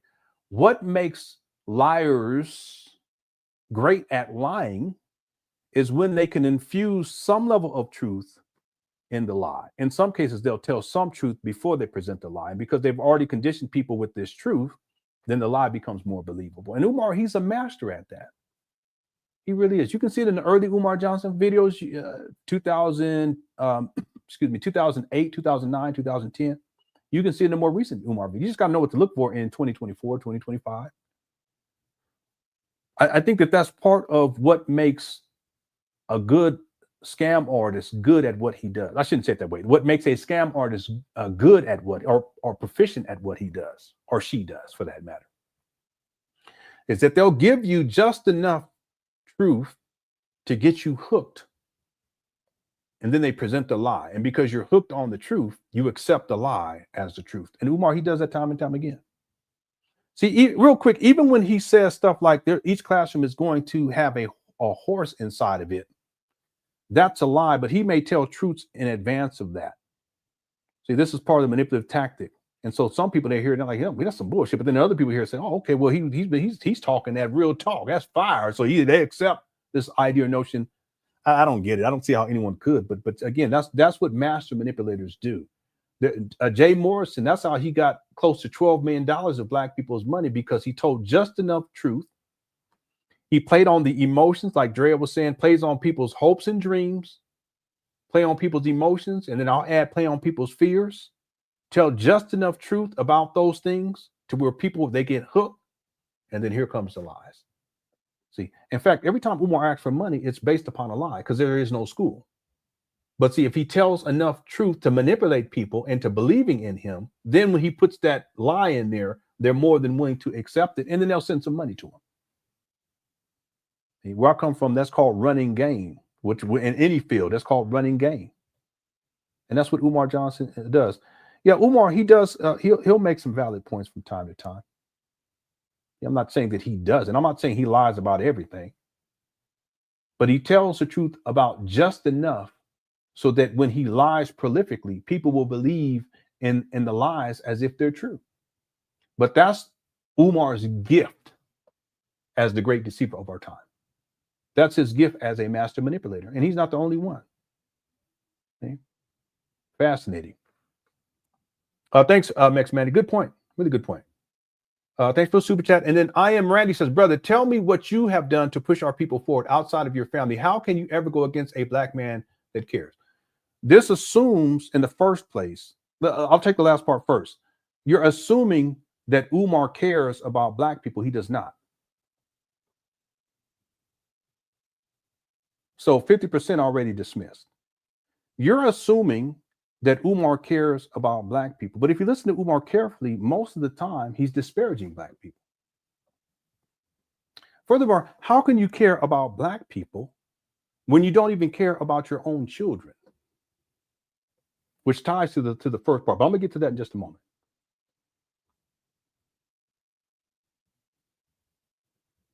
You're assuming that Umar cares about black people. He doesn't. Umar is a pariah. He's a predator. He is manipulating black people. He is conning and scamming black people based on, we covered this earlier, based on the notion or the idea that he cares. But that's not the reality. See, if Umar cared about black people, he wouldn't be sexually exploiting black women. If he cared about black people, he wouldn't be taking millions of dollars out of the black community and continue to do it to this day for a school that does not exist. If he cared about black people, he would not be disparaging black people as much as he does. See? If he cared about black people, he would be a father to his own children, which is the foundation of everything, in my opinion, right? So already, I Am Randy, half of what you're asserting here has been debunked. Okay, you're assuming too much. Let's go to the first part here. There's something that I found, and there's two parts to this. There's something that I found interesting, that when people seek to defend Umar, and people like Umar, when they try to defend people like Umar, oftentimes what they attempt to do is to divert away from the topic at hand, which is Umar. It's what you call deflecting. So when we deal with the reality, Randy, brother Randy, that Umar has not done anything to push black people forward. Okay, we talked about this earlier. He just runs his mouth. Nothing tangible. Brother Randy, you can't give me 10 things right now. In fact, I want you to do it. Give me 10 things that Umar Johnson has done that's tangible and real to push our people forward. And I'll wait. 10 things. Now, instead of dealing with the reality and the topic at hand, the fact that Umar has done nothing to move black people. In point of fact, I would propose that he's actually set black people back. I've also given examples of that earlier today, Brother Randy. Instead of dealing with the topic at hand, what is often done is to deflect. In fact, I put together a list of the top 10 excuses. It's really points of deflection, and deflection is one of them, but it's points of deflection that Umar Johnson followers use in order to defend Umar. And I'm not saying that you're an Umar Johnson follower. I just want to be clear about matter of fact, I'll pull it up. And then I'll get to the second point in just a moment. Okay, so part one is the deflection part.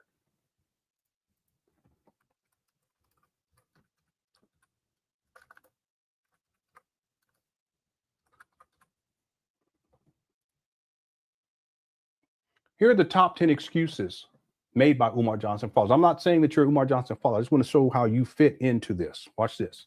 Let me reread this. Brother, tell me what have you done to push our people forward outside of your family? How can you ever go against a black man that cares? Okay, again, second part is debunked because Umar doesn't care about black people. He exploits black people at every turn. Watch this. Top 10 excuses made by Umar Johnson. Number one, you didn't donate. Number two, what are you doing for the black community?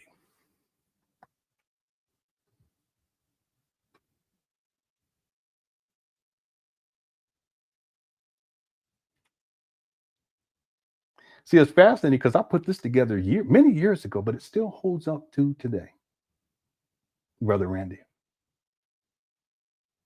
Now, let me explain something to you all too. And let me read these other ones too. Where's your school? Name calling, diversionary excuses. Kind of sort of what you're doing here, because that's the deflection part here. You're trying to tear another black man down. How can you ever go against a black man that cares? Black people spend money on alcohol, weave, expensive shoes, etc. He doesn't have enough money to build a school. White supremacy is trying to stop him. It takes time to build a school. So where do you fit in all of this? Right? It's more of a mentality more than anything else. It's deflection in essence. Okay. Now, real quickly here. The most important thing that a black man can do in 2025 is to be there for his children and to take care of his family. That shows true care. That's why the other half is debunked. The first half is already debunked too. But I want to be clear about this.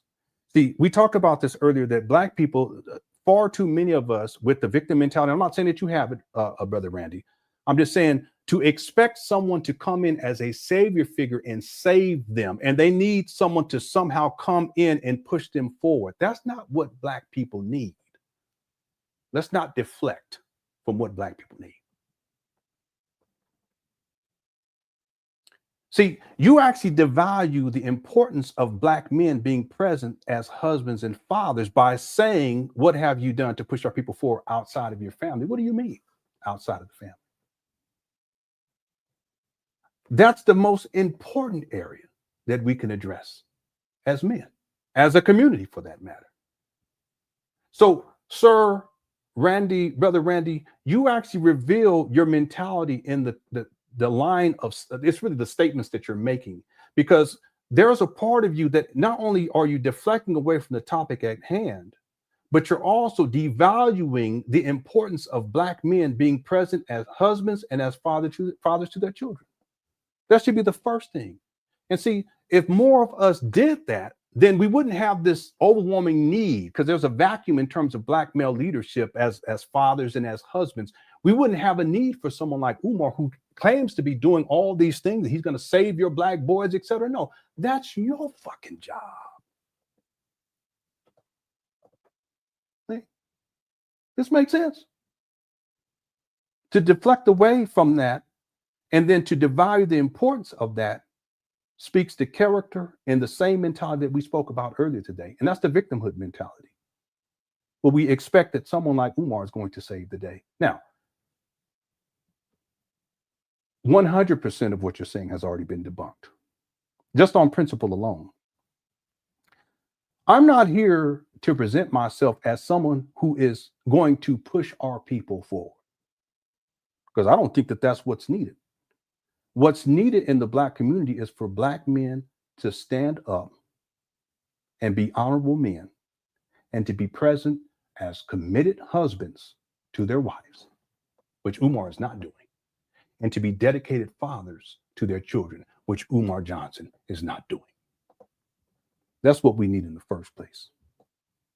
I'm going to, that's it right there. But I'm going to entertain this, but I'm not here to present myself as someone who's here to save black people, because that's not my role. In fact, I don't even think that it's possible to do that, because that's not what's needed. I've already told people what's needed in the first place. But I will say this, that when it comes to Umar, I would like to think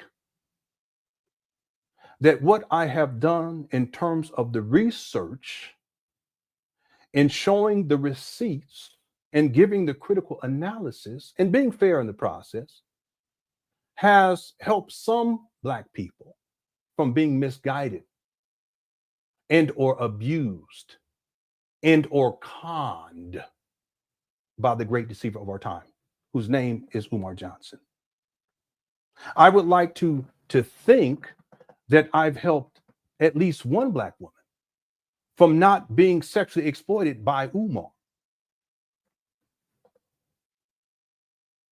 I would like to think that I've given enough evidence of Umar's sexual debauchery to black people to wherein they recognize that it would not be in their child's best interest to put their child in Umar's care or control, for that matter.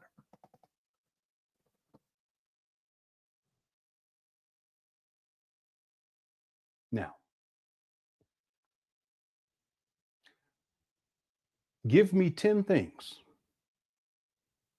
that Umar Johnson has accomplished to push our people forward that's tangible and real. I'll wait. And if you've already posted it, Brother Randy, if you can post it again, or someone else in the chat room, you can repost it, because I haven't been inside the chat room. Right? All right. Let me say one last thing to you, Brother Randy. One of the things that you will notice about me is that if someone asks a question, I'm going to deal with the question. I'm not going to call you names. I'm not going to disparage you. I'm not going to curse you. Well, I guess, I mean, if you came with that, I'll probably, I mean, if you were disrespectful and doing that kind of stuff, I would probably come at it differently. But I just want you to see this as an example of what I'm talking about here. I'm not going to berate you. I'm not going to yell at you. I'm not going to disrespect you. But Umar would.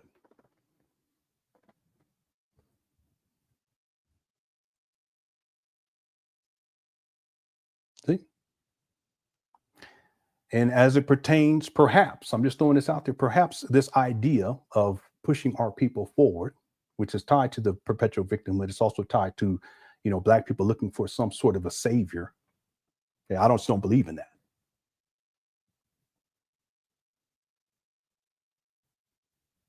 I would like to think that me even addressing your comment in the way that I have pushes Black people forward. All right, 10 things. Okay, if you posted 10 things, go ahead and post it again so I can see it inside the chat room. In the meantime, and thanks for Super Chat too. In the meantime, what I like to do is finish up with this other video, if you guys don't mind. Okay, and then we'll close out the show. I think we're on this one right here. And again, thank you for the Super Chat. I appreciate it. Were we on this one? We might have been on the other one. Let me see. The number one job of teaching Black girls is to teach them to love what they see in that mirror. That means Black. We're almost done. God made her. Nothing else I teach will be relevant. The number one job of teaching Black girls is to teach them to love what they see in that mirror. That means, Black woman, if you're going to work at the Frederick Douglass Marcus Garvey Academy, you got to be nappy by nature yourself. No weaves, no perms, no straightening combs. All right? You can wear it on the weekend at the club, but not when you show up for work. Brothers, note this. Yeah, real quick, and I didn't mention this, and I don't want to overstate anything. Excuse me. Besides the Black family, that's the most important than anything. More important than anything. I totally agree. Umar has a broken family and estranged from his children. So sad you have that thought process. Yeah, it's an interesting thought process, but I mean, Randy's entitled to that thought process. I just want to say something based on what you're saying here, and then we're going to move on because I don't want to belabor this. But understand that Umar just doesn't have one broken family. He has three, at least three. So why deflect away from that? See? Again, I'm not a perfect father either. I've had my own struggles. I've been open about that. I've told people about that. But at the end of the day, what Black people need the most is for Black men to commit to Black women and to be present as fathers to their children, period. No, there's nothing else to talk about. That's number one in the first place.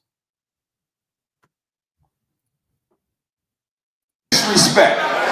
But if you suffer from the snow bunny disease, you cannot work at my school. You can burn that damn resume. I just want to be honest. If your woman don't look like your mother, you cannot work at the Frederick Douglass and Marcus Garvey Academy. I just want to be honest. Brothers and sisters, resumes can be sent. Resumes can be sent to fdmgresumes@gmail.com. What are we going to teach? Political and military science. What are we going to teach? Agricultural and... There's one more. Let me do this real quick and then we'll be up out of here. And I just posted here because I didn't get to see whether or not Randy responded to this. What were the 10 things that Umar Johnson has accomplished that's tangible? Okay. Let's one last one real quick. We're going to be out of here, everyone. Thank you so much. We're in the process. renovating the campus right now.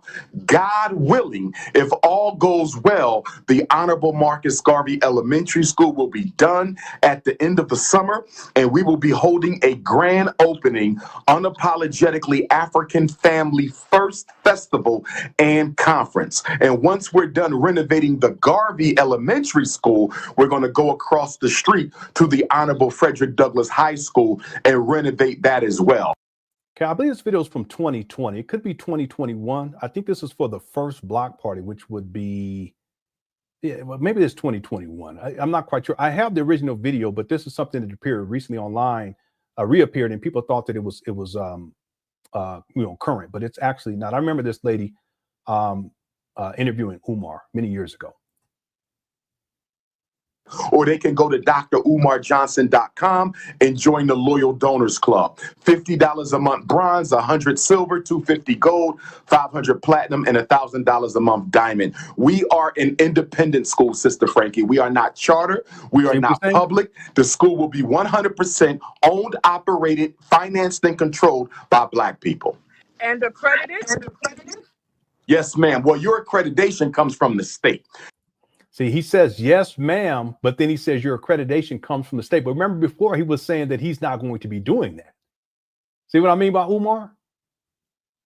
So he contradicts himself over and over again. It is the state that gives you the authority to operate. That's the only accreditation you need to operate. You can voluntarily seek additional accreditations, which we probably won't do. Listen, Randy, you can't give me 10 things because you can't give me 10 things. Okay, you can deflect all you want to. Okay, you can. Can you give me 5 things? You can't do it. So don't try to flip it around and say, well, you can't give me 10 things. No, you're the one. Well, let me stop. It's a moot point at this point. I've already 100%. You know, it's just dismissible. But can you give me 5? I'll leave it at that. Here we go. Because I'm not interested in whether white people agree with what I'm teaching our children or not. I am intellectually. Okay, her microphone was acting up. She asked the question, will your school be from 1st grade to 12th grade? But let me back this up just a little bit because I'm going to hear what Umar said one more time. Here we go. Seek additional accreditations, which we probably won't do because I'm not interested in whether white people agree with what I'm teaching our children. Additional. He don't even know what he's talking about. Or not. I am intellectually.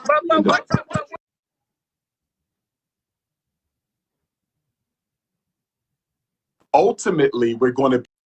Yeah, I mean, listen, if you felt that was, I mean, listen, to be honest, it doesn't really matter to me. Let me just real quick. I've been at this a very long time, and I know how Umar Johnson defenders, I know how they think and how they operate. Again, I'll put together a list of 10 top excuses that Umar Johnson used. I'll put that list together years ago. It might have been in 2019 when I put that list together, and it still holds true today. So if I give examples of what I feel as if I've done to help Black people, and I gave some examples, right? Yeah, and I could come up with 10 just through these videos online. I can come up with 10 things. I already gave the example of Black people understanding that they shouldn't have their children around Umar in the first. So I think that's very valuable. Black people understand that they shouldn't have the victim mentality, right? That it's non-functional. It's not uplifting. Black people are being aware of the predation that takes place in the Black conscious community, the financial exploitation that takes place. Black people being aware of the sexual exploitation of Black women that takes place in the Black community. That includes Umar Johnson. Explain to Umar Johnson, well, not even Umar Johnson followers, but to the general public, but also specifically to Black people, what they can look out for when they're dealing with people like Umar Johnson to keep themselves safe, or someone like Polite to keep themselves safe, or someone like Nature Boy to keep themselves safe. Okay, that's 5 things right there. So that Black people can develop the critical thinking skills needed to have levels of discernment. I'm really big on discernment. Also, to have your receipts in order, the importance of putting together a timeline, engaging in critical analysis of things, being fair, because I've always been fair with Umar, you see. The importance of people, even in the chat room, developing a level of camaraderie wherein people can get together and not only enjoy, but also discuss important topics pertaining to Black people. Okay, I don't know if I mentioned this before. Yeah, I did mention it before, but just different look at this. The importance of seeing yourself not as a perpetual victim, but as someone who can actualize the reality that you want. It's a much more empowered approach to life than what is often presented in the Black conscious space, but then it's always presented within Umar Johnson's rhetoric. Okay, that's 9 things right there. Do I need to come up with the 10th one? The importance of being a father to your children. The importance of committing to one woman. That's 11.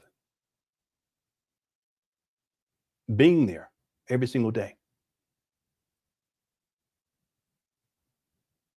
Helping other younger Black men, which I don't talk about, but I do online from time to time, whose fathers aren't around. See, but I'm not here to talk about that, what I've done.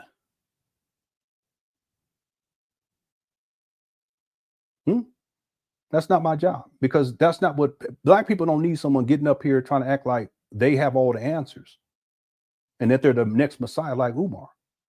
But you see, when I asked Brother Randy to give me 10 things that Umar Johnson has done that's tangible and real, he can't do it. Instead, he deflects. He says, well, I ain't gonna do it because you can't give me 10 things that you've done. Well, I just given you 11, maybe 12 that's benefited Black people. But see, I don't even give a shit about what I've done. That's irrelevant, because the topic is Umar. I've asked Randy to give me 5 things. He couldn't do it. Why not? Because there are no 5 things. See, it's intellectually disingenuous when you say, I'm not going to give you 10 things because you haven't given me 10 things.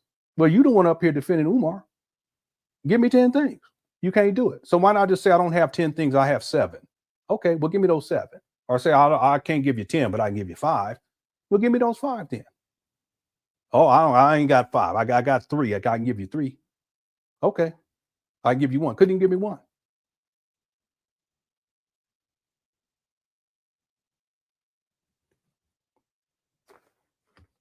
All right. Was I fair with Brother Randy? Did I disrespect Brother Randy? No, didn't do it. See, but when it comes down to it, at the end of the day, when it's time to show and prove, you can't do it. Instead, you deflect. All right.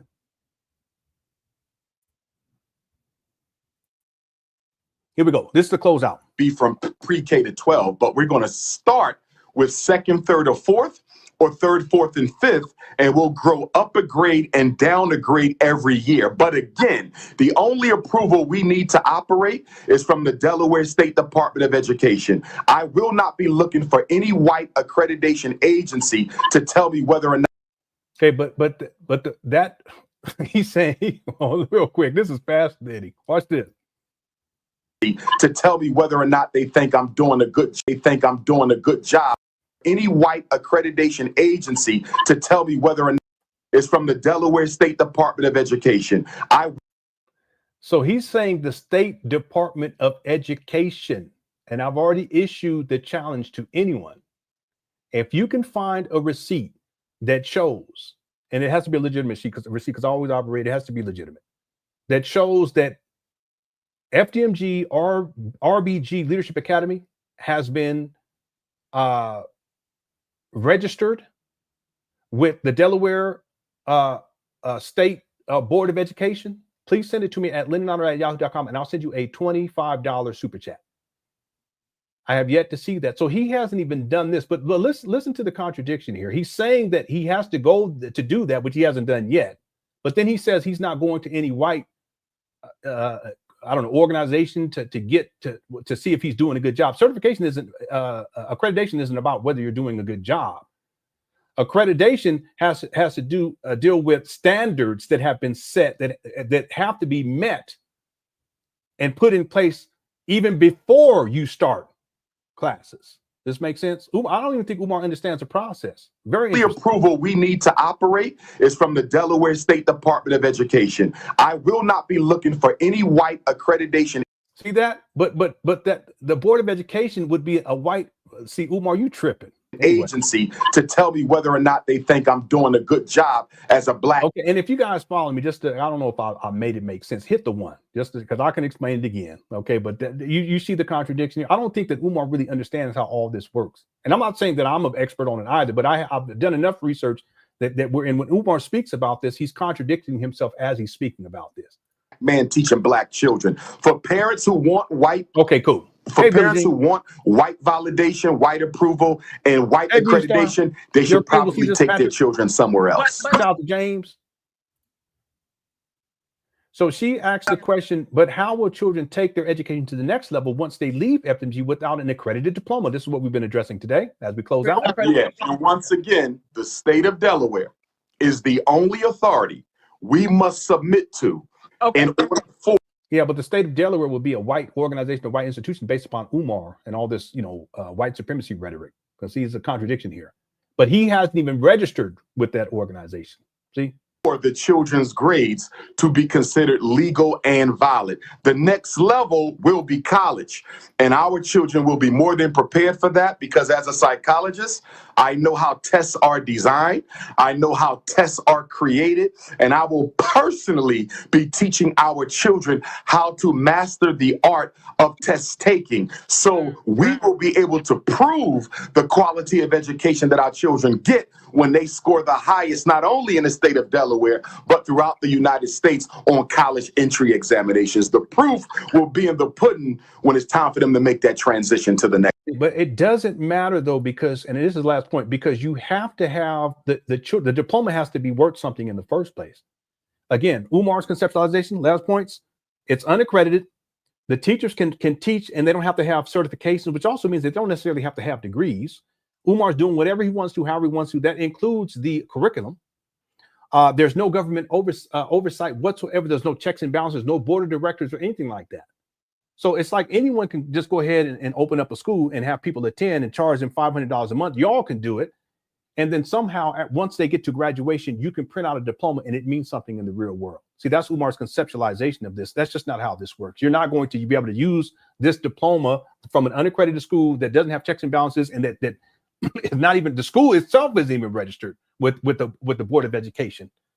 You're not going to simply just be able to print out on your printer at home or at the school a diploma, and then somehow it's going to be meaningful in the real world. It gets back to the point that I was making yesterday, and really this is to address the comment that was made. These diplomas will be useless, and what these people would, these children would have to do after they spend tens of thousands of dollars, assuming that they, $45,000 from second grade through 12th grade, what they would have to do after they get these diplomas that are useless in the real world is now they got to go and get their GED before they can even qualify to put in an application to go to college. Or they can apply to, they wouldn't even be able to apply to certain jobs. Okay, I've proven my point. Okay, case closed. All right, let me see if he says anything else, then we're gonna be done here. Here we go. Next level. All right. Okay, that's it. He also talks about, how he's going to be bringing children in from other states, etc. Yeah, it was $49,500. Ex-Freeman, thank you. You guys just keep that figure in mind.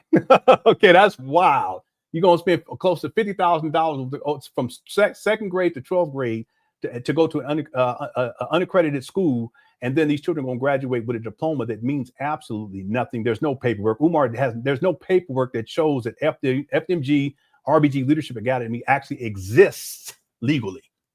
Okay, now there is paperwork that shows that as a nonprofit organization it exists, but I'm talking about as a school it does not exist legally. Something for people to think about. All right, thank you all so much for tuning on in. I appreciate it. I didn't get to pull up the California love. We got to close out because I got to get going. I haven't even eaten. All I ate today was I had 2 oranges. I need to go get some. My wife, she made tacos too, so I can't wait to get down there. Matter of fact, tomorrow I'll play California Love. We will be live streaming for sure, at least a members only video, a live stream, and I'm going to do my best to do another live stream for everyone. Okay, thank you all so much for tuning on in. Umar did live stream briefly. This is the video right here today while we were live streaming. Okay, from what I hear, he's in Los Angeles right now. Okay, so I will get to this video. I don't even think he says anything, but Umar has spent more time traveling the world than he has, overwhelming, it's not even close, than he has being up there at these abandoned buildings actually getting work done. Okay, but that's because it's nothing more than a scam. It's a long con. Okay. Thank y'all so very, very much for tuning on in. I hope you enjoyed the live stream. Let me go ahead and close out this poll. The 1,266 votes, assuming that FDMG opens, is FDMG being unaccredited an issue of concern? 86% said yes, 14% said no. Thank you to everyone who voted on the poll. I'm gonna go ahead and close that out now. I'm gonna thank the mods too for handling business. I appreciate y'all. Thanks everyone inside the Cookie Crush chat. Cookie Crush chat is undefeated. Thank you to everyone who sent in super chats. If I missed anyone, I apologize. Also, thanks to Brother Randy too. I appreciate you coming in to comment. And also thanks to everyone else who sent in super chats through during the live stream. I appreciate it. If you sent in Cash Apps or PayPal, thank you so much for that as well. My Cash App and PayPal information listed down below in the description of this video. Please enjoy the rest of your evening. Okay, and I will definitely see you all tomorrow, one way or the other. And as we always do. Oh my gosh, so you're fancy, huh? Yeah, Black community activist. Ah, Yes, ma'am. okay. Yes, ma'am. Well, good for you. Thank you. Thank you. See her eyes shining, she's my soul bunny please. In the winter light, so she's my sweet love supreme. Talk to my nose, this lover's got is so raw. Make you move, step and I'm out of control. It's me against the light. Snow bunny, Moving on the bar. Everything's alright. Got that smooth soul feel. no, that's Dancing to the light. With my snow bunny love. I'm gonna turn this down a little bit so I give shout outs. Thank you so much, View Star. Dr. Baby Jr. Thank you so much, brother, for tuning on in. Appreciate you. Atomic Reflection. Appreciate you. Thank you, Darren, for tuning on in. Drew Green, Sparkling Videos. Yeah, have a good night, your kids. We'll see you. Thank you for tuning on in. Appreciate you. In Boston. No, don't y'all leave it. Y'all come on, brother. All right. Thanks for tuning on in. Still rains. Appreciate you. Good for you. Yeah. Shout out to Brother Ike. Thank you so much, Little Princess, for handling business today. I appreciate you. Yeah, it was a classic in a different kind of way, right? Thanks, Derek. Appreciate you. Yeah. Worf is one of my favorite characters in all of the Star Trek lore. One of my favorite characters. Might even be my favorite. I ain't gonna say my favorite. One of my favorites. Top three. Oh, you so welcome, Fry Guy. Thank you so much for tuning in. I appreciate you. Shout out to Jesus Christ. Cookie Crush. Hey, 70 man. Thank you so much for tuning on in, dear. Crush. Thanks, Dr. Safeguard. I said that already. Geraldine, thank you so much. Devon, thank you. 4,500 a year, 49,500 for 11 years of school, 54,000 for 12 years of school. Yeah, I see what you're saying. Yeah, it's just crazy. Absolutely nuts. Thanks, John. What's up, Orlando? Thank you so much. Hey, Honey Pot. Thank you so much for being here. Thank you for taking logic. Good night to you as well, Naeem. Yeah, it was a classic. Yeah. Thank you, Naeem. Meg Sugar Rush. How you doing, dear? Thanks for tuning on in. You so welcome. You said crap. Go on and bunny up, y'all. All right. Thank y'all again for tuning on in. Please enjoy the rest of your evening. Okay, and I really do. I appreciate each and every one of y'all. Y'all cook for chats undefeated. Y'all make it all worthwhile, and I appreciate. I really do. Thank y'all so much. We'll see y'all tomorrow. Okay, please enjoy the rest of your evening, and I love y'all. Okay, take care. Peace.